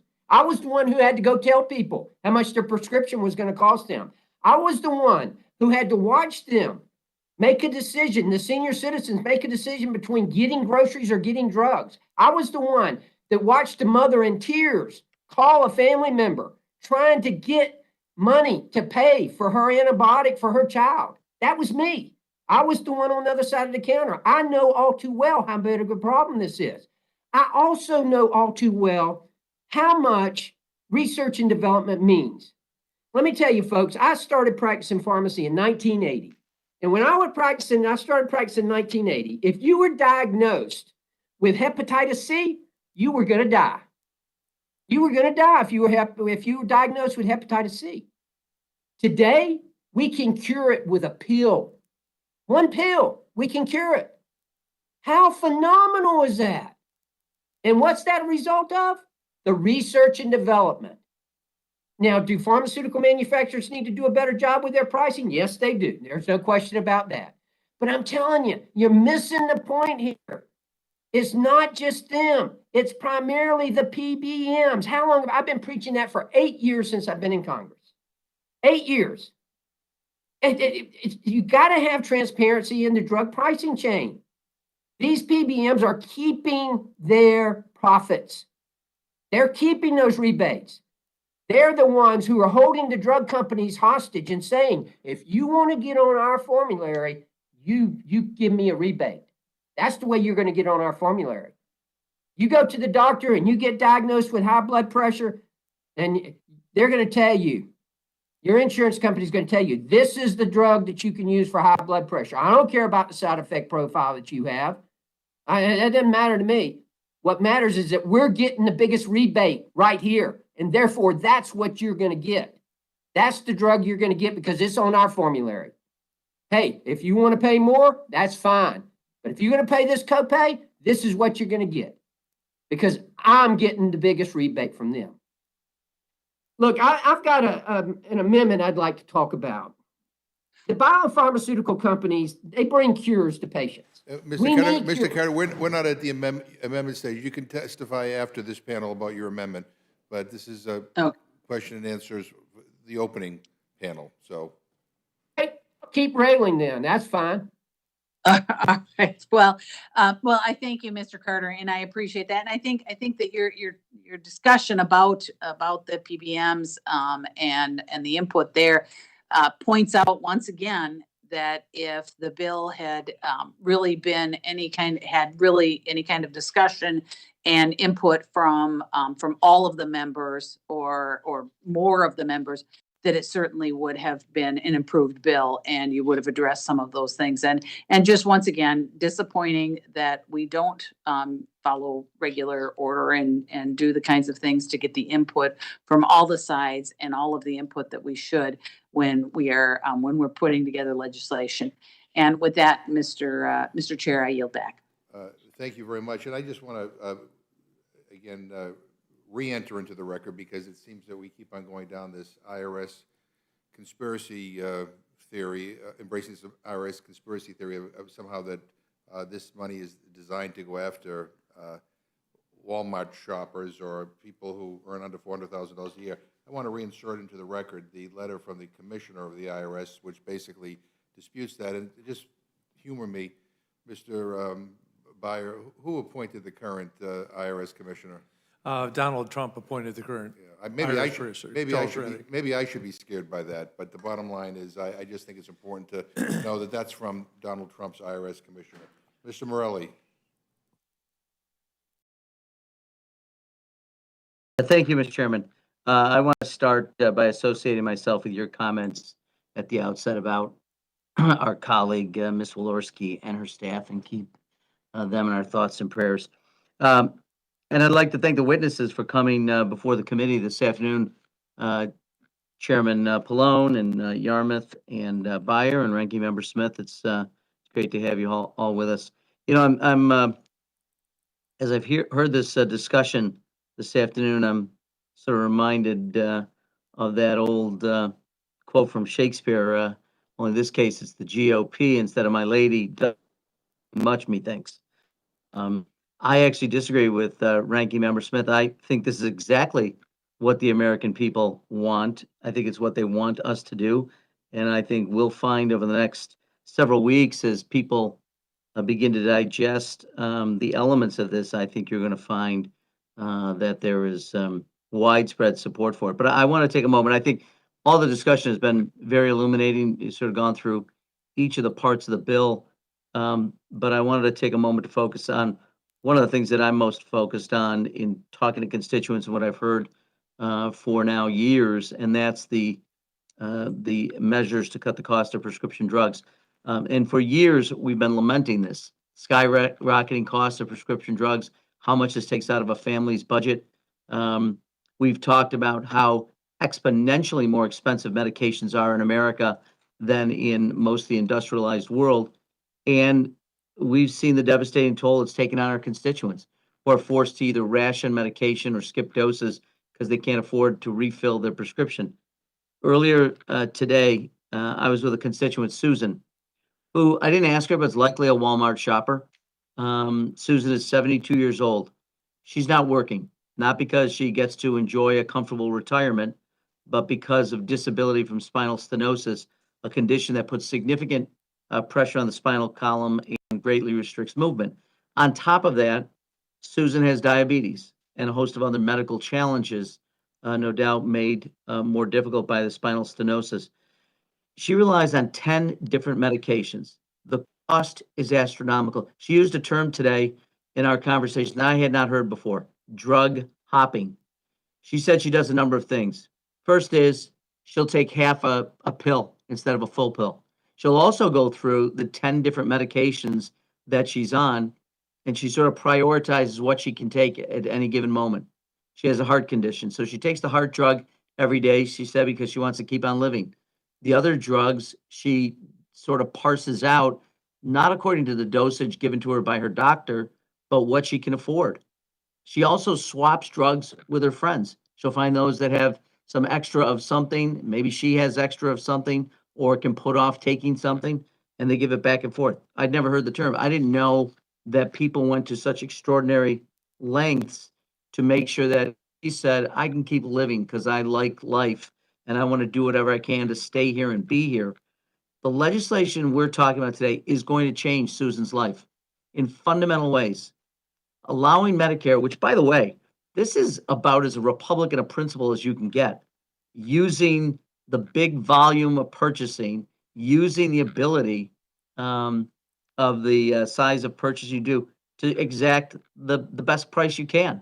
I mean, that's sort of market-based economics 101. I didn't do so well in school, but I remember that from my State University Macroeconomics 101 course. So this is about making sure that as we're buying and making use of the economies of scale, that we're able to do that. It's unimaginable to me that for 57 years that Medicare's been around, that we haven't done it long before this. So that's going to lower the cost. The cost of insulin, reducing that to $35 a month for Medicare recipients is really life altering, because this is not only a life saving, it's a life sustaining drug. People cannot live without it if you have diabetes. And there are millions of Americans, particularly older Americans, who continue to have diabetes, get diabetes in younger year onset. And this will be life saving for them, as will, and people have mentioned before, the annual cap on out of pocket costs is transformative. Susan, paying 10 for 10 prescriptions, spends well in excess of $2,000 a year on her out of pocket costs. This is going to change her life. She actually wept while we were talking about this. Real tears, talking about how difficult her life has been, how she can't go out with friends. She can't go to restaurants. She said she can't even go to McDonald's because the cost of doing what she has to do to maintain her health is just so excessive. And she was weeping tears of joy talking about what we're doing. So at a time when costs are already high, especially for older Americans living on fixed incomes, the savings from the legislation will mean the difference between paying the air conditioning bill and utilities or not, affording groceries to put on the table or not. This is delivering real relief for families. So for all the talk that we have in Washington and all the things that we often talk about that seem sort of hard to touch, that aren't tactile, this is. And I know Susan and all the other seniors that I met with this afternoon desperately want this. There's much more to do. I think others talked about it, particularly on the private insurance side, to again use the size of purchasing power to drive down the cost of prescription drugs. And should be for all Americans, not just for seniors. But given the limitations of the Senate, we have what we have. So we're going to continue to fight for those. And I appreciate particularly Chairman Pallone on this issue, your continued advocacy for it. But at the end of the day, no family should be forced to choose between filling a prescription and having food to eat. So this is an important step forward. It is real. It affects people day to day. I'm proud to support the underlying bill, and I'm looking forward to voting for the bill and certainly in support of the rule. And again, thank you to our chairs and the ranking member for being here. And with that, Ms. Chair, I yield back. Thank you. Ms. Ross. Thank you, Mr. Chairman. And before I make my remarks, I just want to remind the committee, I know I'm just a freshman, so I did all my research, like why we're going to have 3 hours of debate and all the rest tomorrow. But this bill is back to us on concurrence, and it has gone through regular order. And I was a state legislator, and what happens is you do all your work on your side, you send it to the other side, they do all the work, they don't do things you like, sometimes they do other things you like, and then they send it back for concurrence. And what they've sent us back, maybe not everything we want, but it's pretty good. And my constituents want it, so I'm going to concur.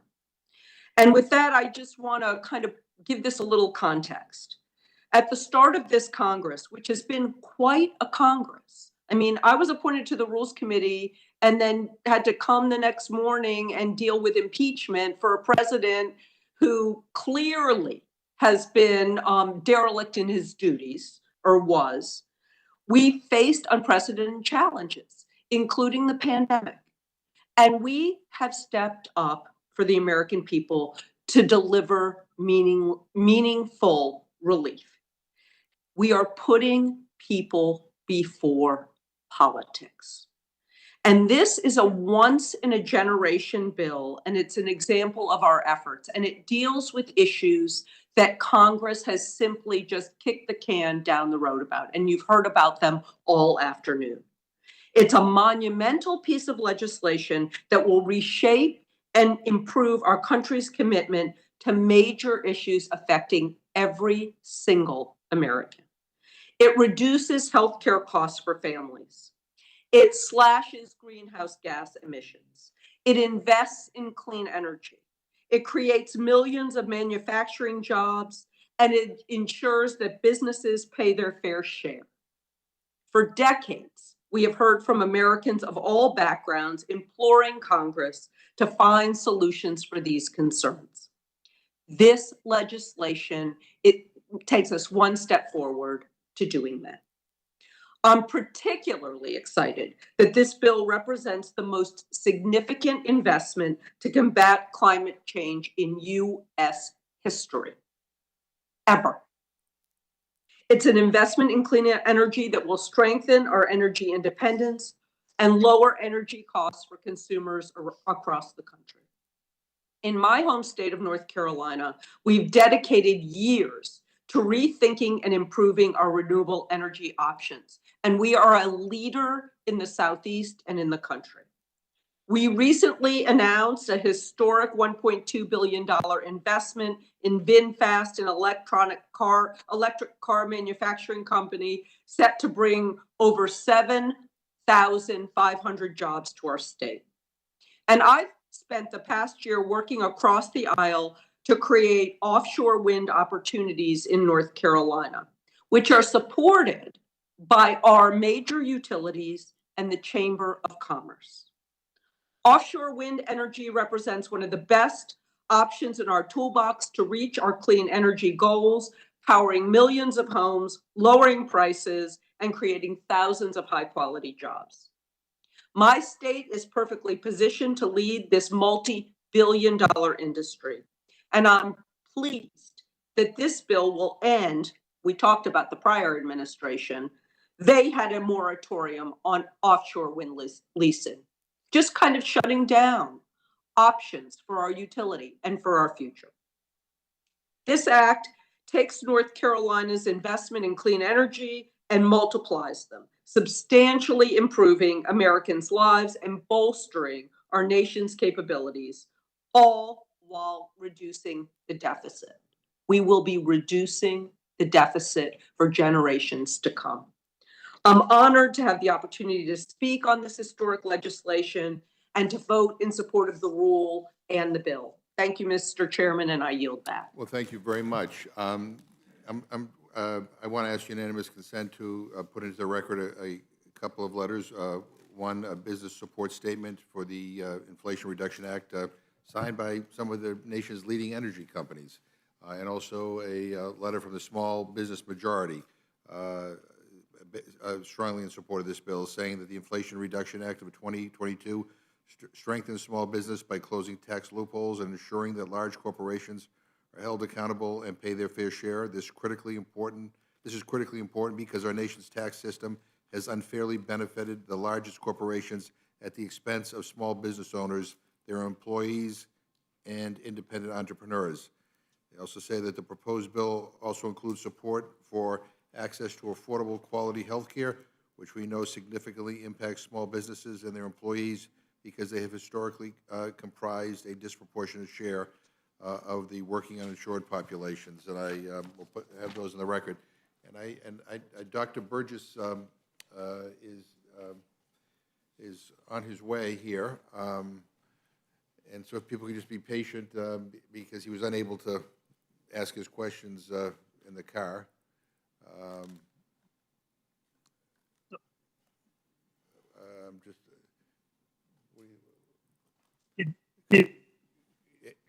Are you almost here, or do you want to ask your questions from where you are? Do we?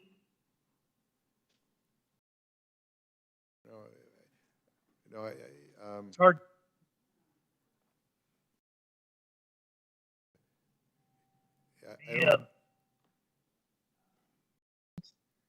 I don't think we can hear you from the car.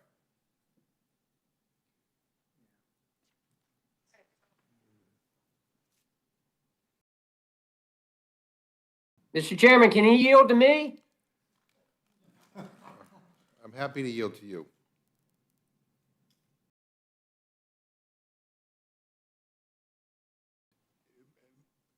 Mr. Carter, do you want to be yielded to? Yes, thank you, Mr. Chairman. I appreciate that. I want to finish what I had started a few minutes ago about this drug pricing part of this. And listen, this is serious. I've been doing this ever since I've been in Congress. Finally, you know, the first thing I did when I got to Congress was go to the FTC and tell them, you need to look at the vertical integration that has taken place in the drug pricing chain. The fact that the insurance company owns the PBM and owns the pharmacy. They are practicing steering. They steer their patients to their pharmacy so that they can make the most. They are practicing, as I said, they're getting these rebates. And what we're doing, we all agree, Republicans and Democrats, we need to bring down prescription drug prices. But the Hippocratic Oath tells us, do no harm. What this bill is going to do is going to be harmful because it's going to deter and kill research and development at a time we can ill afford it. It is going to do that. We need cures. We need a cure for Alzheimer's. The price that we're going to have to pay, both financially and emotionally, the strain on families that Alzheimer's brings, the strain on the caregivers, all of that is going to have a tremendous burden on our society if we don't find cures for it. And here we are trying to pass this bill that's going to do just the opposite of what we need to be doing. And I have to defer and I have to disagree with my good friend, the chair of the Energy and Commerce Committee. HR 19 is not a partisan bill. It is a bipartisan bill. And it has solutions in it that will achieve what all of us want to achieve. That is to bring down prescription drug pricing. But it will do it in such a way that it won't kill research and development. And what we're doing, or what y'all are doing in this one, with this this is not negotiation, this is extortion. What you're doing to the drug companies here is extortion. All right. And one last thing I just got to tell you, this is going to kill research and development at a time we can least afford to do it. We all want the same thing here, and I'll yield. Mr. Chairman, I'd like to respond to that. I'm happy to yield to the briefly to the gentleman from New Jersey, the chairman of the Energy and Commerce Committee. Look, Mr. Carter, you know I admire you, but look, the bottom line is HR 19, the Republican alternative, sure, it does have something around the edges in terms of capping costs out of pocket and inflation, but it does not deal with negotiated prices, and that's the only significant way that you're going to bring down prices. And look, I'm more than willing to work with you to address the PBM problem. But the fact of the matter is, it's the pharmaceutical industry that sets list price for the drugs, and the drug manufacturers increase the prices year after year. In the number of price increases for the first 7 months of 2022 exceeded the 2020 and 21 hikes in the same period. And this year so far, there have been 1,186 price hikes for prescription drugs, and 64 different pharmaceutical companies have increased prices so far this year. It is not fair for the American people to continue to pay these high prices when every other developed country in the world does not. The S&P increase says that the pharmaceutical industry has had a bigger profit than any other industry in the last few years. There's no way in the world that they don't have enough money to do research and innovation. Most of them, 7 out of 10 of them, Mr. Carter, spend more money on advertising than they do on research, and the government ends up funding most of the research anyway. So this idea that it's just not fair. It's not fair to the average American that we have to continue to pay these high prices because the pharmaceuticals say, oh, we need this money for research. They're just getting profits. They're paying it back to their shareholders. They're taking out ads so people buy the drugs. They're not spending most of the money on research. It's just not the case. But anyway, I yield back, Mr. Chairman. Well, thank you very much, and I appreciate both of you offering some filler as we're waiting for Dr. Burgess. But I'm going to ask unanimous consent to insert into the record a statement from Congresswoman Sheila Jackson-Lee. And again, I think, let me just reiterate that we're here today to lower costs for hardworking Americans. And this bill would lower prescription drug costs. It protects affordable health care coverage for millions of people, and it lowers energy costs for consumers. We're also making the boldest investment in our history to combat the climate crisis, putting our country on a path to cut greenhouse gas emissions by 40% by 2030. This bill will start to unrig this tax code by finally making corporations and wealthy start to pay their fair share in taxes. My constituents don't understand why big corporations could avoid paying taxes, but they can't. And we're doing this all while reducing the deficit. And let me just say one final thing about prescription drugs. Some of these drugs don't do any good if you can't afford them. And I've got a lot of senior citizens. I've got a lot of families that are struggling to be able to pay for their prescription drugs and to pay to put food on the table or pay for their rent or their utility costs or a number of other things. And so, 73% of the American people think that what we're doing here on prescription drugs is the right thing to do. And so I will proudly support this bill. I am. Do you have anything to say? Mr. Chair, will you yield? I think, Mr. Carter, I think we've already gone through the questions. We're just waiting for Dr. Burgess.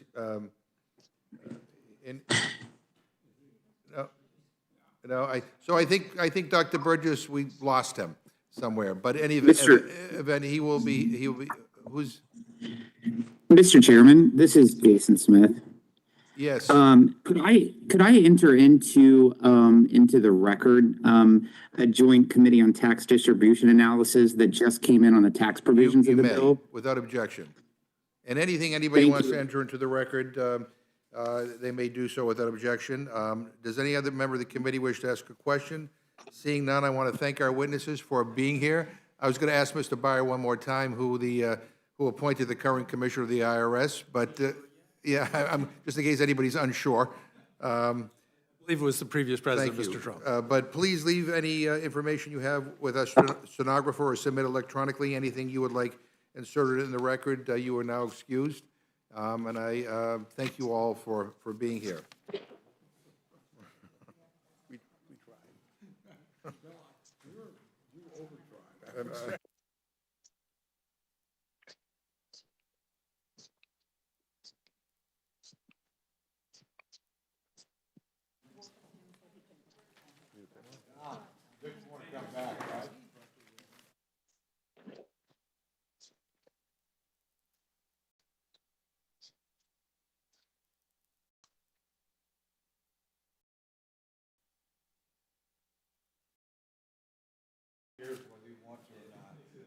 We now want to, let me see, does any member wish to offer an amendment to this bill? I want to welcome our next panel to testify on amendments to the Inflation Reduction Act, Mr. Estes, Mr. Carter, and Mr. Burgess.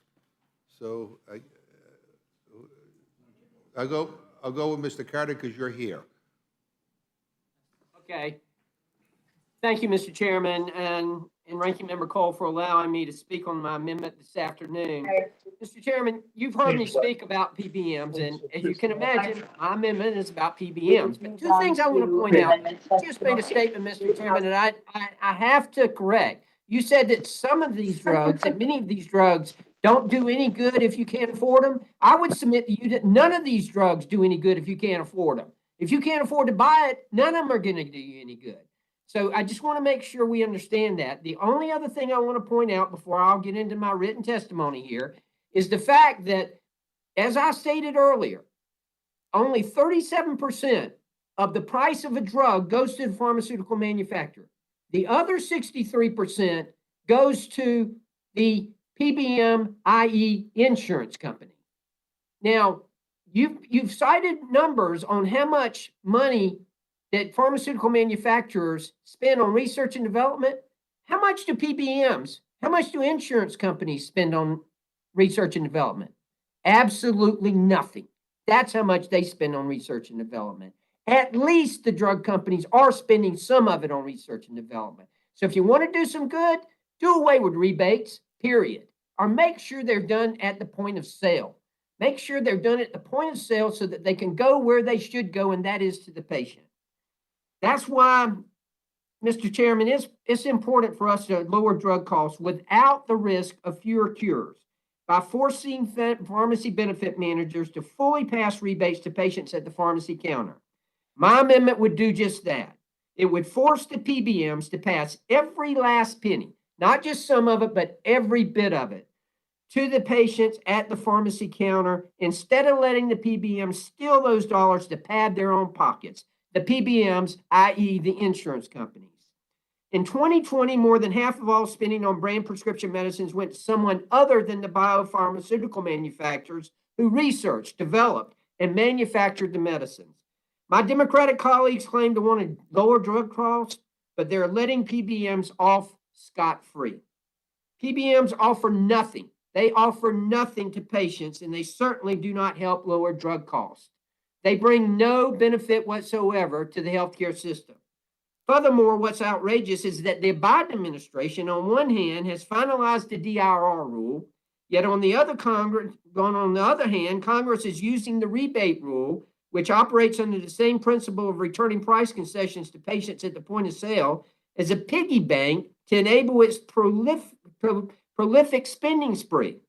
In fact, the CMS Office of the Actuary estimated that its DIR policy would save seniors a total of $33.1 billion in cost sharing over the next 10 years. And even when accounting for the purported increase in Medicare D premiums, which I dispute, and numerous external studies and organizations also, beneficiaries on net still save $21.3 billion over that period of time. The rule clearly states lower point of sale prices would result directly in lower cost sharing costs for non-low income beneficiaries. And on average, we expect these cost sharing decreases would exceed the premium increases. While I don't agree with the rule's premise that this policy would increase premiums, I'm glad that HHS and CMS on the same page that this policy would still save patients money at the pharmacy counter, significantly more money than any purported premium impact. Which leads me to my next question for my Democratic colleagues. How did the CMS Office of the Actuary, the same office who I understand conducted the analysis in this year's Part D rule and DIR policy, so-called rebate rule would have saved patients over $25 billion in the net cost over 10 years?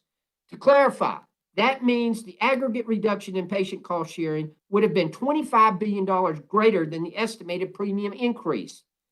Why are they okay with saving patients at the pharmacy counter in the DIR rule, but insist on separately using the rebate rule, which would do likewise for patients, as a piggy bank for new Obamacare spending and unrelated energy programs.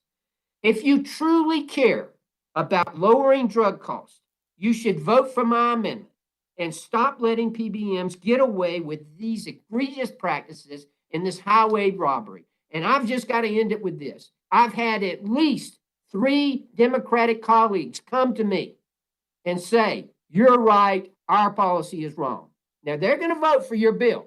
There's no question. They told me I got to vote for it. But they have come to me and told me personally, next session, when y'all are in charge, we want to work with you to get these PBMs to lower drug prices. And with that, Mr. Chairman, I yield. Thank you very much. Mr. Estes. Well, thank you, Mr. Chairman and Ranking Member Cole, and actually to everybody on the Rules Committee for considering my amendment.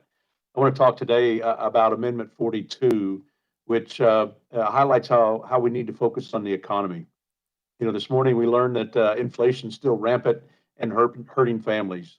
And the White House tried to spin this as good news and proof that inflation's easing, but Kansas families are still spending 8.5% more today than they were a year ago, and that was on top of 5.4% through July of last year. So we're seeing everyday expenses and necessities up for family members.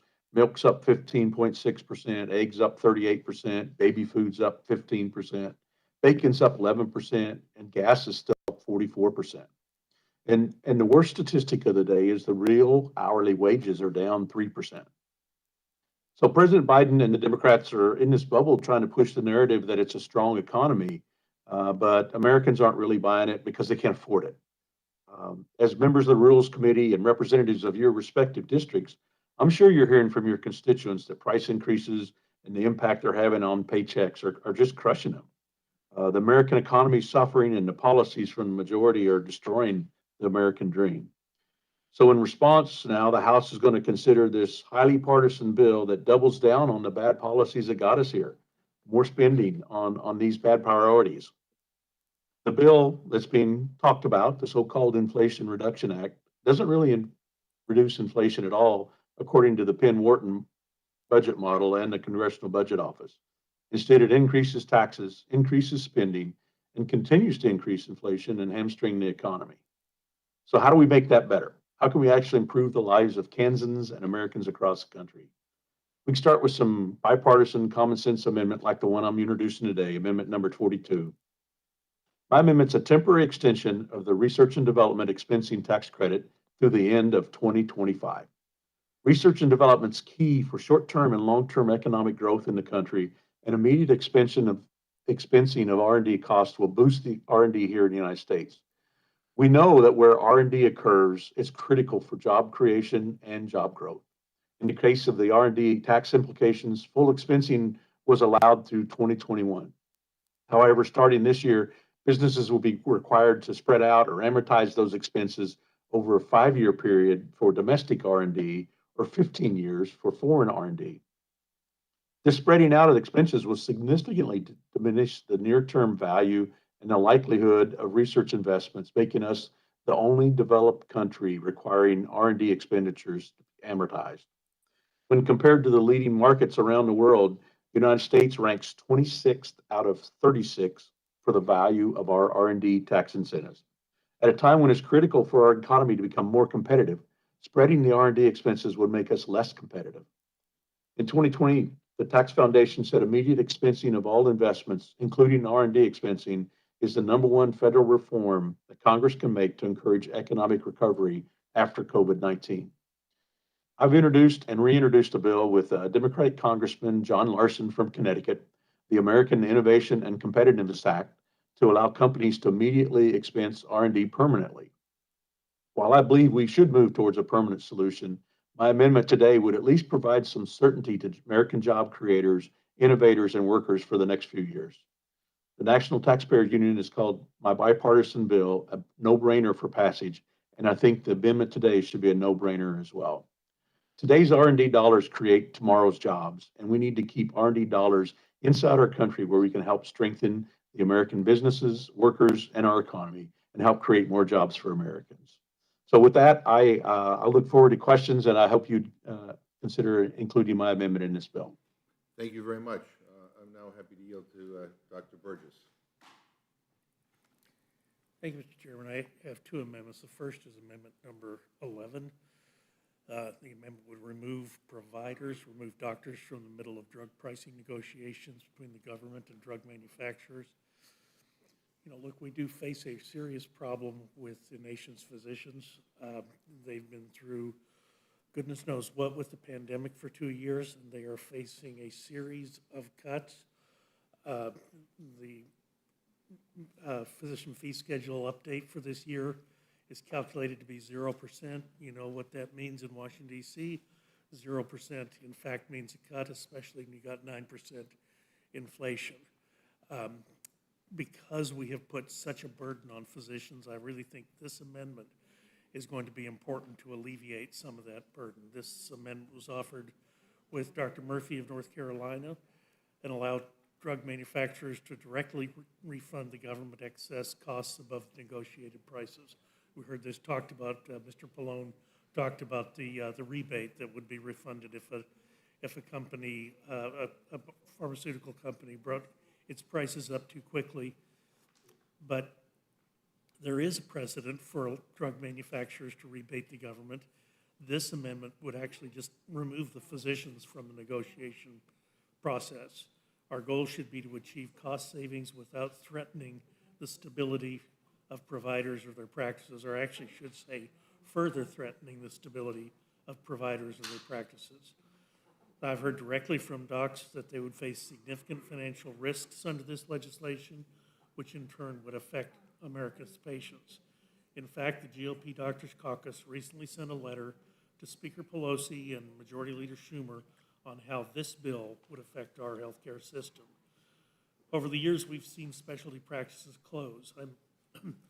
I've been especially concerned, especially in the language in this reconciliation bill, that oncology practices, rheumatology practices, neurology practices, those that administer Part B drugs that would see the pricing structure change dramatically are going to be hard hit. And we are quite frankly going to see practices close. Patients will still be taken care of, but they'll end up being taken care of at a site of service that actually costs more. It costs about a third to see a patient in the physician's office what it does to see them in the hospital. And yet we're going to be driving patients out of community oncology centers into hospitals to get their cancer care, and the result will be a higher cost, no savings to anyone. To avoid the consequences of this bill, we should remove docs from the process entirely. For congressional colleagues who are curious how this bill would affect providers and patients in their districts, I encourage you to read the letter signed by nearly all 21 healthcare professionals in Congress to support this amendment. And I'd ask unanimous consent to put that letter into the record. Without objection. The second amendment is number 53. This amendment would require that 100% of the rebate on insulin be passed down to the patient at the pharmacy counter. I recently introduced the Insulin Savings for Patients Act. This act would allow a phase-in in rebate on insulin in Medicare Part D from 50% to 100% over 3 years. The rebate will be passed on to the patients at the point of sale. This amendment would build off the concept and pass 100% of the rebate on insulin to the patient at the time of purchase in the pharmacy. 1 in 3 Medicare beneficiaries have diabetes. Millions of seniors rely on insulin to live healthy lives. And we're discussing ways to lower out-of-pocket costs for patients' drug. This amendment is one solution that most certainly makes the monthly cost of a patient's insulin more affordable for the millions of Medicare beneficiaries with diabetes. An analysis that I have found that passing the rebate through to the patients in the commercial market could actually save certain diabetes patients as much as $800 annually, while increasing premiums by just 1%.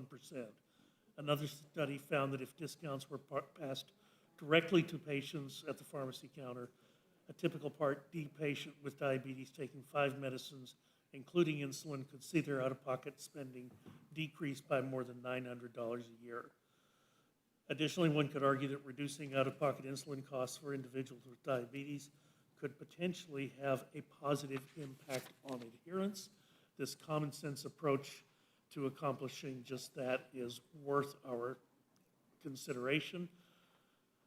Our drug pricing system is structured in a way that allows for rebates, but patients do not see the benefit of these rebates. This amendment would require that not just 100% pass through of the rebate dollars, but would require a study to further improve the Congress's knowledge on what insulin pricing policies we could pursue. It's a common sense amendment, Mr. Chairman, and I urge it be made in order. I thank the gentleman for his amendments. Let's see, anybody have a question? Ms. Torres, Mr. Cole, Mr. Perlmutter, Dr. Burgess? I've actually got some really good questions for us. Thank you for being so patient with me today. It's been a tough day. No, and we've been through a lot today, so but I appreciate you making it here. Does anybody on either side have any questions? Mr. Chair, I just wanted to thank the witnesses and especially two of my favorite Republicans, Mr. Carter and Mr. Smith, for being here today. Thank you very much. Anybody else? Hearing And none- Mr. Estes, too. Seeing none, I would like to thank our witnesses for their testimony. And please leave with us stenographer or submit electronically anything you would like inserted in the record. You are now excused.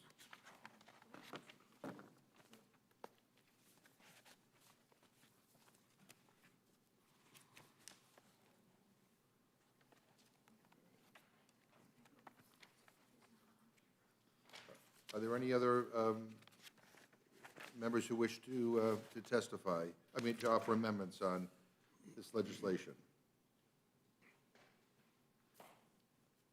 Seeing none, that closes the hearing portion.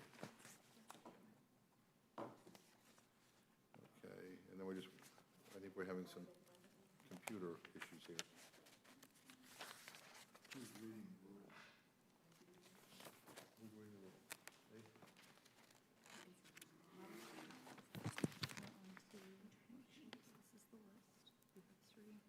So at this time, the chair will entertain a motion from the distinguished gentleman from Colorado, Mr. Perlmutter. Thank you, Mr. Chair. I move the committee grant a rule providing for the consideration of the Senate amendment to H.R. 5376, the Inflation Reduction Act of 2022. The rule makes an order a motion offered by the chair of the Committee on the Budget or his designee that the House concur in the Senate amendment to H.R. 5376. The rule waives all points of order against consideration of the motion and the Senate amendment. The rule provides that the Senate amendment and the motion shall be considered as read. Finally, the rule provides 3 hours of debate on the motion, equally divided among and controlled by the respective chairs and ranking minority members of the committees on the Budget, Energy and Commerce, and Ways and Means, or their respective designees. You've heard the motion from the gentleman. Are there any discussion or amendments? Ms. Fischbach? Thank you, Mr. Chair, and I appreciate the opportunity to kind of jump ahead because I do have to get on a flight so I can make it to the funeral tomorrow. And I did want to add earlier, I appreciate all of the kind words about Jackie. She was actually my mentor. So if I seem to flail after this, you'll know why, because I won't have her guidance. So, but I will miss her dearly. And so I'm going to, so like I said, I appreciate the accommodation. But Mr. Chair, I have an amendment to the rule. I move that the committee make an order amendment number 64 to the Senate amendment to H.R. 5376 offered by Mr. Hearn of Oklahoma. This amendment eliminates the Superfund tax during periods of high tax prices and inflation. Mr. Chair, as we have already noted, inflation is already at a 40-year high and has already cost the average American over a month's worth of wages. Even Senate Majority Leader Schumer is on record opposing raising taxes in the midst of a recession. That is why, in the midst of an energy crisis, a border crisis, and an inflation crisis, we shouldn't be further taxing the American people. This amendment would suspend the Superfund tax during periods of high gas prices and high inflation, the very problems we are experiencing right now. Taxing the American people when they have already been taxed by the Democrats' disastrous economic policies is not the right solution. I urge adoption of my motion, and I yield back, Mr. Chair. Appreciate the gentlewoman's amendment. Any discussion? If not, the vote is on the Fishback amendment. All those in favor say aye. Aye. Opposed, no. Aye. Opposed, opposed, no. No. No. In the opinion of the chair, the noes have it. Would ask for a recorded vote, Mr. Chair. Recorded vote has been requested. Clerk will call the roll. Mrs. Torres? No. Mrs. Torres? No. Mr. Perlmutter? No. Mr. Perlmutter? No. Mr. Raskin? No. Mr. Raskin? No. Ms. Scanlon? No. Ms. Scanlon? No. Mr. Morelli? Morelli is no. Mr. Morelli? No. Mr. Desaulnier? No. Mr. Desaulnier? No. Ms. Ross? No. Can you see your the phone? Ms. See Ross? what date it is? No. Mr. Neguse? No. No. Date F. Mr. Okay, Neguse? F9. No. Mr. No. Cole? Strike. Mr. Cole? Aye. Mr. Cole? Aye. Mr. Burgess? Votes aye. Mr. Burgess? Aye. Mr. Reschenthaler? Aye. Mr. Reschenthaler? Aye. Mrs. Fishbach? Aye. Mrs. Fishbach? Aye. Mr. Chairman? No. Mr. Chairman? No. Clerk, report the total. 4 yeas, 9 nays. Members not agreed to. Further amendments. Mr. Chair, I have an amendment. Ms. Fishbach. Mr. Chair, I have an amendment to the rule. I move that the committee make an order amendment number 65 to the Senate amendment to H.R. 5376, offered by Mr. Rice of South Carolina. This amendment prohibits increased audits of taxpayers with an AGI of 75K or less. Mr. Chairman, with inflation still at a 40-year high and the cost of living on the rise, this amendment would help protect Americans with an adjusted gross income of $75,000 or less from the undue burden of additional audits. Supporters of the bill claim that this will raise revenue by $204 billion for a net of $124 billion, but data shows that this would result in the targeting of 710,000 value shopping Americans earning $75,000 or less. Democrats added allegedly clarifying language, claiming nothing in this section is intended to increase taxes on any taxpayer not in the top 1%. However, intentions are not legally binding. And according to the Tax Foundation, the top 1% means an income of around $545,000. I urge adoption of my motion, and I yield back. So let me, thank you very much. Let me just say a couple of things. We've kind of gone over this ad nauseum here, but the Trump-appointed IRS commissioner has made it clear in a letter to Congress that we have inserted into the record twice, I believe, that the enforcement funding will not be used to increase audits on small businesses or middle-income Americans. In fact, this bill will actually help middle-class families by ensuring that they get their tax refunds more quickly. I think, I mean, I don't know about my colleagues here, but we're getting inundated with calls from citizens and constituents who are waiting for their refunds.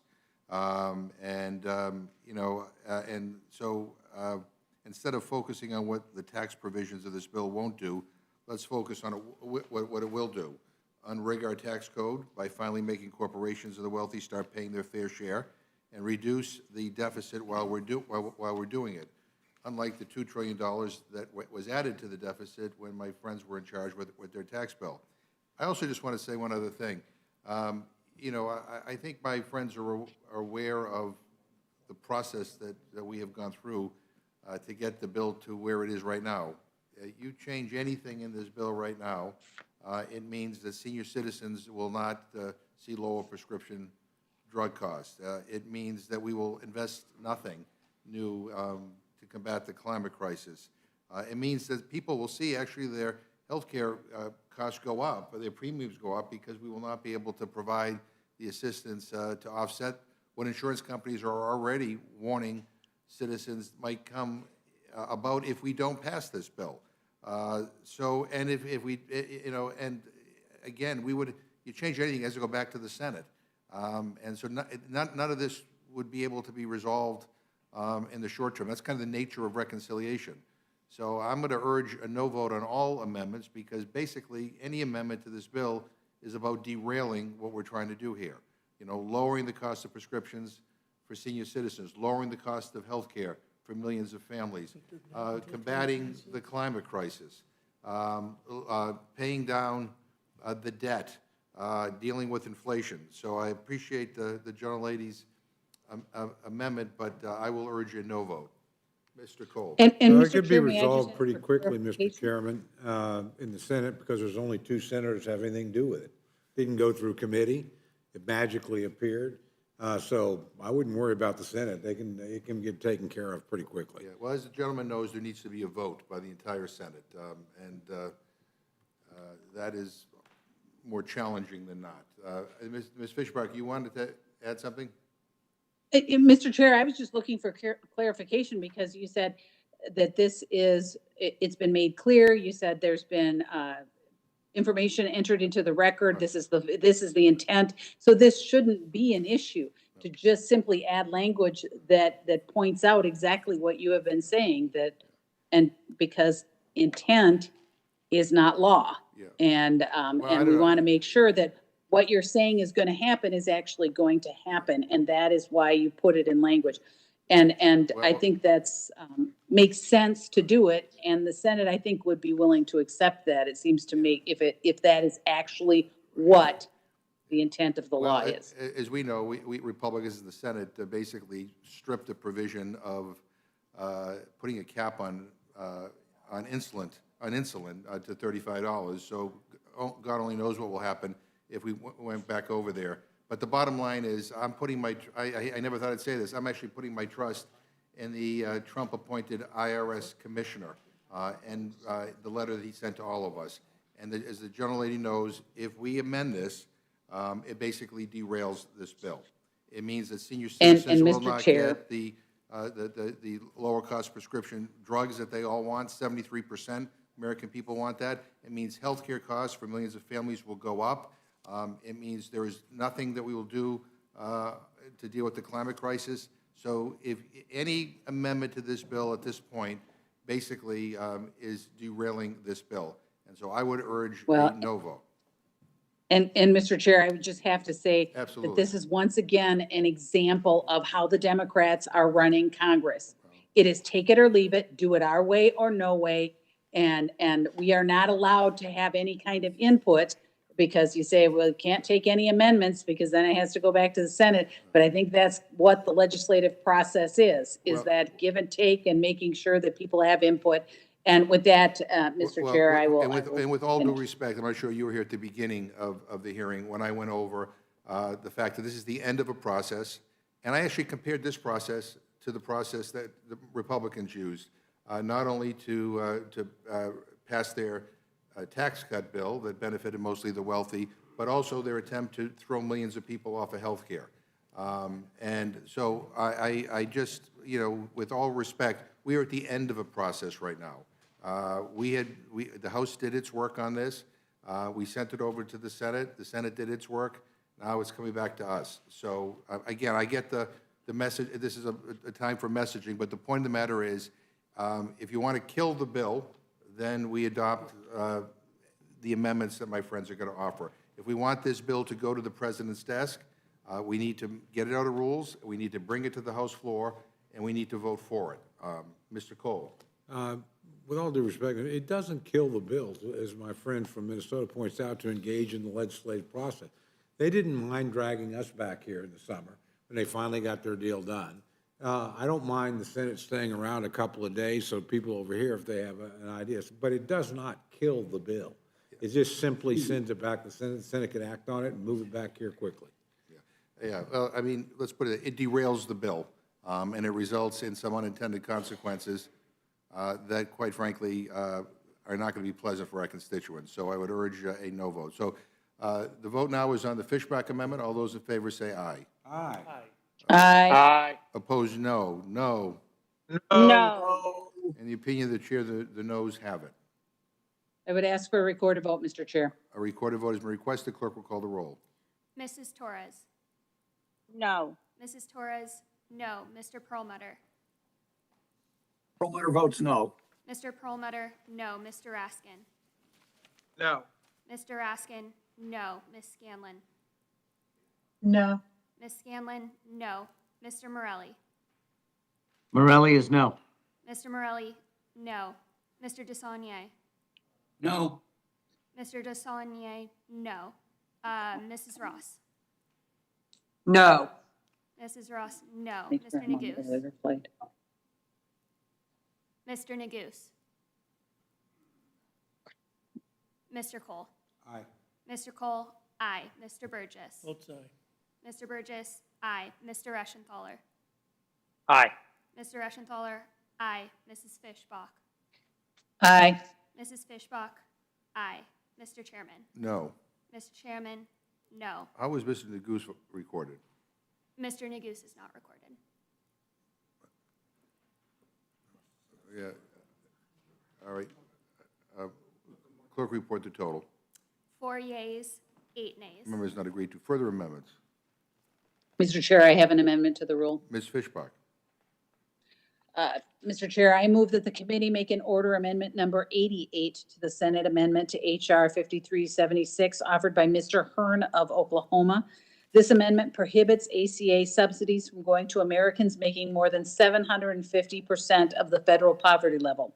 Mr. Chairman, I certainly don't begrudge people who have been successful. It's the American dream, and I support that.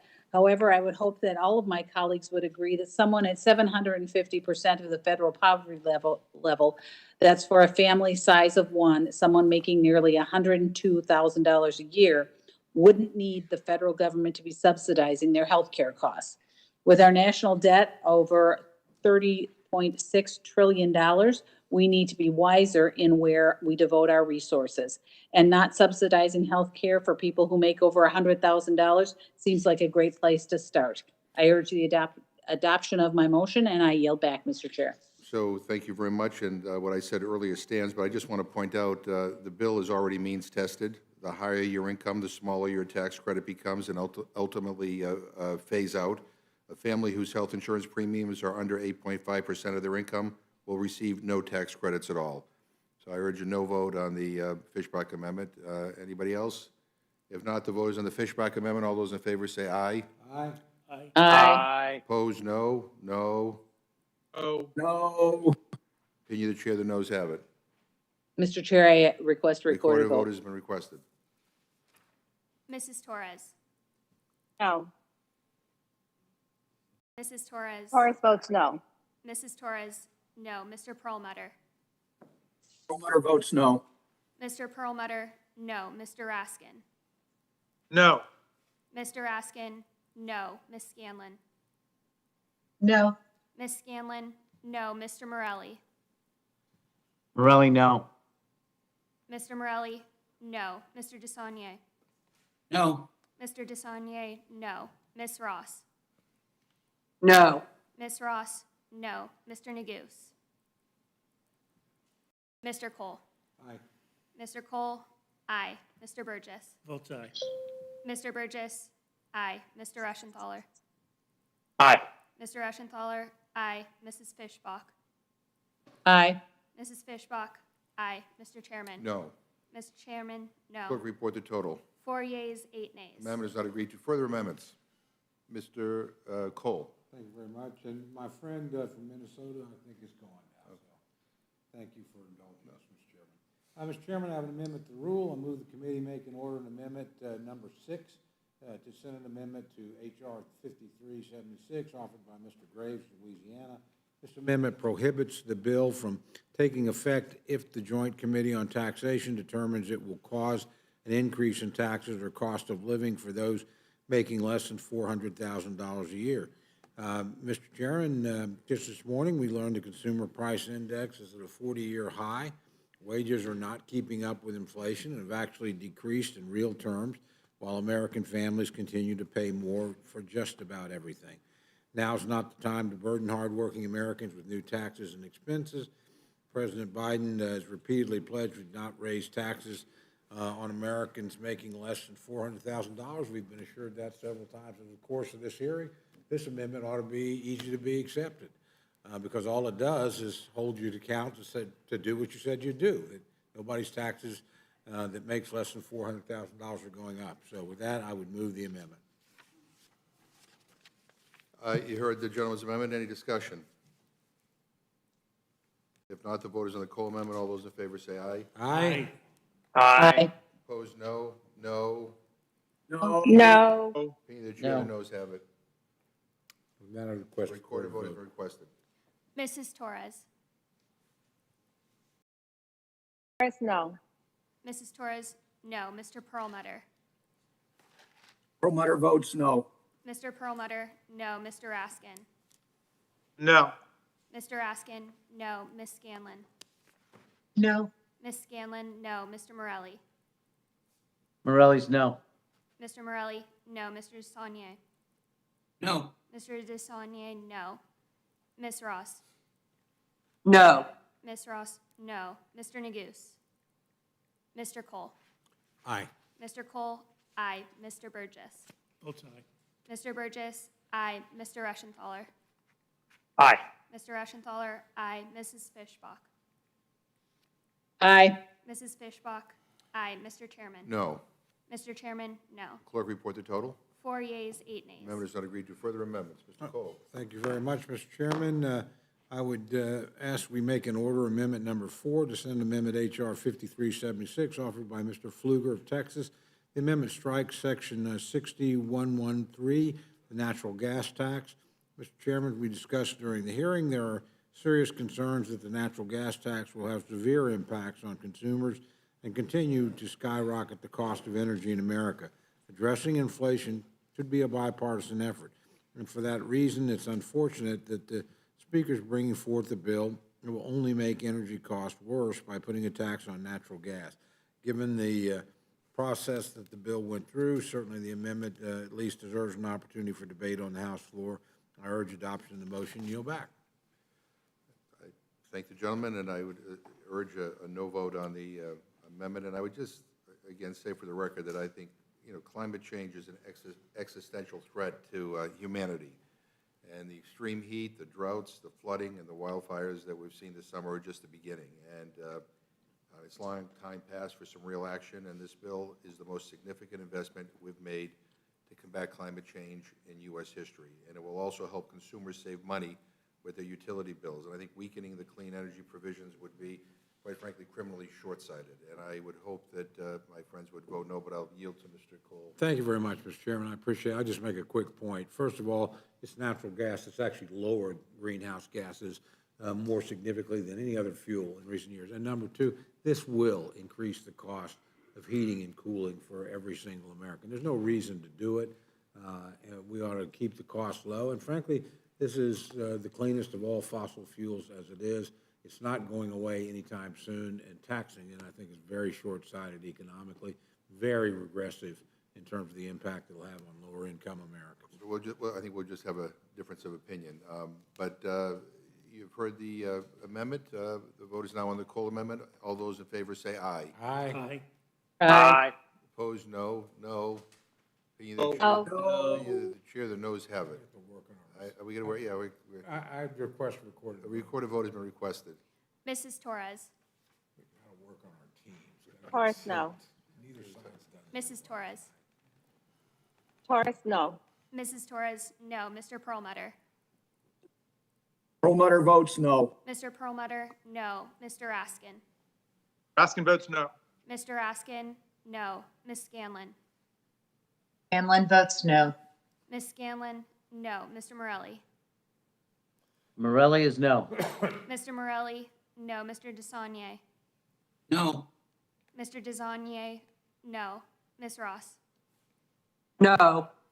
Ms. Ross, no. Mr. Neguse? Mr. Cole? Aye. Mr. Nicole? Aye. Mr. Burgess? Votes aye. Mr. Burgess? Aye. Mr. Reschenthaler? Aye. Mr. Reschenthaler? Aye. Mrs. Fishbach? Mrs. Fishbach? Aye. Mr. Chairman? No. Mr. Chairman, no. Clerk, report the total. 4 yeas, 8 nays. Amendment is not agreed to. Further amendments, Mr. Cole. Thank you very much, Mr. Chairman. I have an amendment to the rule. I move that the committee make an order amendment number 55 to Senate Amendment to H.R. 5376, offered by Mr. Guthrie of Kentucky. This amendment strikes subtitle B of H.R. 5376 and replaces this title with H.R. 19, the Lower Cost, More Cures Act. Mr. Chairman, we can all agree that lowering prescription drug prices for all Americans is a good thing. However, there are severe consequences for doing it the way that the majority is suggesting in this legislation. CBO and the University of Chicago have both found that hundreds of cures will never come to market under the legislation before us today, and those that do will actually have higher prices than without this legislation. Instead, we should be working together, including H.R. 19, a Lower Cost, More Cures Act. Every single provision of that legislation is bipartisan, and it would avoid the dangerous consequences of government takeover of prescription drugs included in this legislation. So with that, I would urge the adoption of the motion and yield back. Well, I thank the gentleman, and the reason why I'm supporting this bill is because it is about lowering prescription drug costs for people in this country. And so I would urge a no vote. You've heard the amendment from the gentleman from Oklahoma. All those in favor say aye. Aye. Aye. Opposed, no. No. No. No. In opinion of the chair, the noes have it. Would you like a recorded vote? Yes, I'm having a lot of confusion following this. Clerk will call the roll. Mrs. Torres? No. Mrs. Torres votes no. Mr. Perlmutter? Perlmutter votes no. Mr. Perlmutter votes no. Mr. Raskin? No. Mr. Raskin votes no. Ms. Scanlon? No. Ms. Scanlon votes no. Mr. Morelli? Morelli is no. Mr. Morelli votes no. Mr. DeSaulnier? No. Mr. DeSaulnier votes no. Ms. Ross? No. Ms. Ross votes no. Mr. Neguse? Mr. Cole? Aye. Mr. Cole votes aye. Mr. Burgess? Votes aye. Mr. Burgess votes aye. Mr. Reschenthaler? Aye. Mr. Reschenthaler votes aye. Mrs. Fishbach? Oh, she's there. Yeah.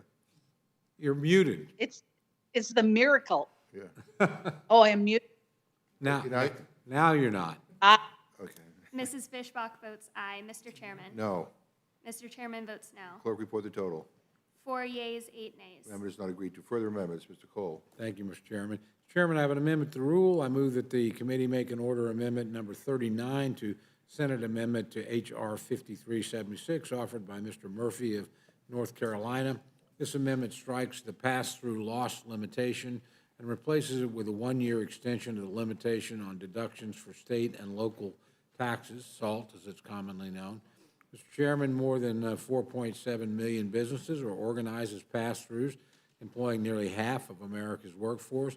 Last weekend, the Senate agreed on a bipartisan basis to make changes to the corporate minimum tax and pay for it with an extension of the limitation on deductions for SALT, a provision that disproportionately goes to the wealthiest Americans.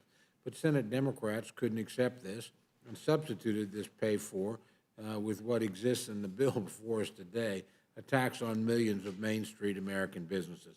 Mr. Murphy's amendment would just go back to the Senate bipartisan vote and not protect millionaires and billionaires at the expense of small mom and pop stores across the country. So with that, Mr. Chair, I urge the adoption of my motion. I yield back. Heard the gentleman's amendment. Any discussion? If not, the vote is on the Cole amendment. All those in favor say aye. Aye. Aye. Opposed, no. No. No. Opinion of the chair, the noes have it. On that, I'd request recorded vote. Recorded vote has been requested. Clerk will call the roll. Mrs. Torres? No.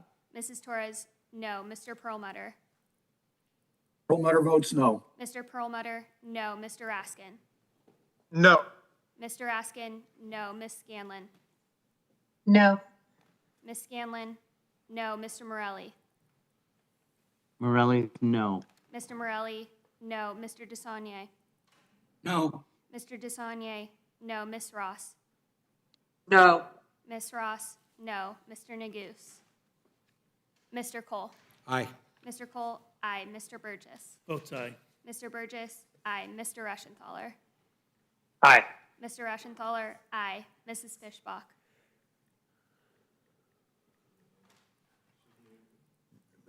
Aye. Mrs. Fishbach, aye. Mr. Chairman. No. Mr. Chairman, no. Clerk, report the total. 4 yeas, 8 nays. Amendment is not agreed to. Further amendments. Dr. Burgess.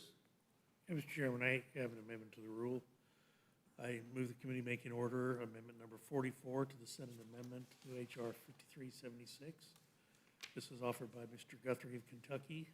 The amendment prohibits the Health and Human Services Secretary from negotiating prices if negotiating drug prices if the Congressional Budget Office determines these negotiations would lead to 10 fewer cures coming to market. As we've already noted, we're running without a proper CBO score, so it's difficult to anticipate the true economic impact that this legislation could have. But we should all agree that negotiating the price of drugs should not be prioritized over finding cures that could save lives. The CBO and the University of Chicago have both found that hundreds of cures will not come to market under the legislation before us today. And we really have no idea what the cures would be for, perhaps Alzheimer's or cancer or other diseases. But it is wrong to proceed without this type of limitation. So I move the amendment be made in order. And let me just say that I think limiting negotiations gives pharma free rein to keep prices high on drugs that are already very, very, very expensive. This bill delivers on the promise of cheaper prescription drugs, and I oppose any effort to weaken the drug price negotiations provisions included in this bill. And so with that, Mr. Chairman, I'd just add the further observation, since none of this kicks in till 2026, we probably do have time to evaluate it. I think I would, again, I know that there are those who are hell-bent on trying to weaken the section on How could you make it any weaker? I'm sorry.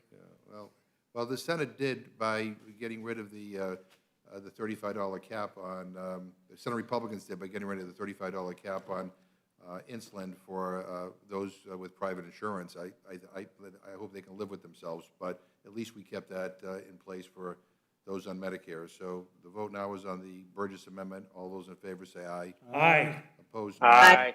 Opposed, no. No. Opinion of the chair, the noes. No. That's for the yeas and nays. The yeas and nays have been requested. Mrs. Torres. No. Mrs. Torres, no. Mr. Perlmutter. Perlmutter votes no. Mr. Perlmutter, no. Mr. Raskin. No. Mr. Raskin, no. Ms. Scanlon. No. Ms. Scanlon, no. Mr. Morelli. No. Mr. Morelli's no. Mr. Morelli, no. Mr. DeSaulnier. No. Mr. DeSaulnier, no. Ms. Ross. No. Ms. Ross, no. Mr. Neguse. Mr. Cole. Aye. Mr. Cole, aye. Mr. Burgess. Votes aye.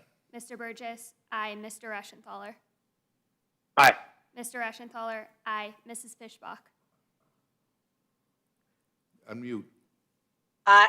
Okay. Aye. Okay. Mrs. Fishbach, aye. Mr. Chairman. No. Mr. Chairman, no. Clerk, report the total. 4 yeas, 8 nays. Amendment is not agreed to. Further amendments.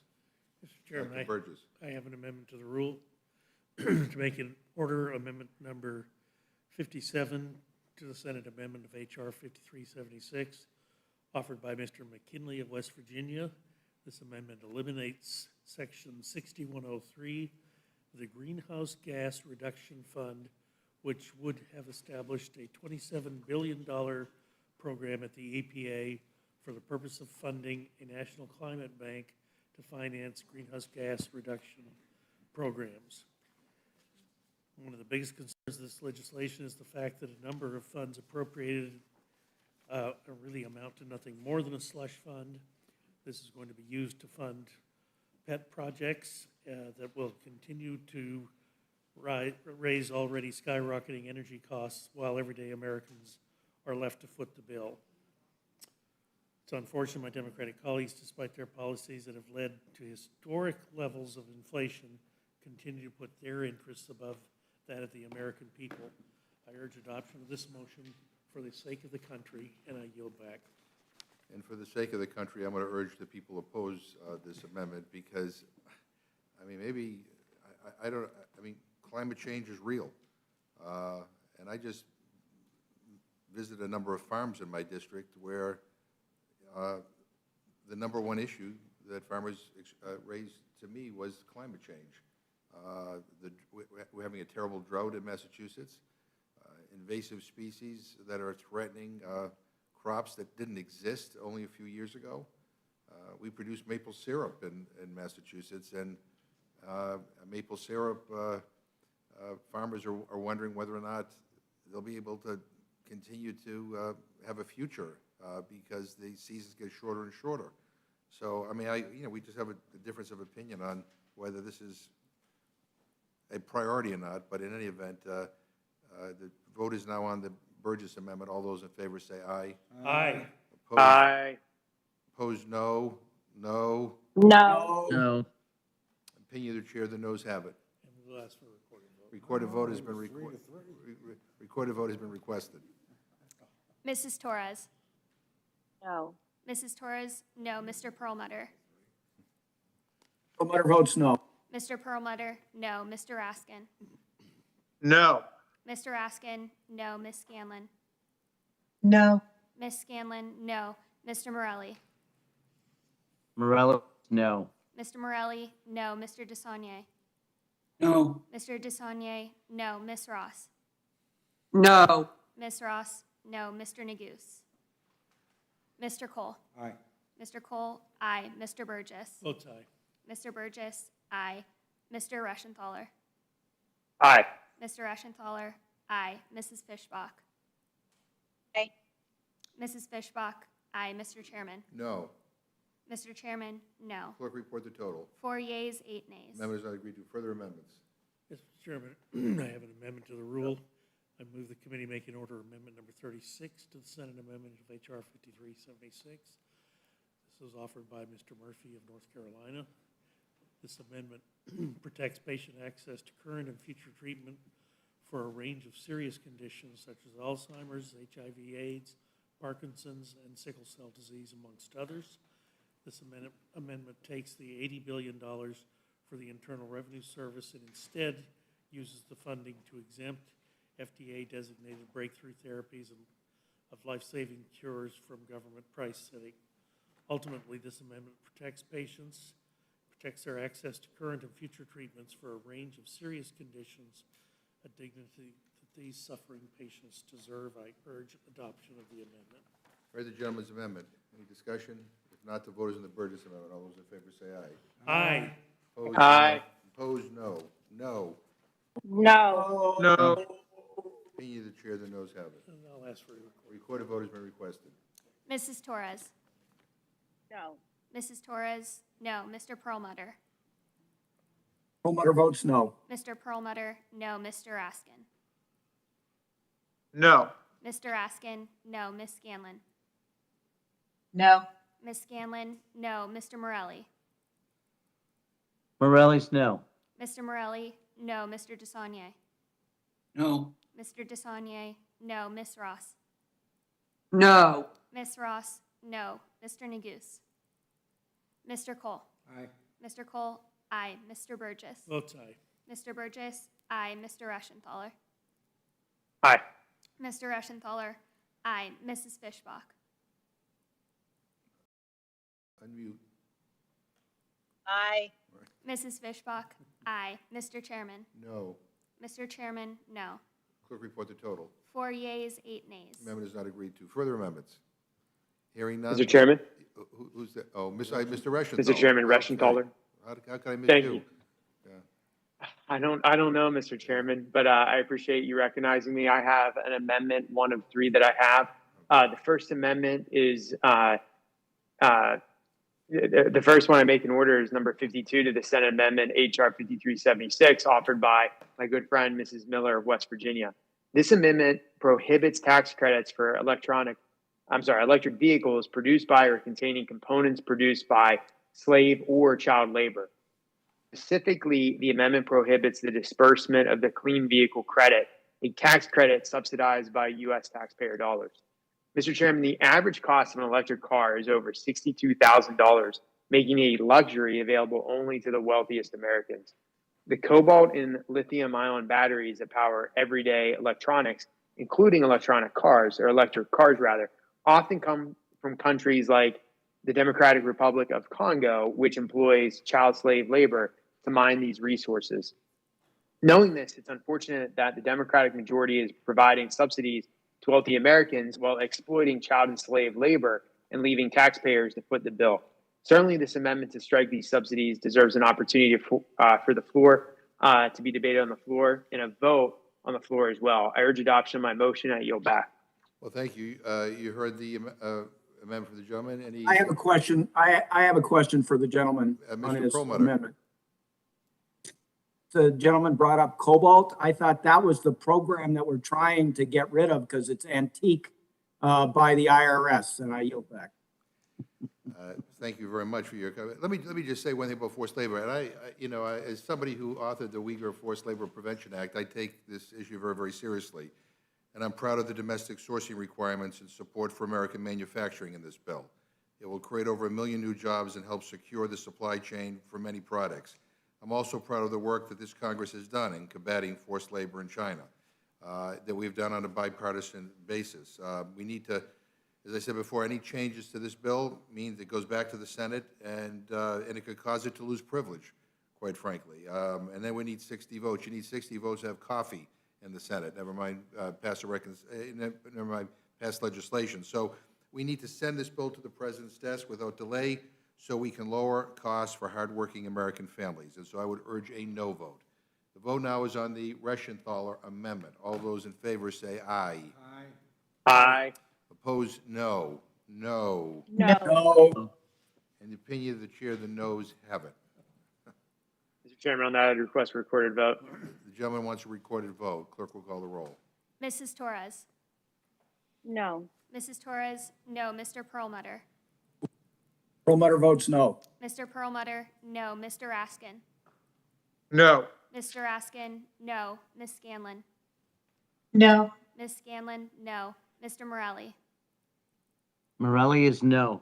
Mr. Morelli? No. Mr. DeSaulnier? No. Mr. DeSaulnier?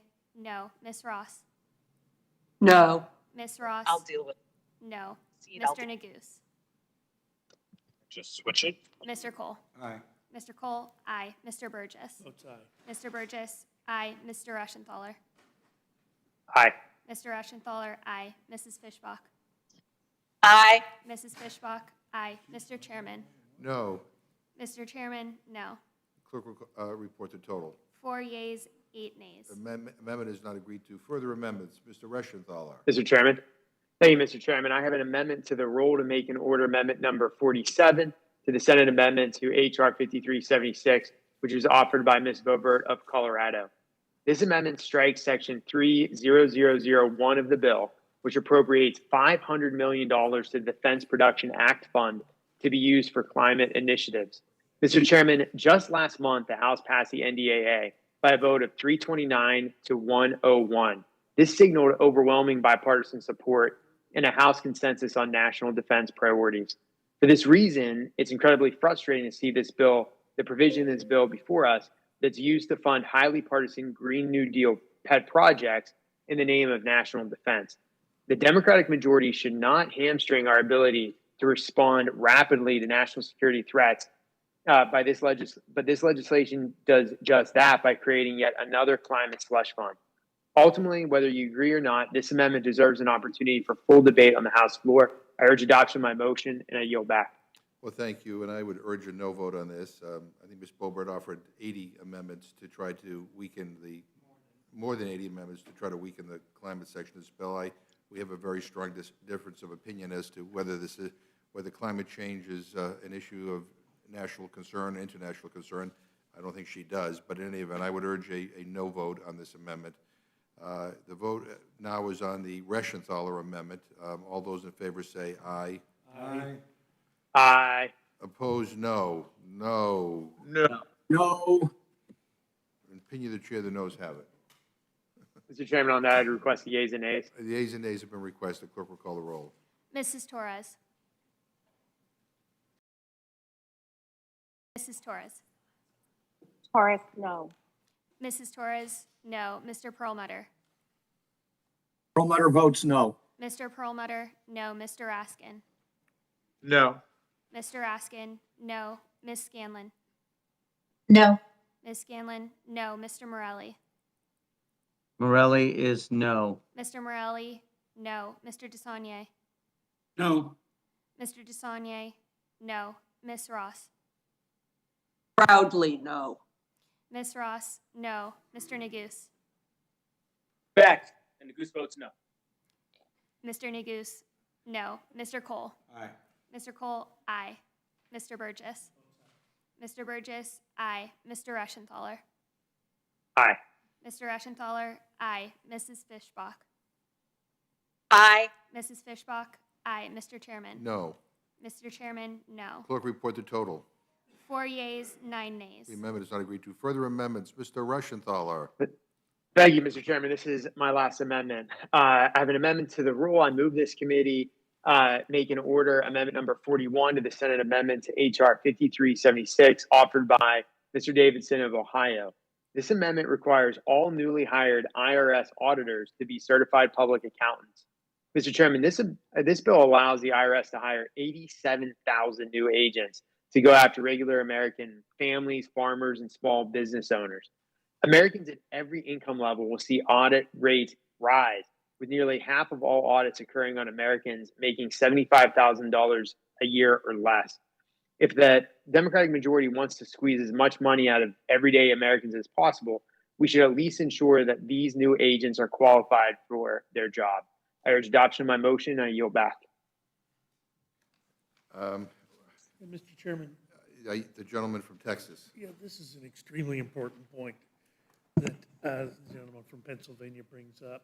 And, you know, the big accounting firms right now are having difficulty staffing their positions. Whether this number is 87,000 new IRS agents, as we've heard discussed, or a smaller number, there is still going to be a significant strain placed upon this workforce. Now, look, there are already, 70,000 IRS agents that are currently employed? If you add even 20,000 to that number, it becomes one of the largest federal agencies in the country. But my bigger concern is if you don't have people who are properly trained to take on this type of activity, you're going to get basically tax technicians.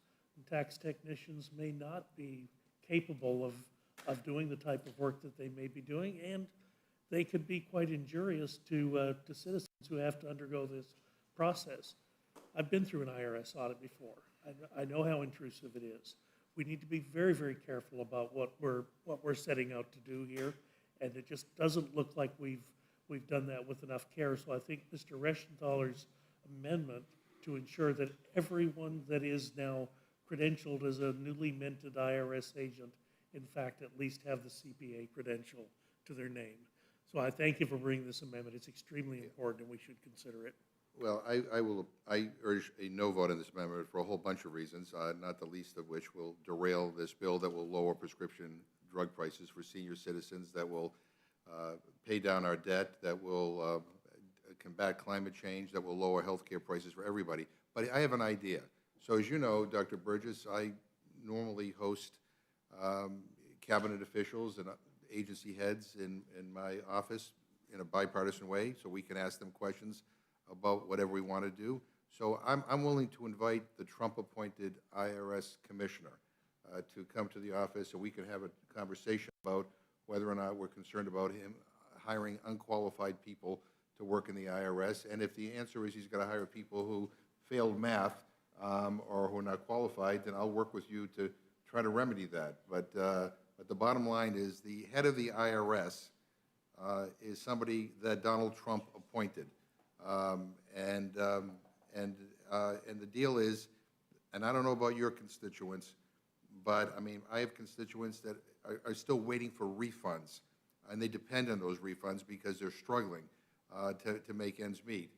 We also know that the IRS's IT is totally ancient, that needs to be addressed. And we also know that there are people in this country wealthy, very wealthy people and rich corporations to get away with dodging paying their fair share because they can. They basically get away with it with impunity. And so, you know, I'm going to give the Trump-appointed IRS commissioner the benefit of the doubt. I'll happy to call a meeting here, and we could all sit down and talk with him about your concerns. I think that's an excellent idea. It's a little bit after the fact because this type of work should have been done prior to the legislation being written. I'm sure it has been, but I mean, but the committees of jurisdiction that could answer those questions in more detail are no longer here. But I'm happy to do that. And again, you know, look, there's a concerted effort here to try to scare people into not voting for this bill, or the American people into to look away from the benefits that they will get from passage of this legislation. So I will urge a no vote, and I will urge that we you know, pass Mr. Perlmutter's motion, bring it to the floor, make history by passing in the House and getting to the President's desk and helping people. This is the Russian. Oh, the Russian, so the Russian, yeah, this is the Russians all stuff, but once we defeat this, we go to Perlmutter and, right, yeah, okay, I'm sorry. Thank you for correcting me. All right, so now the vote is on the Reschenthaler amendment. All those in favor can say aye. Aye. Aye. All those opposed, no. No. No. I think the noes have it. You want to Well, vote? Mr. Chairman, on that, just to make sure. Yeah, just to make sure. Yeah, Out of an abundance of caution. the clerk will call the roll. Mrs. Torres? No. Mrs. Torres? No. Mr. Perlmutter? I just had a question for the chair. Who's the head of the IRS? I vote no. Mr. Perlmutter? No. Mr. Raskin? No. Mr. Raskin? No. Ms. Scanlon? I think he was appointed by Trump, but I would vote no. Ms. Scanlon? No. Mr. Morelli? Morelli is no. Mr. Morelli? No. Mr. DeSaulnier? No. Mr. DeSaulnier? No. Ms. Ross? No. Ms. Ross? No. Mr. Neguse? Mr. Neguse? No. Mr. Neguse? No. Mr. Cole? Aye. Mr. Cole? Aye. Mr. Burgess? Mr. Burgess? Aye. Mr. Reschenthaler? Aye. Mr. Reschenthaler? Aye. Mrs. Fishbach? Aye. Mrs. Fishbach? Aye. Mr. Chairman? No. Mr. Chairman? No. Clerk report the total. 4 yeas, 9 nays. Amendment is not agreed to. Is there anybody else want to offer an amendment? Hearing none, the question is now on the motion offered from the gentleman from Colorado, Mr. Perlmutter. All those in favor will say aye. Aye. Aye. Aye. All those opposed say no. No. In the opinion of the, in the opinion of the chair, the ayes have it. Mr. Cole. A recorded vote has been requested. Mrs. Torres? Aye. Mrs. Torres? Aye. Mr. Perlmutter? Perlmutter votes aye. Mr. Perlmutter? Aye. Mr. Raskin? Aye. Mr. Raskin? Aye. Ms. Scanlon? Aye. Ms. Scanlon? Aye. Mr. Morelli?